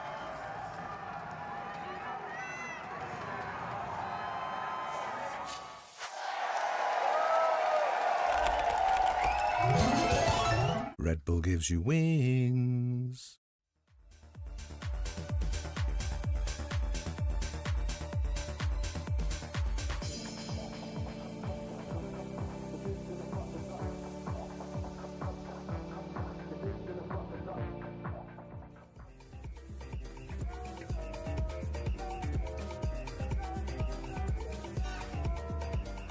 Gracias, Nosfe, gracias, Kevo. Y bueno, qué locura lo que estamos viviendo hoy también, ¿eh?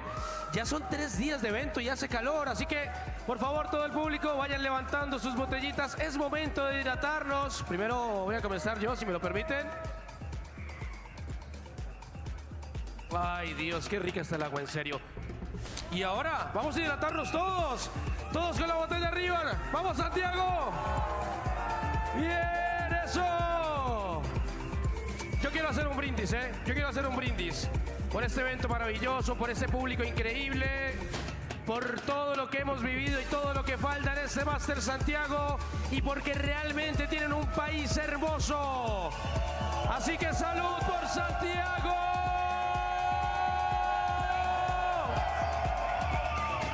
Keeping the crowd hyped and keeping them hydrated as well. Fans having a whale of a time out here in the arena. Even on a Monday, showing up to cheer, to lend their voices. But right now, a 6-6 scoreline between Gentlemates and Team Liquid after a 6-1 start for TL.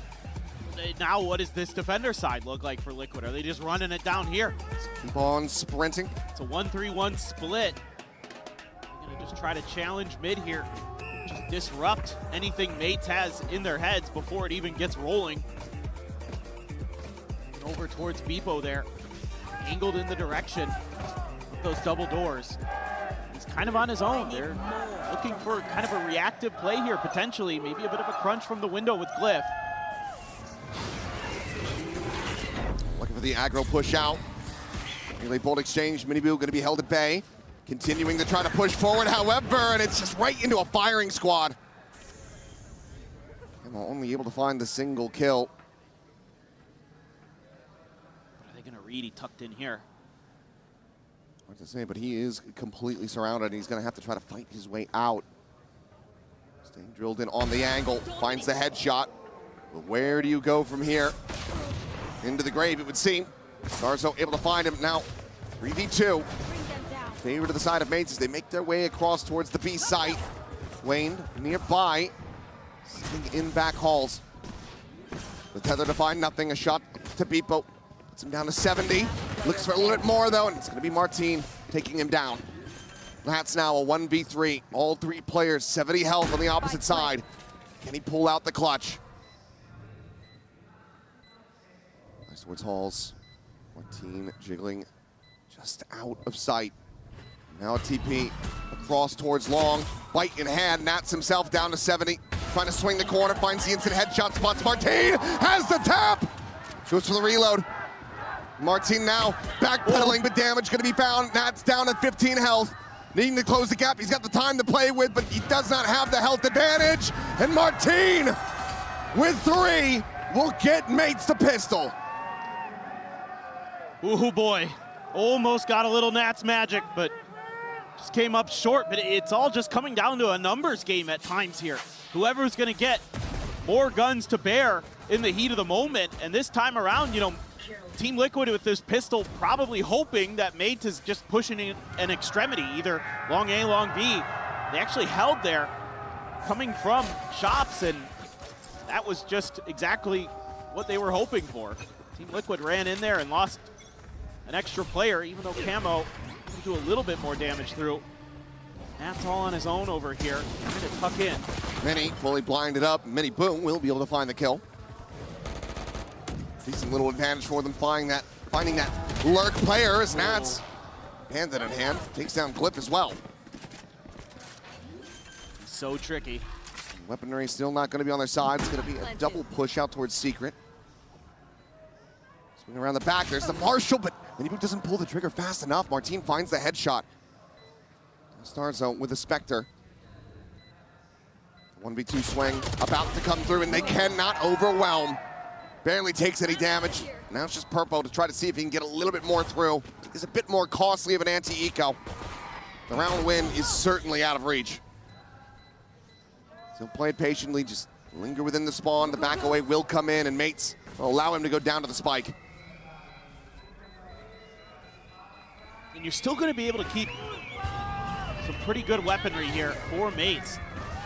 Liquid starting to get a little bit worrisome. Liquid needing to punch back, needing to answer back.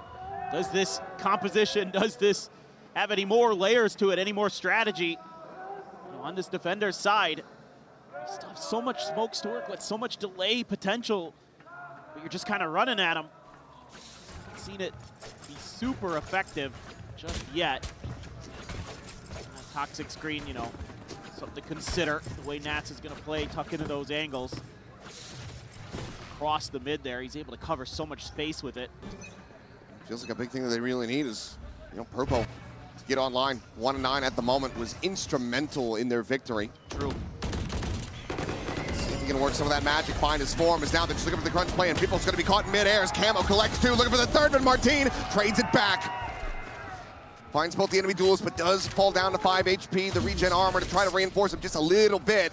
Dimensional drift's going to be coming in. Double peek, double push, trying to see if they can stop this push forward, but Purple eventually able to find Mini. Here's the exit, turns back to main, and that's what we're talking about. Down A. A monstrous kill to be found, and now Martin with 5 HP. Certainly he's not going to be able to find a clutch from here. Knife in hand. Nats hears the movement, hears him working his way around. 50 seconds. Either try to make a play or try to go for the save. Gonna get Purple into a favorable angle there. Nats can watch Art or double down on the spike. He's got the money, but you want to play into this, you want to potentially give away another kill, another ult charge to one of these players. It seems like Martin is at least going to be going for it, and who knows if he can find the first one. A one-tap onto Purple. It could be everything, but it will be Purple to strike him down. A 3K to rally back. Team Liquid still suffering some heavy losses in the anti-bonus, but they get the round win. It's just what the doctor ordered. Purple, EMEA, one of the best when it comes to headshots. He's incredible. Speaking of headshots, Camo, it's a couple big ones. Martin is just ever present, ever dangerous. Oh, he is destroying at the moment. He is. 21, 11, and 4. He's well ahead of anybody else on his team. He's just in the groove for 2026. The man is just record-breaking. See what he's got in store for us here. Another big push out early. A long control established, but Mates at least putting a pause on it. Maybe gonna re-clear that. Gonna hear those footsteps out. Do they want to mess? We saw the one shot. It was just one sheriff to clear the Trailblazers. They're gonna basically completely evacuate this A side of the map. They're just expecting, based on the way Liquid's been playing, that there might be another layer to that attack. So it's just take your time, then go for the re-clear. Got so much control at long B. But you've also got 4 players from TL in position just against Martinez on the other side. And granted, it might take 4. I was going to say it might take 4 to dispatch him, but Nats will be able to quickly take him down. I think you're kind of happy to play a little bit of retake with this comp too as Team Liquid, and especially with the convergent pass there. Now Starkso does have a Nightfall. This could have some ult v ult shenanigans, but just looking at where Starkso is posted up, he hasn't moved a muscle. He's looking for that late lurk. If they can get there. Right now in play, convergent paths, looking for the catch, is able to find one, but a little bit delayed on that one. Wayne ends up falling, Spitball finds the kill. Goat's gonna be taken down at the same time, but Starkso holding his own. Miniboo now felled. 3v2. Players disconnected away from one another. As the heals come in, getting Camo back up to 100 HP. ETL favored, but not quite ready for it, but Purple, what a turn! Gets the headshot, takes down Beepo, and Nats finds himself a 3K. Defuse to come in, and Team Liquid, they tie it up 8-8. Just great patience. Team Liquid trying to take their moments, trying to find their advantages, starting to spread the map a little bit here. You know, Miniboo in a 1v1 against Starkso there, you feel pretty confident about trying to take that fight. Starkso bests him. Convergent path catches Glyph right as he's on the way out after planting. So that's a freebie. That's a hell of a turn. One enemy remaining. That's what you need. Hey! Hey, stand up! Hello! You wanna stand up? I love Nats. I do too, man. He is. And I do question how much personal beef there is here. because they haven't played against each other this year. Right. But if you remember all the way back to that first Champions, it was Nats on one side of the stage, Starzo on the other, and Starzo got the better of him. Denying that trophy out of his hands from on high, though. Camo, quick shot, able to find Vipo with the help of Nats, I believe with the snake bite. Nats himself will be able to find an elimination before Martin takes him down. Planted. Oh, it's okay, yeah. Suddenly facing forward. Here it stares. The kills we found. Liquid members picking their targets, and just like that, they are back into the lead. You want to sing Nats' praises a little bit more, and I do. The way he plays that round is pretty cheeky. He throws the pit down, doesn't even stay inside of it for like a second, immediately wraps back towards the window of flowers and waits for a player there and gets a kill. Like, he's just miles ahead of you. He's expecting players to do things, and he's correct more often than not. And it's just a crossfire, just kind of a roll of the dice there. The ramp from Art. It's Liquid who's got the firepower, and now they've got an op for Miniboo. One away from a Seekers for Purpo. Miniboo's gonna be holding A all by himself. Pretty deep angle posted up on. Stars here for Glyph to escort the team in. Miniboo with the op. The swing and the collat! Vipo Martin both gonna be taken down. The overdrive now popped. Chasing forward, found a smattering of damage. Stars are gonna be tagged up, plays in off the flash, but still does get decayed down and taken down, but Purple's there for the trade. Glyph looking to try to isolate, get rid of this enemy Sky, but he cannot, because Purple has arrived! Another big round as Liquid hit double digits. And this is where it gets scary for Mates. When the back lines start to heat up, it was the Camo and Miniboo show on the attack side, but now you're getting Purpo, you're getting Nats involved. Beautiful shot from Miniboo. That angle, perfect for him. Nice little play from Starks, though, to try to bail himself out with the C's, but... Yep. Yep. Got off the audio. We got the joint. We got the gist. He's very excited. He's very happy. That is clear. And they've now forced the second and final timeout out of Gentlemates. Meanwhile, Team Liquid, even in that first half, never called one. They still have both, and I find that astounding. Well, I think, obviously, it's been kind of back and forth, and even though Mates ran, what is that, 7 in a row there? Like, you just have that much faith in Nats, too, just to kind of figure things out, to kind of rally the troops. What a luxury to have a tremendous leader like him, but now the coaching staff for Mates is going to have to figure out what they're going to do. Is it time for them to start running it down a bit? You know, they're trying to slow walk in towards some of these rounds, and that's fine with Team Liquid. They're not going to keep the op into the next round, but I don't know if they need it. There's so many options here with this comp to play fast, to take space, to play for retake. Again, so much ability to cover the map. A change in position here of the toxic screen to start. Push it a little bit deeper. Kind of makes you wonder, well, curious if Nats is going to want to go or if he's setting up for someone else to take some mid space here, and it looks like it's going to be Miniboo. They know Mini's there. Been spotted. Okay, we'll just be a quick little stalemate over at shop, but back away. It's a little bait and switch attempt, but Mini wise to it. A stall here. His Mates looking for more aggression, looking for another layer, but it's not there just yet. Dog to clear. Not going to find anything. They'd love to find an opening kill, have that neural theft. Yeah. Be massive for them to try to find the correct side of the map. Got to get some value out of that Astral too. Double stack though, staring into Art. You are divided. Watching on the angle, but Cosmic Divide going to be called in. A push forward. Wayne plays out in front of that one for a brief little moment. Sees will connect, taking away his audio, and the approach from behind is getting ready to come through. He gets run down, but ooh, full blind coming in suddenly. It is going to be Mates coming out on top. 2 kills going to be found, but Miniboo finds the stun with a relay bolt. They're off depth, getting the ping reveal.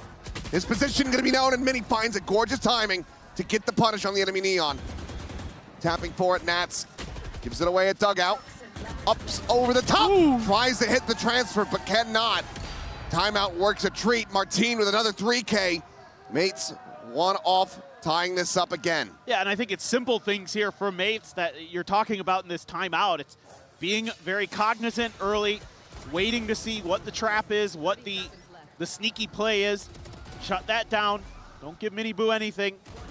Use that Cosmic Divide to escort yourself into that site, and then let Martin do what he does best and frag he has. He's up to 26 now. He might be like the 30 bomb is inevitable. 100%. You have at least 3 more rounds to be played out. Maybe a bit of a softer start for him in the tournament, but now is certainly finding his footing. He had on display back at EMEA. Nightfall online with the orb take, as well as that dimensional drift. Right, so you should be able to... a cheeky setup. Exactly, you should be able to guide that Nightfall in pretty nicely here. Not only that, but a silent exit around the back. Trying to just stuff somebody with a shorty. Not sure if he's gonna quite be getting the opportunity though. So far, all the players from Team Liquid playing back, now starting to advance. Miniboo gonna be struck down as Bippo finds the opener. Dry pop, Nats able to find one, Wayne's taken down. The flash, however, connecting massive from Purple, but just can't quite find anything more off the back of that. Camo now in a 1v2, but both players low on health. The plant not committed to. If Starzo goes for it here, Camo should be able to suss out that it's just behind the pillar and catch him with a wall bang. So mates completely pump the brakes. Still have the saturate too for Camo. 30 seconds left. The haunt the tower. Rotate over into default. Camo on the push. Finds the one tap. Looks for the kill. Some damage exchanged, and Starzo comes out on top in massive fashion. Woo! Starzo has hit some big ones. He has been so clutch today for mates so far. The IGL getting some good frags. Huge opener for Bippo. That Neon battle so crucial in this matchup because that allows you to continue to accelerate, to continue to take space. Now, that's a beautiful flash from Purpo in the follow-up as well. Camo probably kicking himself a little bit. We're finally gonna get a timeout from Team Liquid. See if they can make some adjustments of their own. Nats asked them to stand up, they delivered. And now, will be the first timeout call for Team Liquid on Pearl. Still one more in case this gets away from them, but the economy is shaky to say the least. Just be 2 rifles and a smattering of the other weaponry going into this to try to stop the advance of mates. Yeah, and you're gonna have a reckoning. You're gonna be one away from a convergent pass for Camo, so it could be a world where you're gonna be able to use these ults to turn this round on its head economically. Just is that gonna be available to them? Is that gonna be part of the plan, or is it just a kind of gimmick play into saving those ults for the follow-up buy round? So you're gonna be so close. Seekers as well, almost there. A lot to consider as mates in this timeout with all that's going on there on the other side of the coin. But it looks like Long B is gonna be challenged here. Stack setup and a push through. Oh, hello. Bit of a jump scare. Suddenly, snap over to Camo, and he is dead. I think maybe they were hoping that they, Mini's been playing that position solo a lot, and maybe they could, again, try to get that freebie. We've seen them try to make him uncomfortable. Pushes through mid, pushes through long. One more kill for Martin on his warpath to the 30 drop, so just needs a couple more kills for that, and now Liquid. Call is being sounded to rotate across towards that A site, and couldn't have written it better here for mates. Working their way into B right as it gets evacuated. Okay. What's this retake gonna look like? You've got a Bucky for Miniboo. Some scary things happening. Spectre for Nats. Are you gonna be able to get it started? Flanks are gonna be not being dealt with because none of the trips back there are cleared, so all eyes forward for Maze. Well, we'll try to cut off Halls as well as Long. Swing coming in, but full flash connecting on to Wayne, and yeah, it is just a shooting gallery, a flawless round for Mates to gain the lead. Not allowing for the half buy to come through. Team Liquid now once again on the back foot. Okay, this is kind of where I'm sure a lot of that timeout talk was happening. Now you've got 3 ults. You've got a lot of ability to take this over. Rip. Just a bit too far on the dash. Beautiful. And again, it's all that extra layer you have with the Cypher to know that your flanks are clear, so they can just concentrate their fire up there. Makes it easy for them, to say the least. Into the full buy, 3 ultimates to try to utilize. Your ult depth available for Mates as they look to get themselves up to map point on their pick. That's going to quick rotate across towards B. A little bit of a stutter step here at the start for Mates coming out of window. So they didn't fall for the convergent pass trap that was being attempted. Blazer goes to shop. Doesn't get deep enough to find Martin. I don't think he's been spotted. There's no ping coming down. No, they didn't see him. Meanwhile, Mini just fearlessly charging through Art now to stairs. Could you say tucked away in this position, the Seekers, however, might play spoiler. Look at that. They're so quick to rotate off those Seekers. They were already so deep where Mates over towards A. They're going to commit. They still have plenty of time here in the round. Mini Boo trying to play up on top. Struck down. Massive kill to be found for Mini. Does he invest in ult depth immediately off that? The answer is going to be yes. Sends it, but Nats does manage to find the punish, so 1 for 1 thus far. Reveal comes through, and now they advance forward onto the A site. Looks like they're going to call for a last-second pivot, however. And the way across in through mid, now towards that B side of the map. Almost down. Plenty of time to try to get the plant. On clears out Halls. Wayne has the wave ready to go. Will just send that one through. The blind stab, but now it's dissipated, and Sarzo finds Camo. Bippo gets Wayne. And everything is coming up, Mates. Team Liquid now having to back away, saving these final 2 weapons. Gentle Mates will get themselves up to map point. Just again, phenomenal reactions. Trying to put pressure into that back hall. And it's immediately thwarted. Trying to use that ult, but it's a little bit delayed for Camo to get in there. That gives Starkzo the ability to reset. Now you're just hoping to keep these guns. Looks like you will as Team Liquid. I don't think Martin's gonna get there in time. But just what a recovery here by Mates. I mean, this was looking like it was gonna be Team Liquid just steamrolling this, but they've got the tempo, they've got the pace, they've got the feel now. Beautiful reaction, absolutely stellar. Not too late to try to get that collapse onto Starzo. Nice, nice, nice, nice, nice. Let's go. Yeah, even though the Reckoning now concusses and it gives you a bit of a reveal, and it is really quick, so it's hard to react. It doesn't last as long, so there's a little bit of the difference in it compared to the old one. Final timeouts from Liquid having to be used in quick succession. They need to push this into overtime. They want to walk away with the win on their opponent's map pick. Already had a 3-map or banger series to start off the day. We very well could be in for a second, given that Bind is the next map. Yeah. You would anticipate that Bind is almost a given for Team Liquid, but you never know. I mean, the way It's also got to be the biggest thing that Mates are prepping for coming into this. For sure. You know you're leaving it open. Cover that when we get to it, but that is the timeout now done and dusted. Will we say the same for Liquid at the end of this round, or will Mates not quite be able to finish it just yet? Martin's still 2 kills away from finding that 30 bomb. And it's just been the discipline here for the Mates on this attacker side. Not falling for anything in mid, not giving up any of those early first kills very often. Once they got through and stabilized, they've got 4 in a row. They're looking to finish the job. Glyph all on his own over at Long A. Get that waylay slowly creeping through. Mid-space attempted with a high tide. Full control there. Camera's still situated. Glyph just backs away, giving up that space over towards Long. And now here comes the pressure. Yeah, Death ball from Mates, storming their way in towards B, and there's no ambiguity about this. They're making plenty of noise.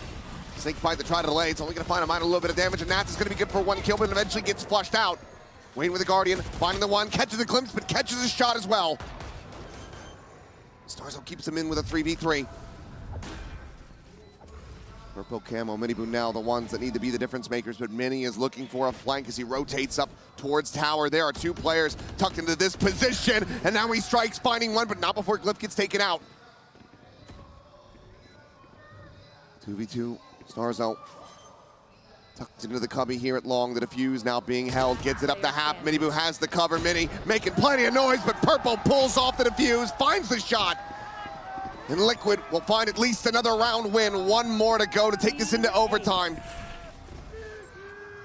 Ooh, felt like that one might have been lights out with Mini's lurk there. I was getting ready to go over to bind.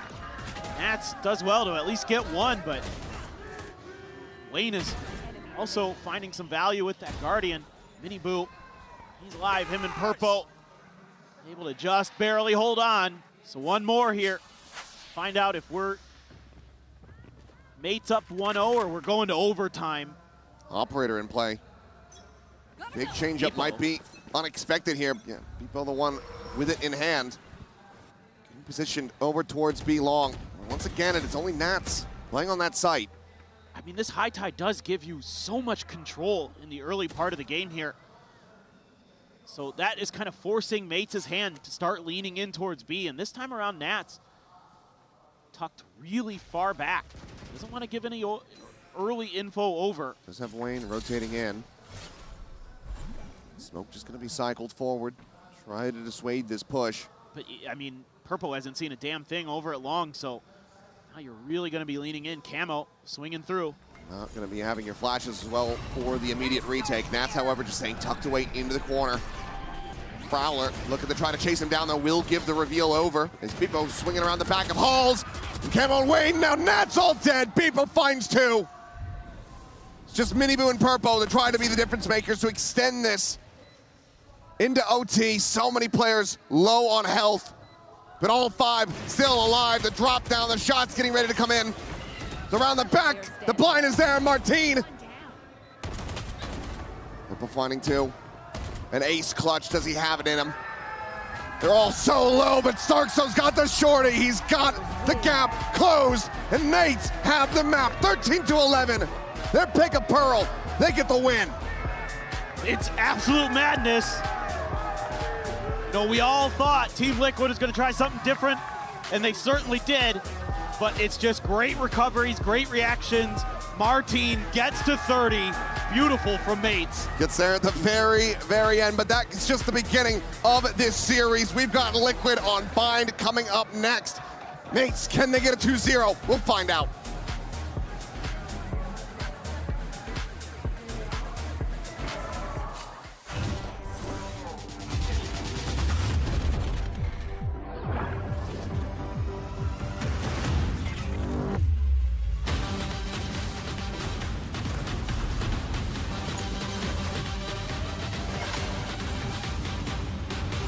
The human body was built to move.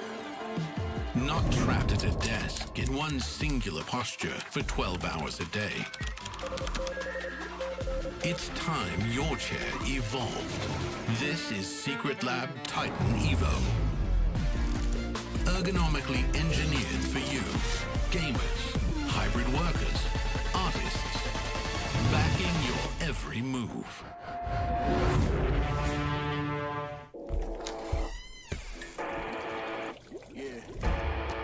Let's go.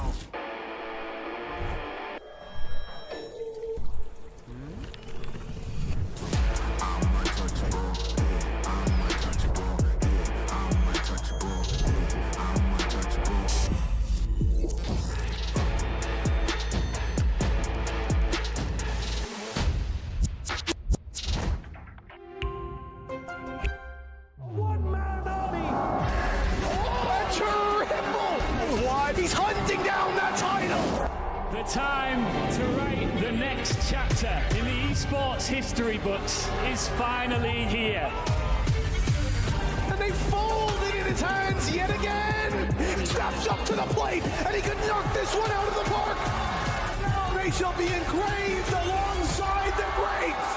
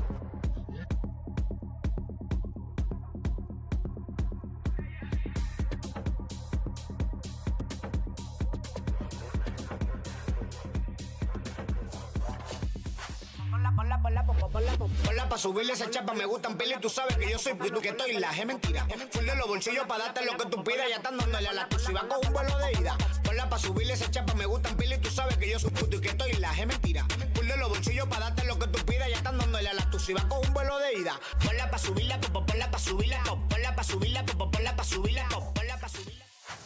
Jen here with Coach Paco of Gentlemates, now Team Liquid throwing a massive curveball. Just wanted to ask you, how are you guys able to deal with their curveball, the new comp, but more importantly, their extremely speedy playstyle that a lot of teams struggled against? I mean, we as a team develop a skill and something that makes us who we are, and that is that we're really good at problem solving. So instantly when we saw that they have a comp that they had, we instantly talk about what we are going to expect. They won a couple of rounds, but like we were talking and talking, so like at the end we found a solution. And yeah, overall, like we developed the players to like think and not like just you know, be ready to like coin flip and like risk the round. So yeah, I believe that like we showed that great in this first map. Okay, thank you so much and good luck.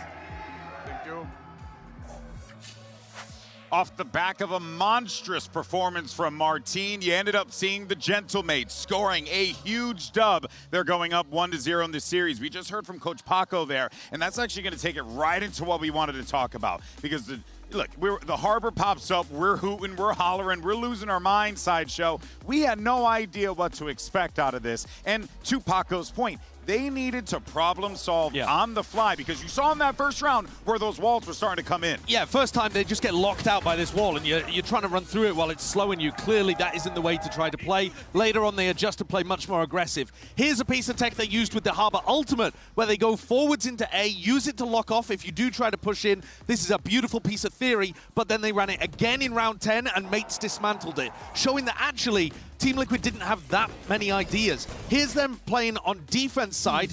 I'm going to show you Wayne's POV. He's got the molly, doesn't use it throughout all of this A main fight, just ends up dying by the flank coming around through Art. I think Wayne was missing some opportunities here to go for value, and when he defended on the B site, he's just kind of AFK here. He wants to play off-site in order to wall and flood, but you have to play on-site to get value from the molly. I've got the stats. He went 13 and 9 on attack. He went 1 and 10 on defense. What a difference. Holy crap. I mean, that's a substantial change. Once that Harbor was being used on defense, it was just so easy for mates to, every time that retake started, flood started, they all just fought in front of it, and they just dismantled them, right? Honestly, I kind of want to be glass half full here, though. GB, can I be positive? Oh, you can be a positive, Patty. I think the fact that the playbook was shallow with this Harbor, but this was still a 13-11, honestly kind of bodes well for Team Liquid, because once they got figured out, mates go on a run, but it was still that close. Yep. I have pretty high hopes, and that is also, despite the Harbor, the fact that Martin had his best game of the tournament so far. That was unbelievable from him. Yeah, that's the thing, right? Yes, you did see a phenomenal showing and a bounce back from this Gentlemate team, but Martin had a lights-out map there, Wyatt. Yeah, even just going back to the other day when they debuted against EDG, Martin started slow. I know there were people out there in the Twitch chat. They were commenting because they expected him to come in dropping bombs like he was in EMEA. He wins that 1v1 crazy clutch against Kong Kong.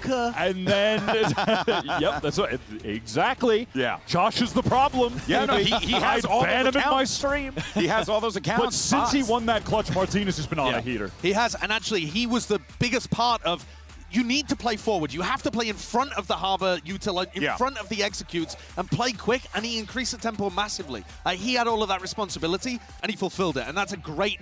That is problem solving in its finest from General Mates. Because really, when you bring out theory like that, you're supposed to win on Team Liquid's side, right? When you hit somebody with a comp they haven't seen before, most of the time it works. Yeah, it felt like those first initial moments were happening. You could see the smiles on their faces, but then as the rounds progressed, it was like, oh. We might have actually trolled ourselves here in some of these scenarios. I feel like it had some legs, but I'm just going to assume that it's a change they made pretty recently, which is just why there's a lacking of density in the playbook. I do have to say, unfortunate news, Liquid lost with the Neon.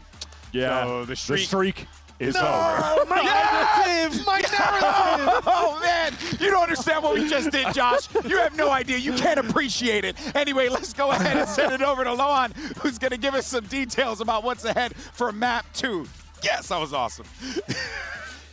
Here with Coach Lohan of Team Liquid. Now, Coach, just quickly, Harbor and Viper, it does demand a certain complex playstyle from the team. So in regards to that, what is your assessment of what happened on Pearl? It's something we've been trying in PRX. I think it's real good. Unfortunately, it was down to the details this game.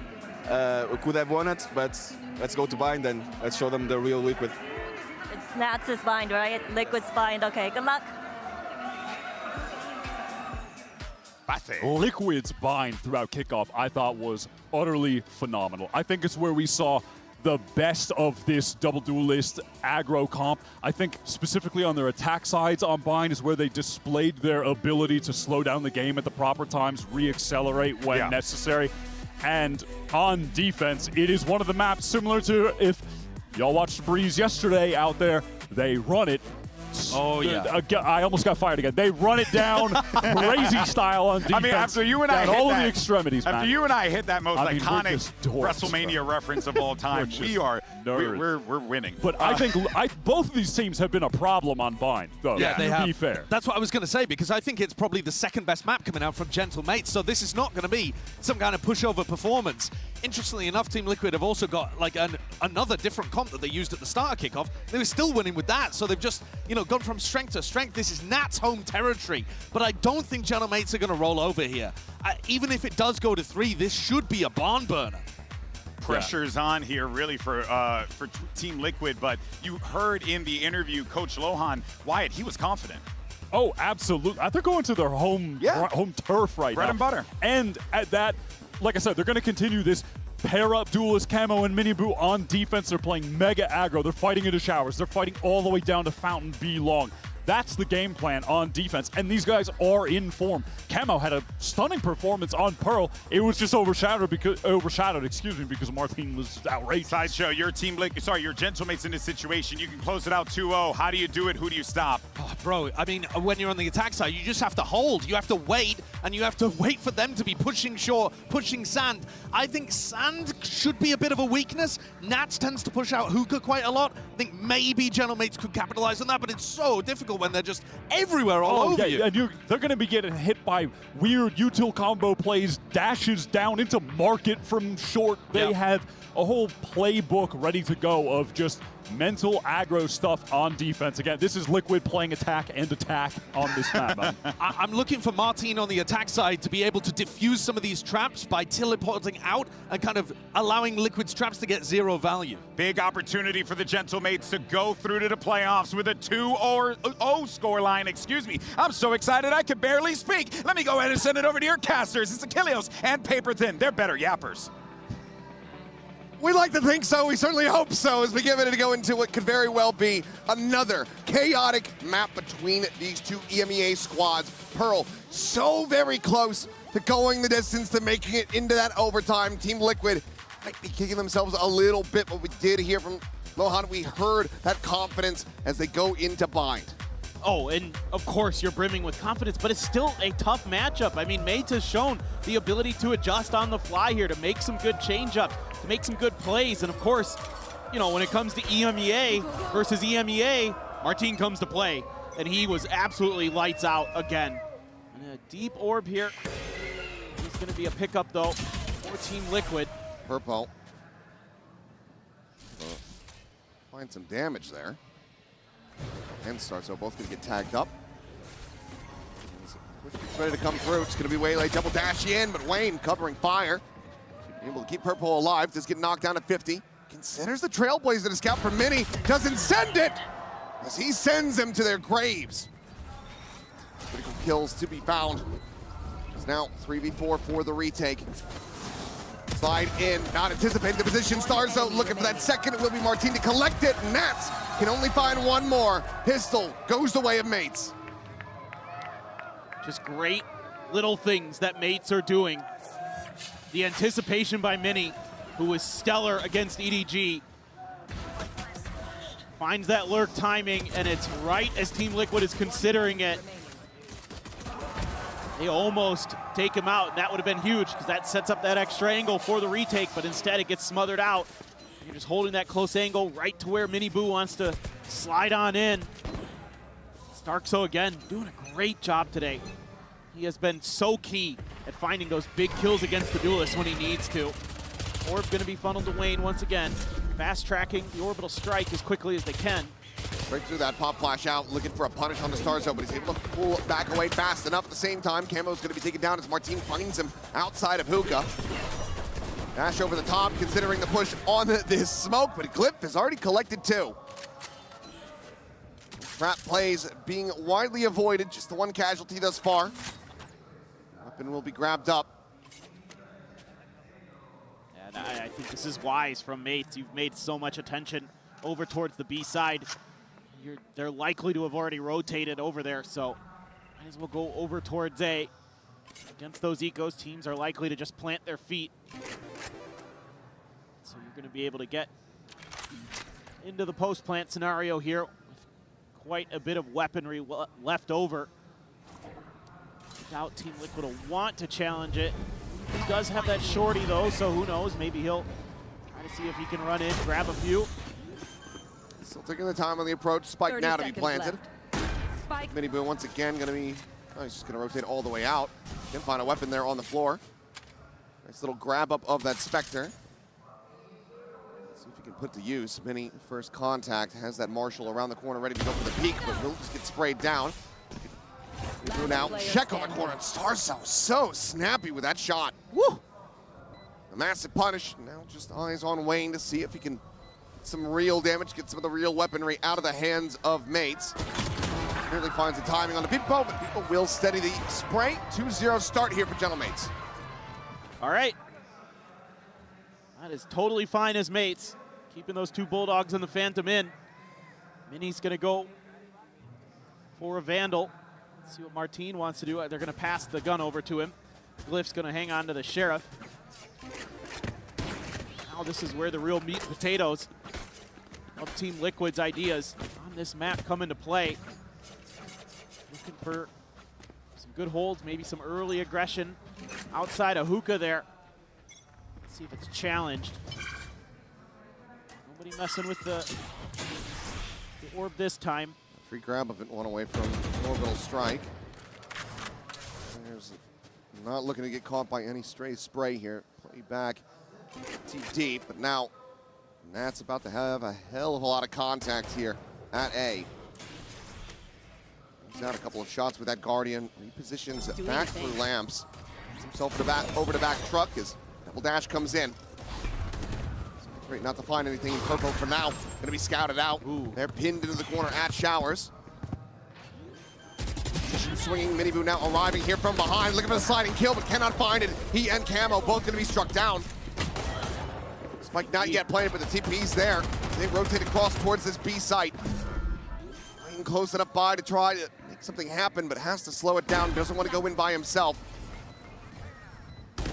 Now in play, but Mini gives him the ultimate in death. And the two remaining players, Purple and Nats, have to go for a save. Bonus conversion for Gentle Mates. A 3-0 start on Liquid's pick-a-bind. And a lot of space being given up at the front of A here by Liquid. Nats trying to create that extra angle, but that early identification of Purpo's position makes things a little bit uncomfortable there, I feel like, for Liquid to really plant their feet, try to contest. Purple not carrying forward on this angle. That's looking for any kind of damage that he can get. He himself potentially the one at risk, especially as Purple ends up falling. Swinging the corner, the kill gonna be found. Nats, the lone survivor. Gentle Mates get a fantastic start to the map. This is looking so good right now. Gonna be a timeout call immediately. Yeah, you can't let this one get out of control, not on your map pick. And Desk was talking about it, how good this map has been for Gentle Mates. Yes. They have played it plenty themselves in EMEA. Both teams currently on win streaks coming into this tournament, so one of those is going to be shattered. Undefeated on it. It's been some close ones for Mates on Bind, but they've come through in the long run every time. So far, so good. Everybody getting involved in the fragging department too for Mates. It's a team effort. Just reading the map pretty well. Quick decision to TP works a treat. They knew Team Liquid going to play a little bit more retake. Still had control of Showers, even though there was identification of that position. That gave Liquid kind of an advantage on that A site, and that's a beautiful on-the-fly call again from Starzo, who is having some of his best here today. I mean, he is rolling with the punches. He is getting his team in order. And like the coach talked about in the interview with Jen, they're making adjustments on the fly, and he couldn't credit his team enough for that. They're looking right at home here on the stage. Glyph, bit of a rougher performance from him on that opener of Pearl. Now off to the races, 3-0-1 on this Astra. Starzo right there with him with the same scoreline. And that's the great thing about Mates, and what makes them so fearsome is, yes, Martine, yes, he is incredible, but behind him, yes. All of them could pop off. Exactly. There's so many talented players on this roster.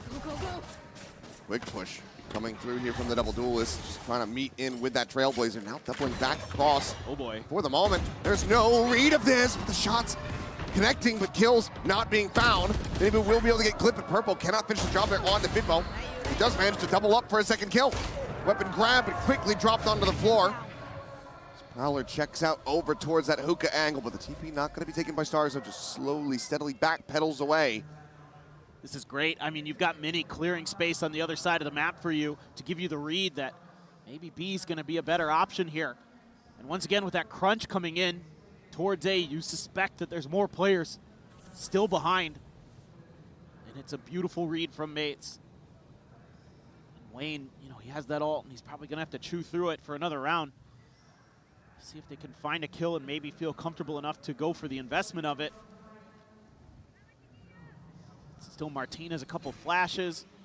Mini has his snake bites. You've got a lot of ability to delay and hamper Any retake that's even, 30 if it's even seconds left. thought about beyond just sending Wayne in with the stinger. Haunt available, but looks like they're just going to continue to scale forward quietly. Obviously, nobody home from Team Liquid. I'll find you. Plan to come in, but now realize that they're on the wrong side of the map. They'll start working their way across. Planted. Gonna try to play this one out. He said, likely is going to require a kill to make them feel comfortable enough to try to invest that orbital strike, if at all. You'd love to get Starkso a kill here. Get his ult online. Smoke gonna be cycled down, blocking off Hookah. Gonna jump out, and Mini finds the timing on the Nats. Wayne now alone. Stinger able to find the one, but cannot find anything else. Shorty from Mini will take him down. 4-0 to the side of Mates. Ready to go back in for another buy for Team Liquid. See what that timeout was all about. But this is awfully concerning for Liquid in a lot of different ways. Even with the timeout, economy-wise, you are extremely on the back foot. Nats is only going to be able to afford a Guardian again into this next round. And on top of that, the ult economy is looking very, very healthy for Mates with their economy behind that for weapons, and everything is flush. So they have a Nightfall, they have a Convergent Pass. Liquid again, aggressive. Looking for the chase in. Mini Boo gonna be struck down. They are able to find Starzo at the same time. Kama, however, still now in this position. Goes dashing forward, looks for the kill, but people holds his own. In purple, do manage to trade this one back and give Liquid a player advantage. That's what the spot number one. Mini loses his head. A solid punish in Liquid. Long last, looking to get on the board, barring Martine going absolutely nuclear.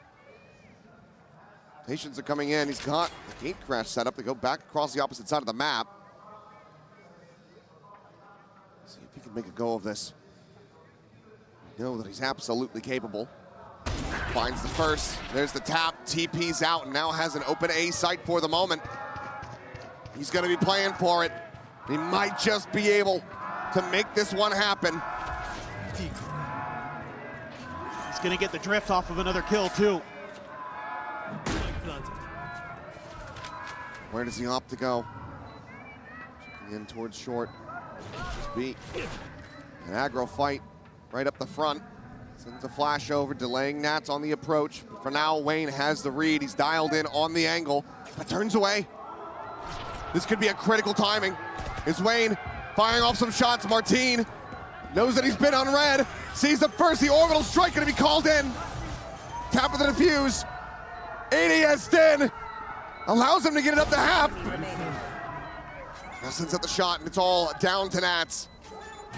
Looking to commit into this one. Turns away. It's taken so very low. And Martine pulls off an ungodly Red Bull clutch. Maintains the win streak. Mates march on. And it's the brain power from Martine that gets this round into Mates' hands. Gets that first kill, TP's out, goes for the lurk, plants so he can go from long. And you could see that there's awareness from Wayne that that's possible, but it just took a little bit too long. And look at the shock. The cognizance to not go for the shot, to stop him from getting to half, to just run the clock down as much as possible. Yep. So that Nats is in an unwinnable position is so damn smart from Martine. Slide out though, overdrive from Minibu, able to find one, but quickly traded back. Martine at the same time, able to find Nats' camo, looks for a little bit more, gets a second with a Sheriff, as it's a bloodbath here at Fountain, but Martine once again, last one standing, gets Mates another round win. It just isn't working anymore for Liquid. Just going for these battles is being shut down. That one got close. But when I'm rolling the dice, it's coming up Martine by Mates every time. Guy is just so safe, so steady. Oh, and he catches Purple trying to get out of there, jumping. Come on! Come on! And they are so fired up, 6 in a row. Any hesitancy, any fear that Nats was talking about at the beginning of that Pearl has been gone for a very long time now. They are feeling it. They are comfortable. They are right at home on this stage. And they've got all their ults. They haven't had to use any. A lot of these rounds they've been winning. That last one was just so fast and furious. No opportunity to even really throw one out. Starts O. Ammo dead. Minibu able to find the one, the drop in. Looking to try to set up for the stun. Purple now absolutely screwed. No surviving. As what are you meant to do? Catch them. Nats will rotate. He'll try to make a go of something, but no. Thinks better of it. Planted. Has to tuck away and hide, and you can see the frustration. And while they were able to hold both timeouts for the entire first half of Pearl, I think we're gonna have to see both of them expended here on Bind. Mates have done their homework. TL right now, they are flunking the test. That is for sure. And you're just, you know, this is one of the things that the analyst desk was talking about before the match, how important that Sands fight is for this Team Liquid comp on this defender's side, and they're losing it time and time again. Mates is setting up for the crossfires. They're setting up for the ante. And then they're counter-punching immediately. Once Team Liquid is on the back foot, once they smell that blood in the water, these sharks are hungry, and they are feasting. And again, with all these ults here, you know, you can see some of the thought process, some of the idea from Liquid that maybe you want to get ahead of that a bit, but you're not winning anyway. And so now, yep, here comes that timeout you're just talking about, man. I think Starkzell might have been barking a little bit there. Looking after Yampi, perhaps. But yeah, second timeout call for Team Liquid. Last one of the map, and at this pace, last one of the series. Gentlemates are looking to get us back on track after that long opening first set. It felt like to me coming into this match today that this was going to be a 3-map, really close affair. You know, they've never faced each other, so maybe both teams get wins on their map picks. It's going to be really back and forth. But, you know, once Mates have made the adjustment, it's been pretty smooth sailing for them. Nats wants to give that speech. This has got to be one hell of a speech. It's got to be his best yet. Not going to be finding the same weaknesses here. Can't just tell the team, okay, we find this player, we go towards them, we run at them, we disrespect them. Right.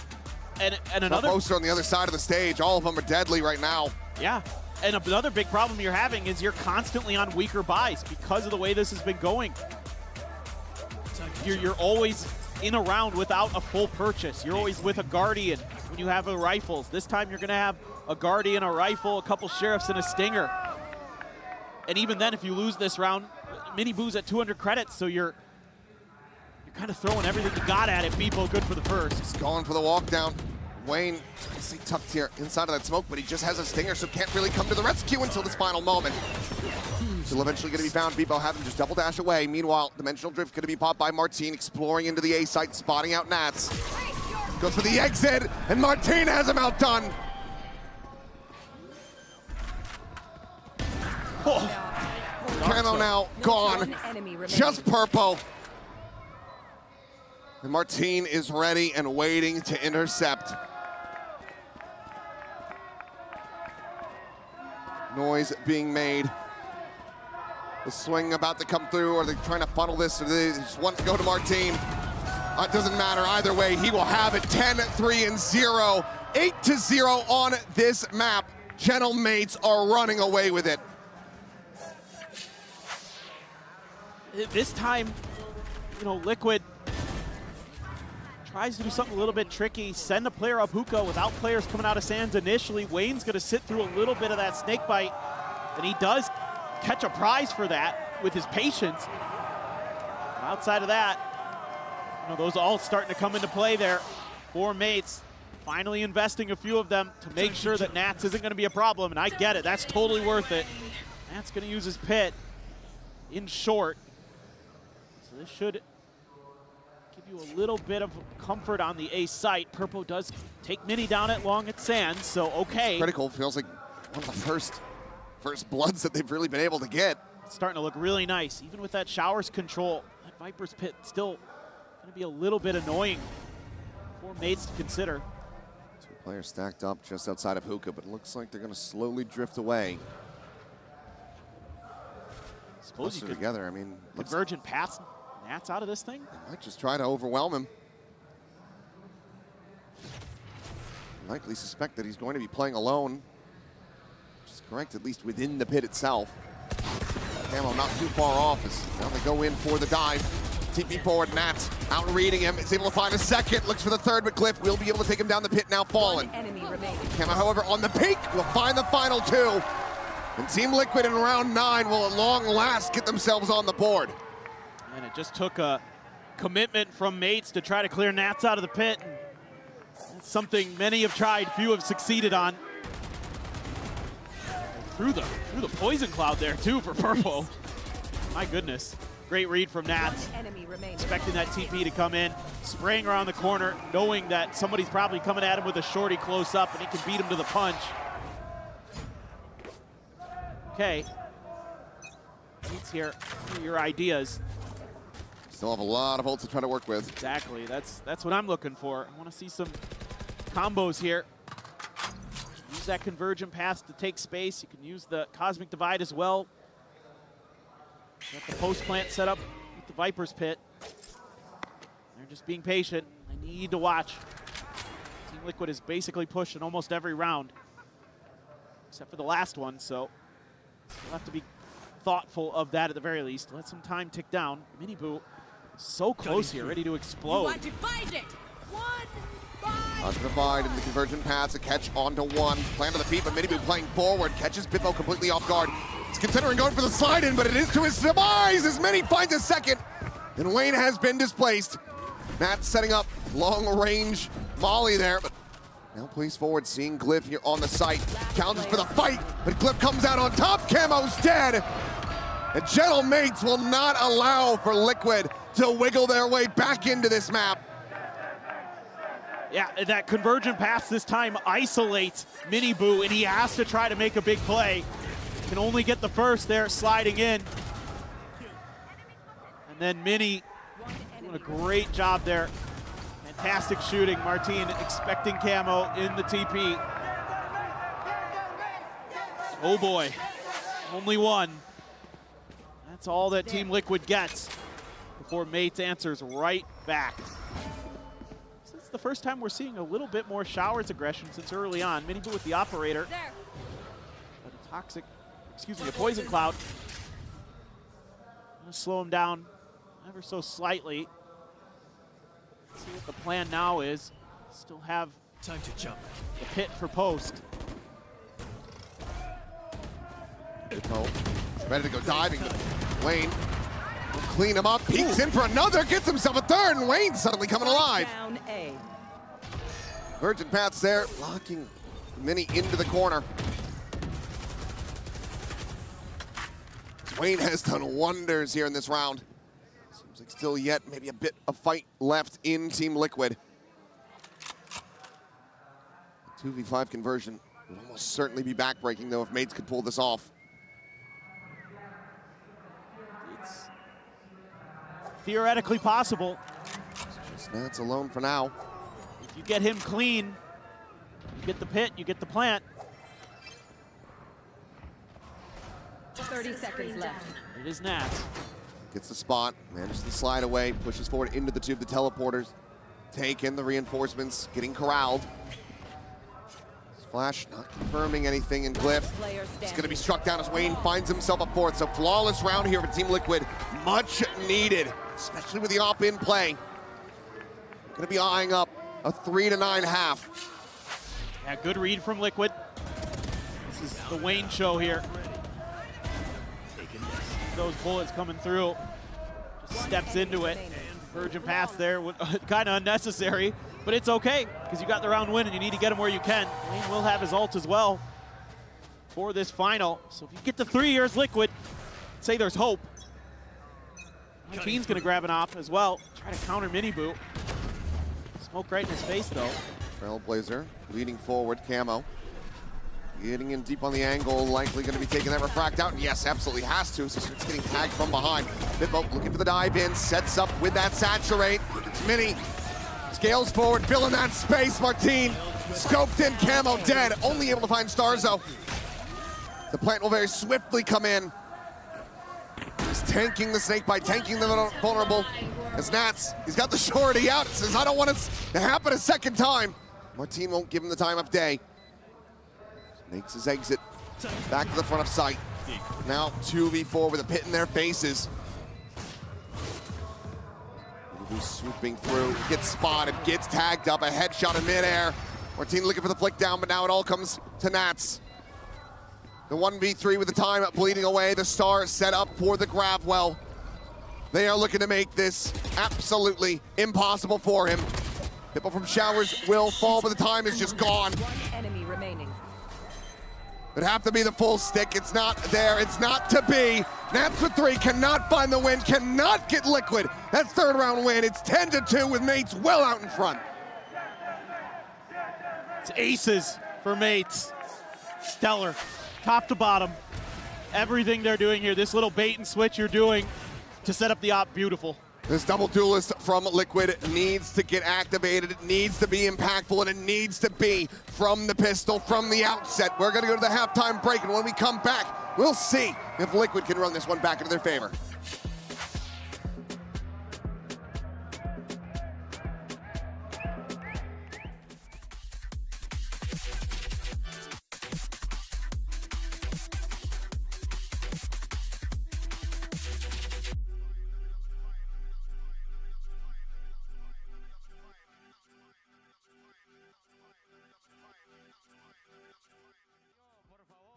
Le voy a pasar el micrófono a Mitsu.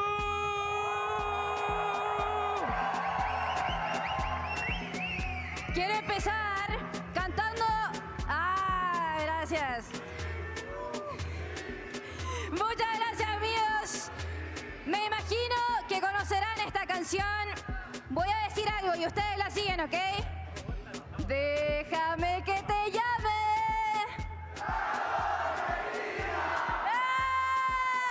Y ahora sí, mi sueño. Amigos, una vez lo quiero hacer. Yo sé que lo hemos pedido un montón, pero... C-H-I...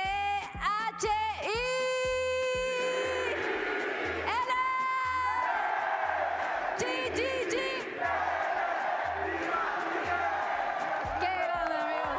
Muchas gracias. This map might not be as close as we and the fans here in the arena would like, but they are still energetic. They are still entertained. The big question is, can Liquid find this opening pistol to try to begin an ungodly run back on this map? It is a lot to ask of Liquid, but I'm not counting them out just yet. Still feel like there's gas in that tank. Just gonna have to dig really deep, deeper than they ever have. Well, they need to find it, or they need to siphon it from somewhere very quick. Wherever you can get it. Look at this setup when we get into the map here. Yeah. 4 players in hookah, 4 mates, like just trying to play death ball essentially. Just trying to catch Liquid in a trap, but I don't think Liquid's even considering that direction. This looks like an A hit all the way. Could just end up being a death ball through the teleporter, trying to get on that flank very quickly. For now, Starzo alone, fast lane. Bit of a botch job on that one, and Camo. Oh, goes diving in, but the pull is shallow, and he has just broken his neck. Oh no. That's now trying to hold the flank, set up the snake bite to delay. Martin though. They're gonna be rerouted. This allows for that spike to now get planted, get into play, but like you say, Martin, through cave. That's his Reddit, at least the possibility. Won't be able to shut him down. Solid kill to be found, duelist for duelist. Miniboo, the only one really playing forward onto the site. He's in a very deep position. Should he fall, this could end up getting very complicated for Team Liquid in the post plant. Spot out, Mini snaps on, finds the headshot. Purple trying to find him from up top of the box, but cannot. Molly's still there for the delay. Bounces in. Pitbo's going to give his life to hold it up to half. Liquid, do they realize this is going to be my question, but Purple's still able to find one. Nats now taken out, but Starzo just does not have the time. He doesn't have the bullets, and Team Liquid, they have the pistol. Okay. Exactly what the doctor ordered. Just get into that post plant. Nats very aware of the lurks of the flanks. That bails Liquid out of this round. What a kill for Starkso again. I mean, they're going at this guy with the Neon with the Waylay, and he's handling it so well. Let's go! Let's fucking go. Still some energy. Start that they needed. Yeah. Getting them fired up. Massive lead, but still not going to be seeing any kind of force buy here from mates. Nothing cheeky, just a bunch of classics. A shorty for Starzo. Meanwhile, Team Liquid picking up where they left off on Pearl on that attacker side. They're just looking to run it into B, but mates are stacked up. They are here to try to counteract, and so far it's going to be a 1-for-1. Now the trade up as Bitbo takes down Mini, but the duelist is going to be eliminated. Lift gone, Nats nearly having him lined up, but Martine just outside of Hookah is able to find another before falling, and it's a disaster! As a Mastercard thrifty, give mates the round win! Team Liquid get a pistol, but they cannot catch a break! And it's simple. Play behind the toxic screen, wait for the commit from Liquid, and then explode through off the flash, the Nova Pulse, and then he's gonna use that Astra smoke. Oh, the fact that he gets one and gets out is criminal from Beepo. But Martine tucks into that smoke on the box, isn't accounted for, gets another. Starkso there with the shorty to claim the eco and likely the map and the series. That should just about do it. If ever there was a time to prove how much resiliency you have, it would be this moment right now, but so far it is just not going their way. It is just into a meat grinder, round after round. Gentle mates, flawless fashion, they break the economy, they break the backs of Team Liquid. They are now up to match point. They're striking a pose because they are poised to head into the playoffs. Beautiful. I mean, just the crossfires, the setup. The whole map has been anti. They have got Liquid in a point where it's a Bulldog, a Marshal, a Guardian, and 2 Sheriffs to try to prevent mates from defeating them here. Sending them back down into the... Oh, what a shot, though. Purple, clean with that. Even if he didn't get him, pretty sure Mini would have. Starkso here, joined by Beepo.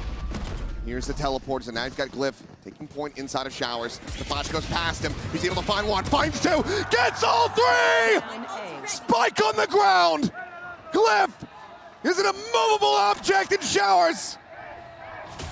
And he might just be able to find an ace of his own, like Forsaken before him, to close out the series.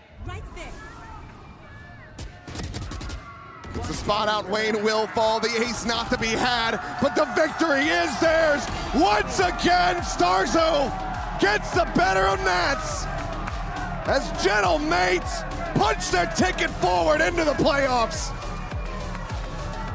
This was stellar. I am so impressed with mates.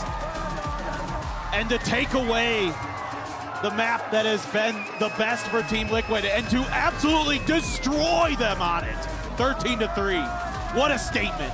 It was a 4-win streak for them with Bind so far this year. Sure, there's been plenty of 13-3s for Liquid, but they were always on the winning end when they took down Vitality with that same scoreline. This is a brutal beatdown. Gentle Mates are the real deal. And you got to be feeling so good about Mates' chances now because Martine has come into form. Martine has hit that unbeatable level where he is putting up numbers that are jaw-dropping, that are record-breaking. He did it in the EMEA, now he is doing it in Santiago. Look out, I would not want to face this team. The boys in pink are absolutely deadly. And whoever they square up against, they should be shaking in their boots. This is a squad to be feared. This is a squad that is difficult to prep for. They're willing to scrap with you. They are willing to just run it down and trust in their aim. And the adjustments they make, so good today. Just a tip of the cap to the coaching staff and the IGL. The way that they're able to navigate some really rough stuff on Pearl into a beautiful ante on Vine. Great job, Baco. Fantastically done. And yeah, shout out to Baco, the coach there, but let's go ahead and send it down and hear from our winners in the Verizon post-match interview. Una vez más para Gentlemates! And they're directly into playoffs, joining PRX, Starshaw. I'm sorry, I want to talk to you real quick. I'm sorry, how are you? First question, you are one of those emotional motors inside your team. How do you think that your career and your experience has shaped you as an IGL and a leader? I don't know, you know. I went through a lot of ups and downs in my life, you know. I think I gained a lot of experience, you know, throughout my life. I was crying, you know, I had depression, I was having fun, I was winning everything. Now I think I have everything to win, especially I have these boys next to me and these fans, this crowd is amazing. I just love you guys, you know. Thank you so much. Definitely. Y bueno, le pregunté cómo su carrera también lo ha formado como este Heli líder que es dentro del equipo. Dice que definitivamente ha pasado por muchísimos altos y bajos, lo cual lo ha ayudado para también estar aquí en el día de hoy junto a su equipo, que también son increíbles y que definitivamente ustedes aquí dentro son geniales. Gracias por el apoyo. Now for my second questions. In EMEA finals, you demonstrated that you guys have a lot of resilience. You won 10 maps in 2 days, and now you show that also in that first map. You were really, really down. What was the turning point in that map specifically to come back? I think the turning point was just to read them, how they play, you know. Liquid always, we knew it, they come always with good preparation, they change, you know. They didn't surprise us, you know. It just took us a little bit of time to adapt. We adapted, they didn't change anything. I think they ran out of the rounds, you know. We started having good read against them. And it went smooth afterwards. Definitely 2-0 now into playoffs. Y bueno, básicamente le pregunté cuál fue el momento, qué fue lo que pasó también en ese primer mapa para que pudieran volver y cerrar la serie con un 2-0. Y comenta que finalmente las lecturas que estaban teniendo estaban siendo muy, muy acertadas. Se empezaron a adaptar también a través de lo que era el mapa para finalmente poderlo hacer de la manera más liviana y mejor posible. So now for my last question, you're heading into playoffs, right? Do you have a team in specific or a player that you want to face off? I mean, yesterday we were supposed to play PRX, you know. I'm not saying anything, but this is a team that I'm looking up to, you know. I think they have really good playstyle. I love this playstyle, you know. That's what you had with Ascent, you know, really explosive. I think I can beat them. Ok, I like that. Y bueno, le pregunté a quién le gustaría enfrentarse en playoffs. Dijo que definitivamente a PRX, porque tienen un estilo similar, un poquito más agresivo de lo que tenían que hacer y que realmente sería increíble enfrentarse a ellos. Starsha, thank you very much for this interview. This is all we have for today, ladies and gentlemen. But stay tuned tomorrow because we're coming back with some good, really good Valorant.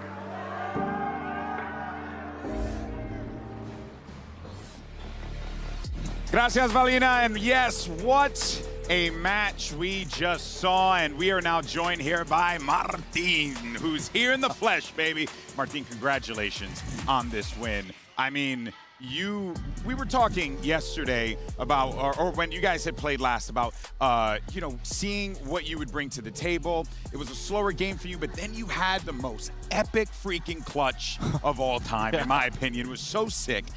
And that felt like it like injected something new into your veins and you were ready to go. Do you feel the same way, that you were kind of slow at the start, but then once that happened, the Martin train wasn't stopping? Yeah, for sure. I felt it, you know, after the clutch. I kind of had it planned in my head and it worked out. And then after that, it was just a train, yeah. Wow. I want to ask a little bit about the last time that we saw you at a global stage, because that time at Madrid, for people who weren't aware, I mean, your team was actually playing super well in EMEA, and then you turned up, the squad was inexperienced, and you ended up going out in Swiss. You've now showcased second time around that you've done the exact opposite. You've blasted your way through the Swiss stage. What have you learned from being at a global event again? Like, what did you think about coming into Santiago that would be different to the way you approached Madrid? So So I knew that the whole overall setup is gonna be different, and I had to adjust again with limited time because of media and everything. I knew it was gonna be difficult, but with this team, I feel like it's a bit different because everyone is more proactive in comms and what to do and everything. And it transitioned very well on international stage also. I feel like we didn't feel so much pressure, and I think it's the team's success. Just talking about that proactivity, one of the big strengths that your coach was talking about is how quick you are to solve problems in the games. And I feel like that really defined at least the first map. Felt like at the beginning, it's a brand new comp, you're kind of getting caught off guard a little bit by the harbor setups, and then you just start fighting and pushing in front of it and really figured out exactly how to dismantle it. I mean, and also bind. You had the idea right from the beginning of how to get ahead of it. So can you walk me through a bit of that process of problem solving that you guys had across Pearl? So at first we were a bit slow. We knew how they're gonna play, but we still didn't adapt very well. We didn't know how it's gonna feel, We knew how they're gonna play, but we didn't know how to feel. Then when we played a couple of rounds, we choked a little bit, and then we just said our problems. We solved the problems, we tried solutions, and it worked very well.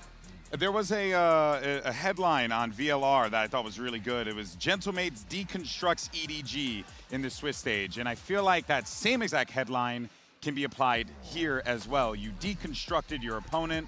And is that something that you can attest to your coaching staff? Because it felt like Coach Paco had the reads. There was a lot of confidence there when we were talking to him. Did you feel that from your coach as well? And did that give you confidence to perform the way that you did? To be honest, it's not just the coaches. I think it's mainly the five of us, the players. Yeah.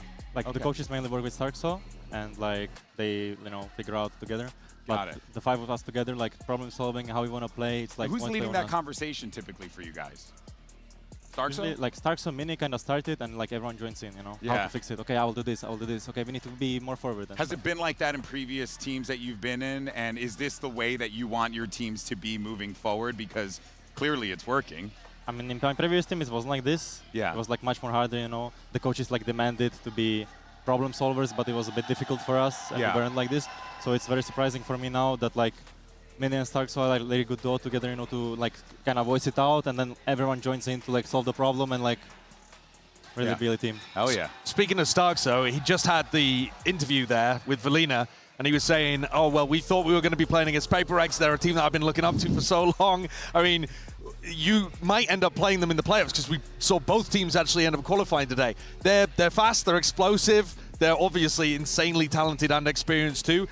Do you echo Starzo's desire to have that matchup against them?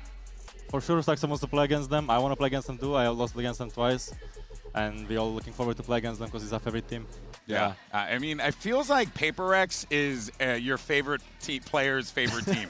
That's honestly how it does feel like here. Of course, though, here are the standings and where things are right now. Two teams have made it through to the playoffs and only 2 spots remain. How does that feel to hear that out loud? You qualified to the playoffs, man, after such a struggle that you've experienced in the past. It has to feel so liberating, right? Yeah, it feels so free, Yeah. I told my team that when we qualify for here, I want to make playoffs and I want to win, because before I didn't make the playoffs, then I made playoffs but lost first round, so now it's time to win it all. Hey, and I like that confidence, man. We're seeing it here. We're seeing it in Starkso. We're seeing you guys get up, and clearly this crowd loves you guys. So keep on leaning into that, my man. But, of course, that is going to do it for us here. Tomorrow we have 4 teams that are going to be fighting for their lives in our first elimination matches of Masters Santiago. EDG versus T1, XLG versus G2 Esports. Martin, do you want to give me a little prediction? Who's going to win, EDG, T1, XLG, G2? Who you got? T1 2-1. Okay. XLG G2, I think it's going to be 2-0 for G2. Okay. Oh, boy. Well, we'll see, of course. It was an exciting day across the board, and I think it's safe to say that each and every day here in Chile has been even more special than the last. But we have so much more to come tomorrow. You don't want to miss it, live from Santiago, Chile. We are about to witness 2 incredible squads, Masters champions facing off against world champions. It's now time to start day 3 of Masters Santiago. That's going to be tough for him to live through here. I think he knows he might not be going down. No way!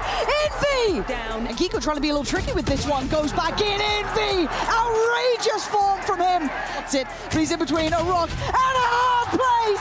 Envy with all 5. It's Envy who's the one to break back in by taking away Scuba, but Marta is not letting this round slip. If he has to do it himself, he bloody well will. 4 kills! He's eyeing up the 5. Does he get the chance to put that 5th to his name? I think he might just. Marta with all 5. You want another race? Back to back? You have an operator. Oh my God, we did. Bye-bye, Marta, the executioner. Oh my God! This guy is goddamn good.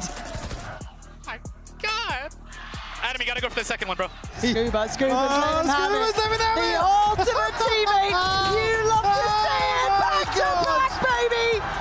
Marta, the machine, takes a stand. Devi ready. Oh dear, this could be the heartbreak. And oh no, Devi with a missed shot. It's now on Forsaken to stand tall. He's taken 3, breaking their hearts in the back lines. Another ace to close a map for Forsaken. Could it be? It feels poetic, and it is! PRX are going to the playoffs! Good, honest regional battle. We'll see how this whole thing plays out. Remember, a spot for playoffs is on the line. So let's go ahead and bring out your 2 teams. The crowd's ready to go. Here's the Gentlemates and Team Liquid. There's another reckoning here. As he's gonna melee him! Excuse me! What is happening, brother, kurva? Welcome to international stage. Cap of the defuse. ADS 10 allows him to get it up to half. Now sends out the shot, and it's all down to Nats. Looking to commit into this one, turns away, gets taken so very low, and Martin pulls off an ungodly Red Bull clutch! Whoa, vamos, vamos! Calm down, calm down! Point inside of Showers. The flash goes past him. He's able to find 1, finds 2, gets all 3! Spike on the ground! It's the spot out. Wayne will fall. The ace not to be had, but the victory is theirs. Once again, Starzo gets the better of Nats as Gentlemates punch their ticket forward into the playoffs.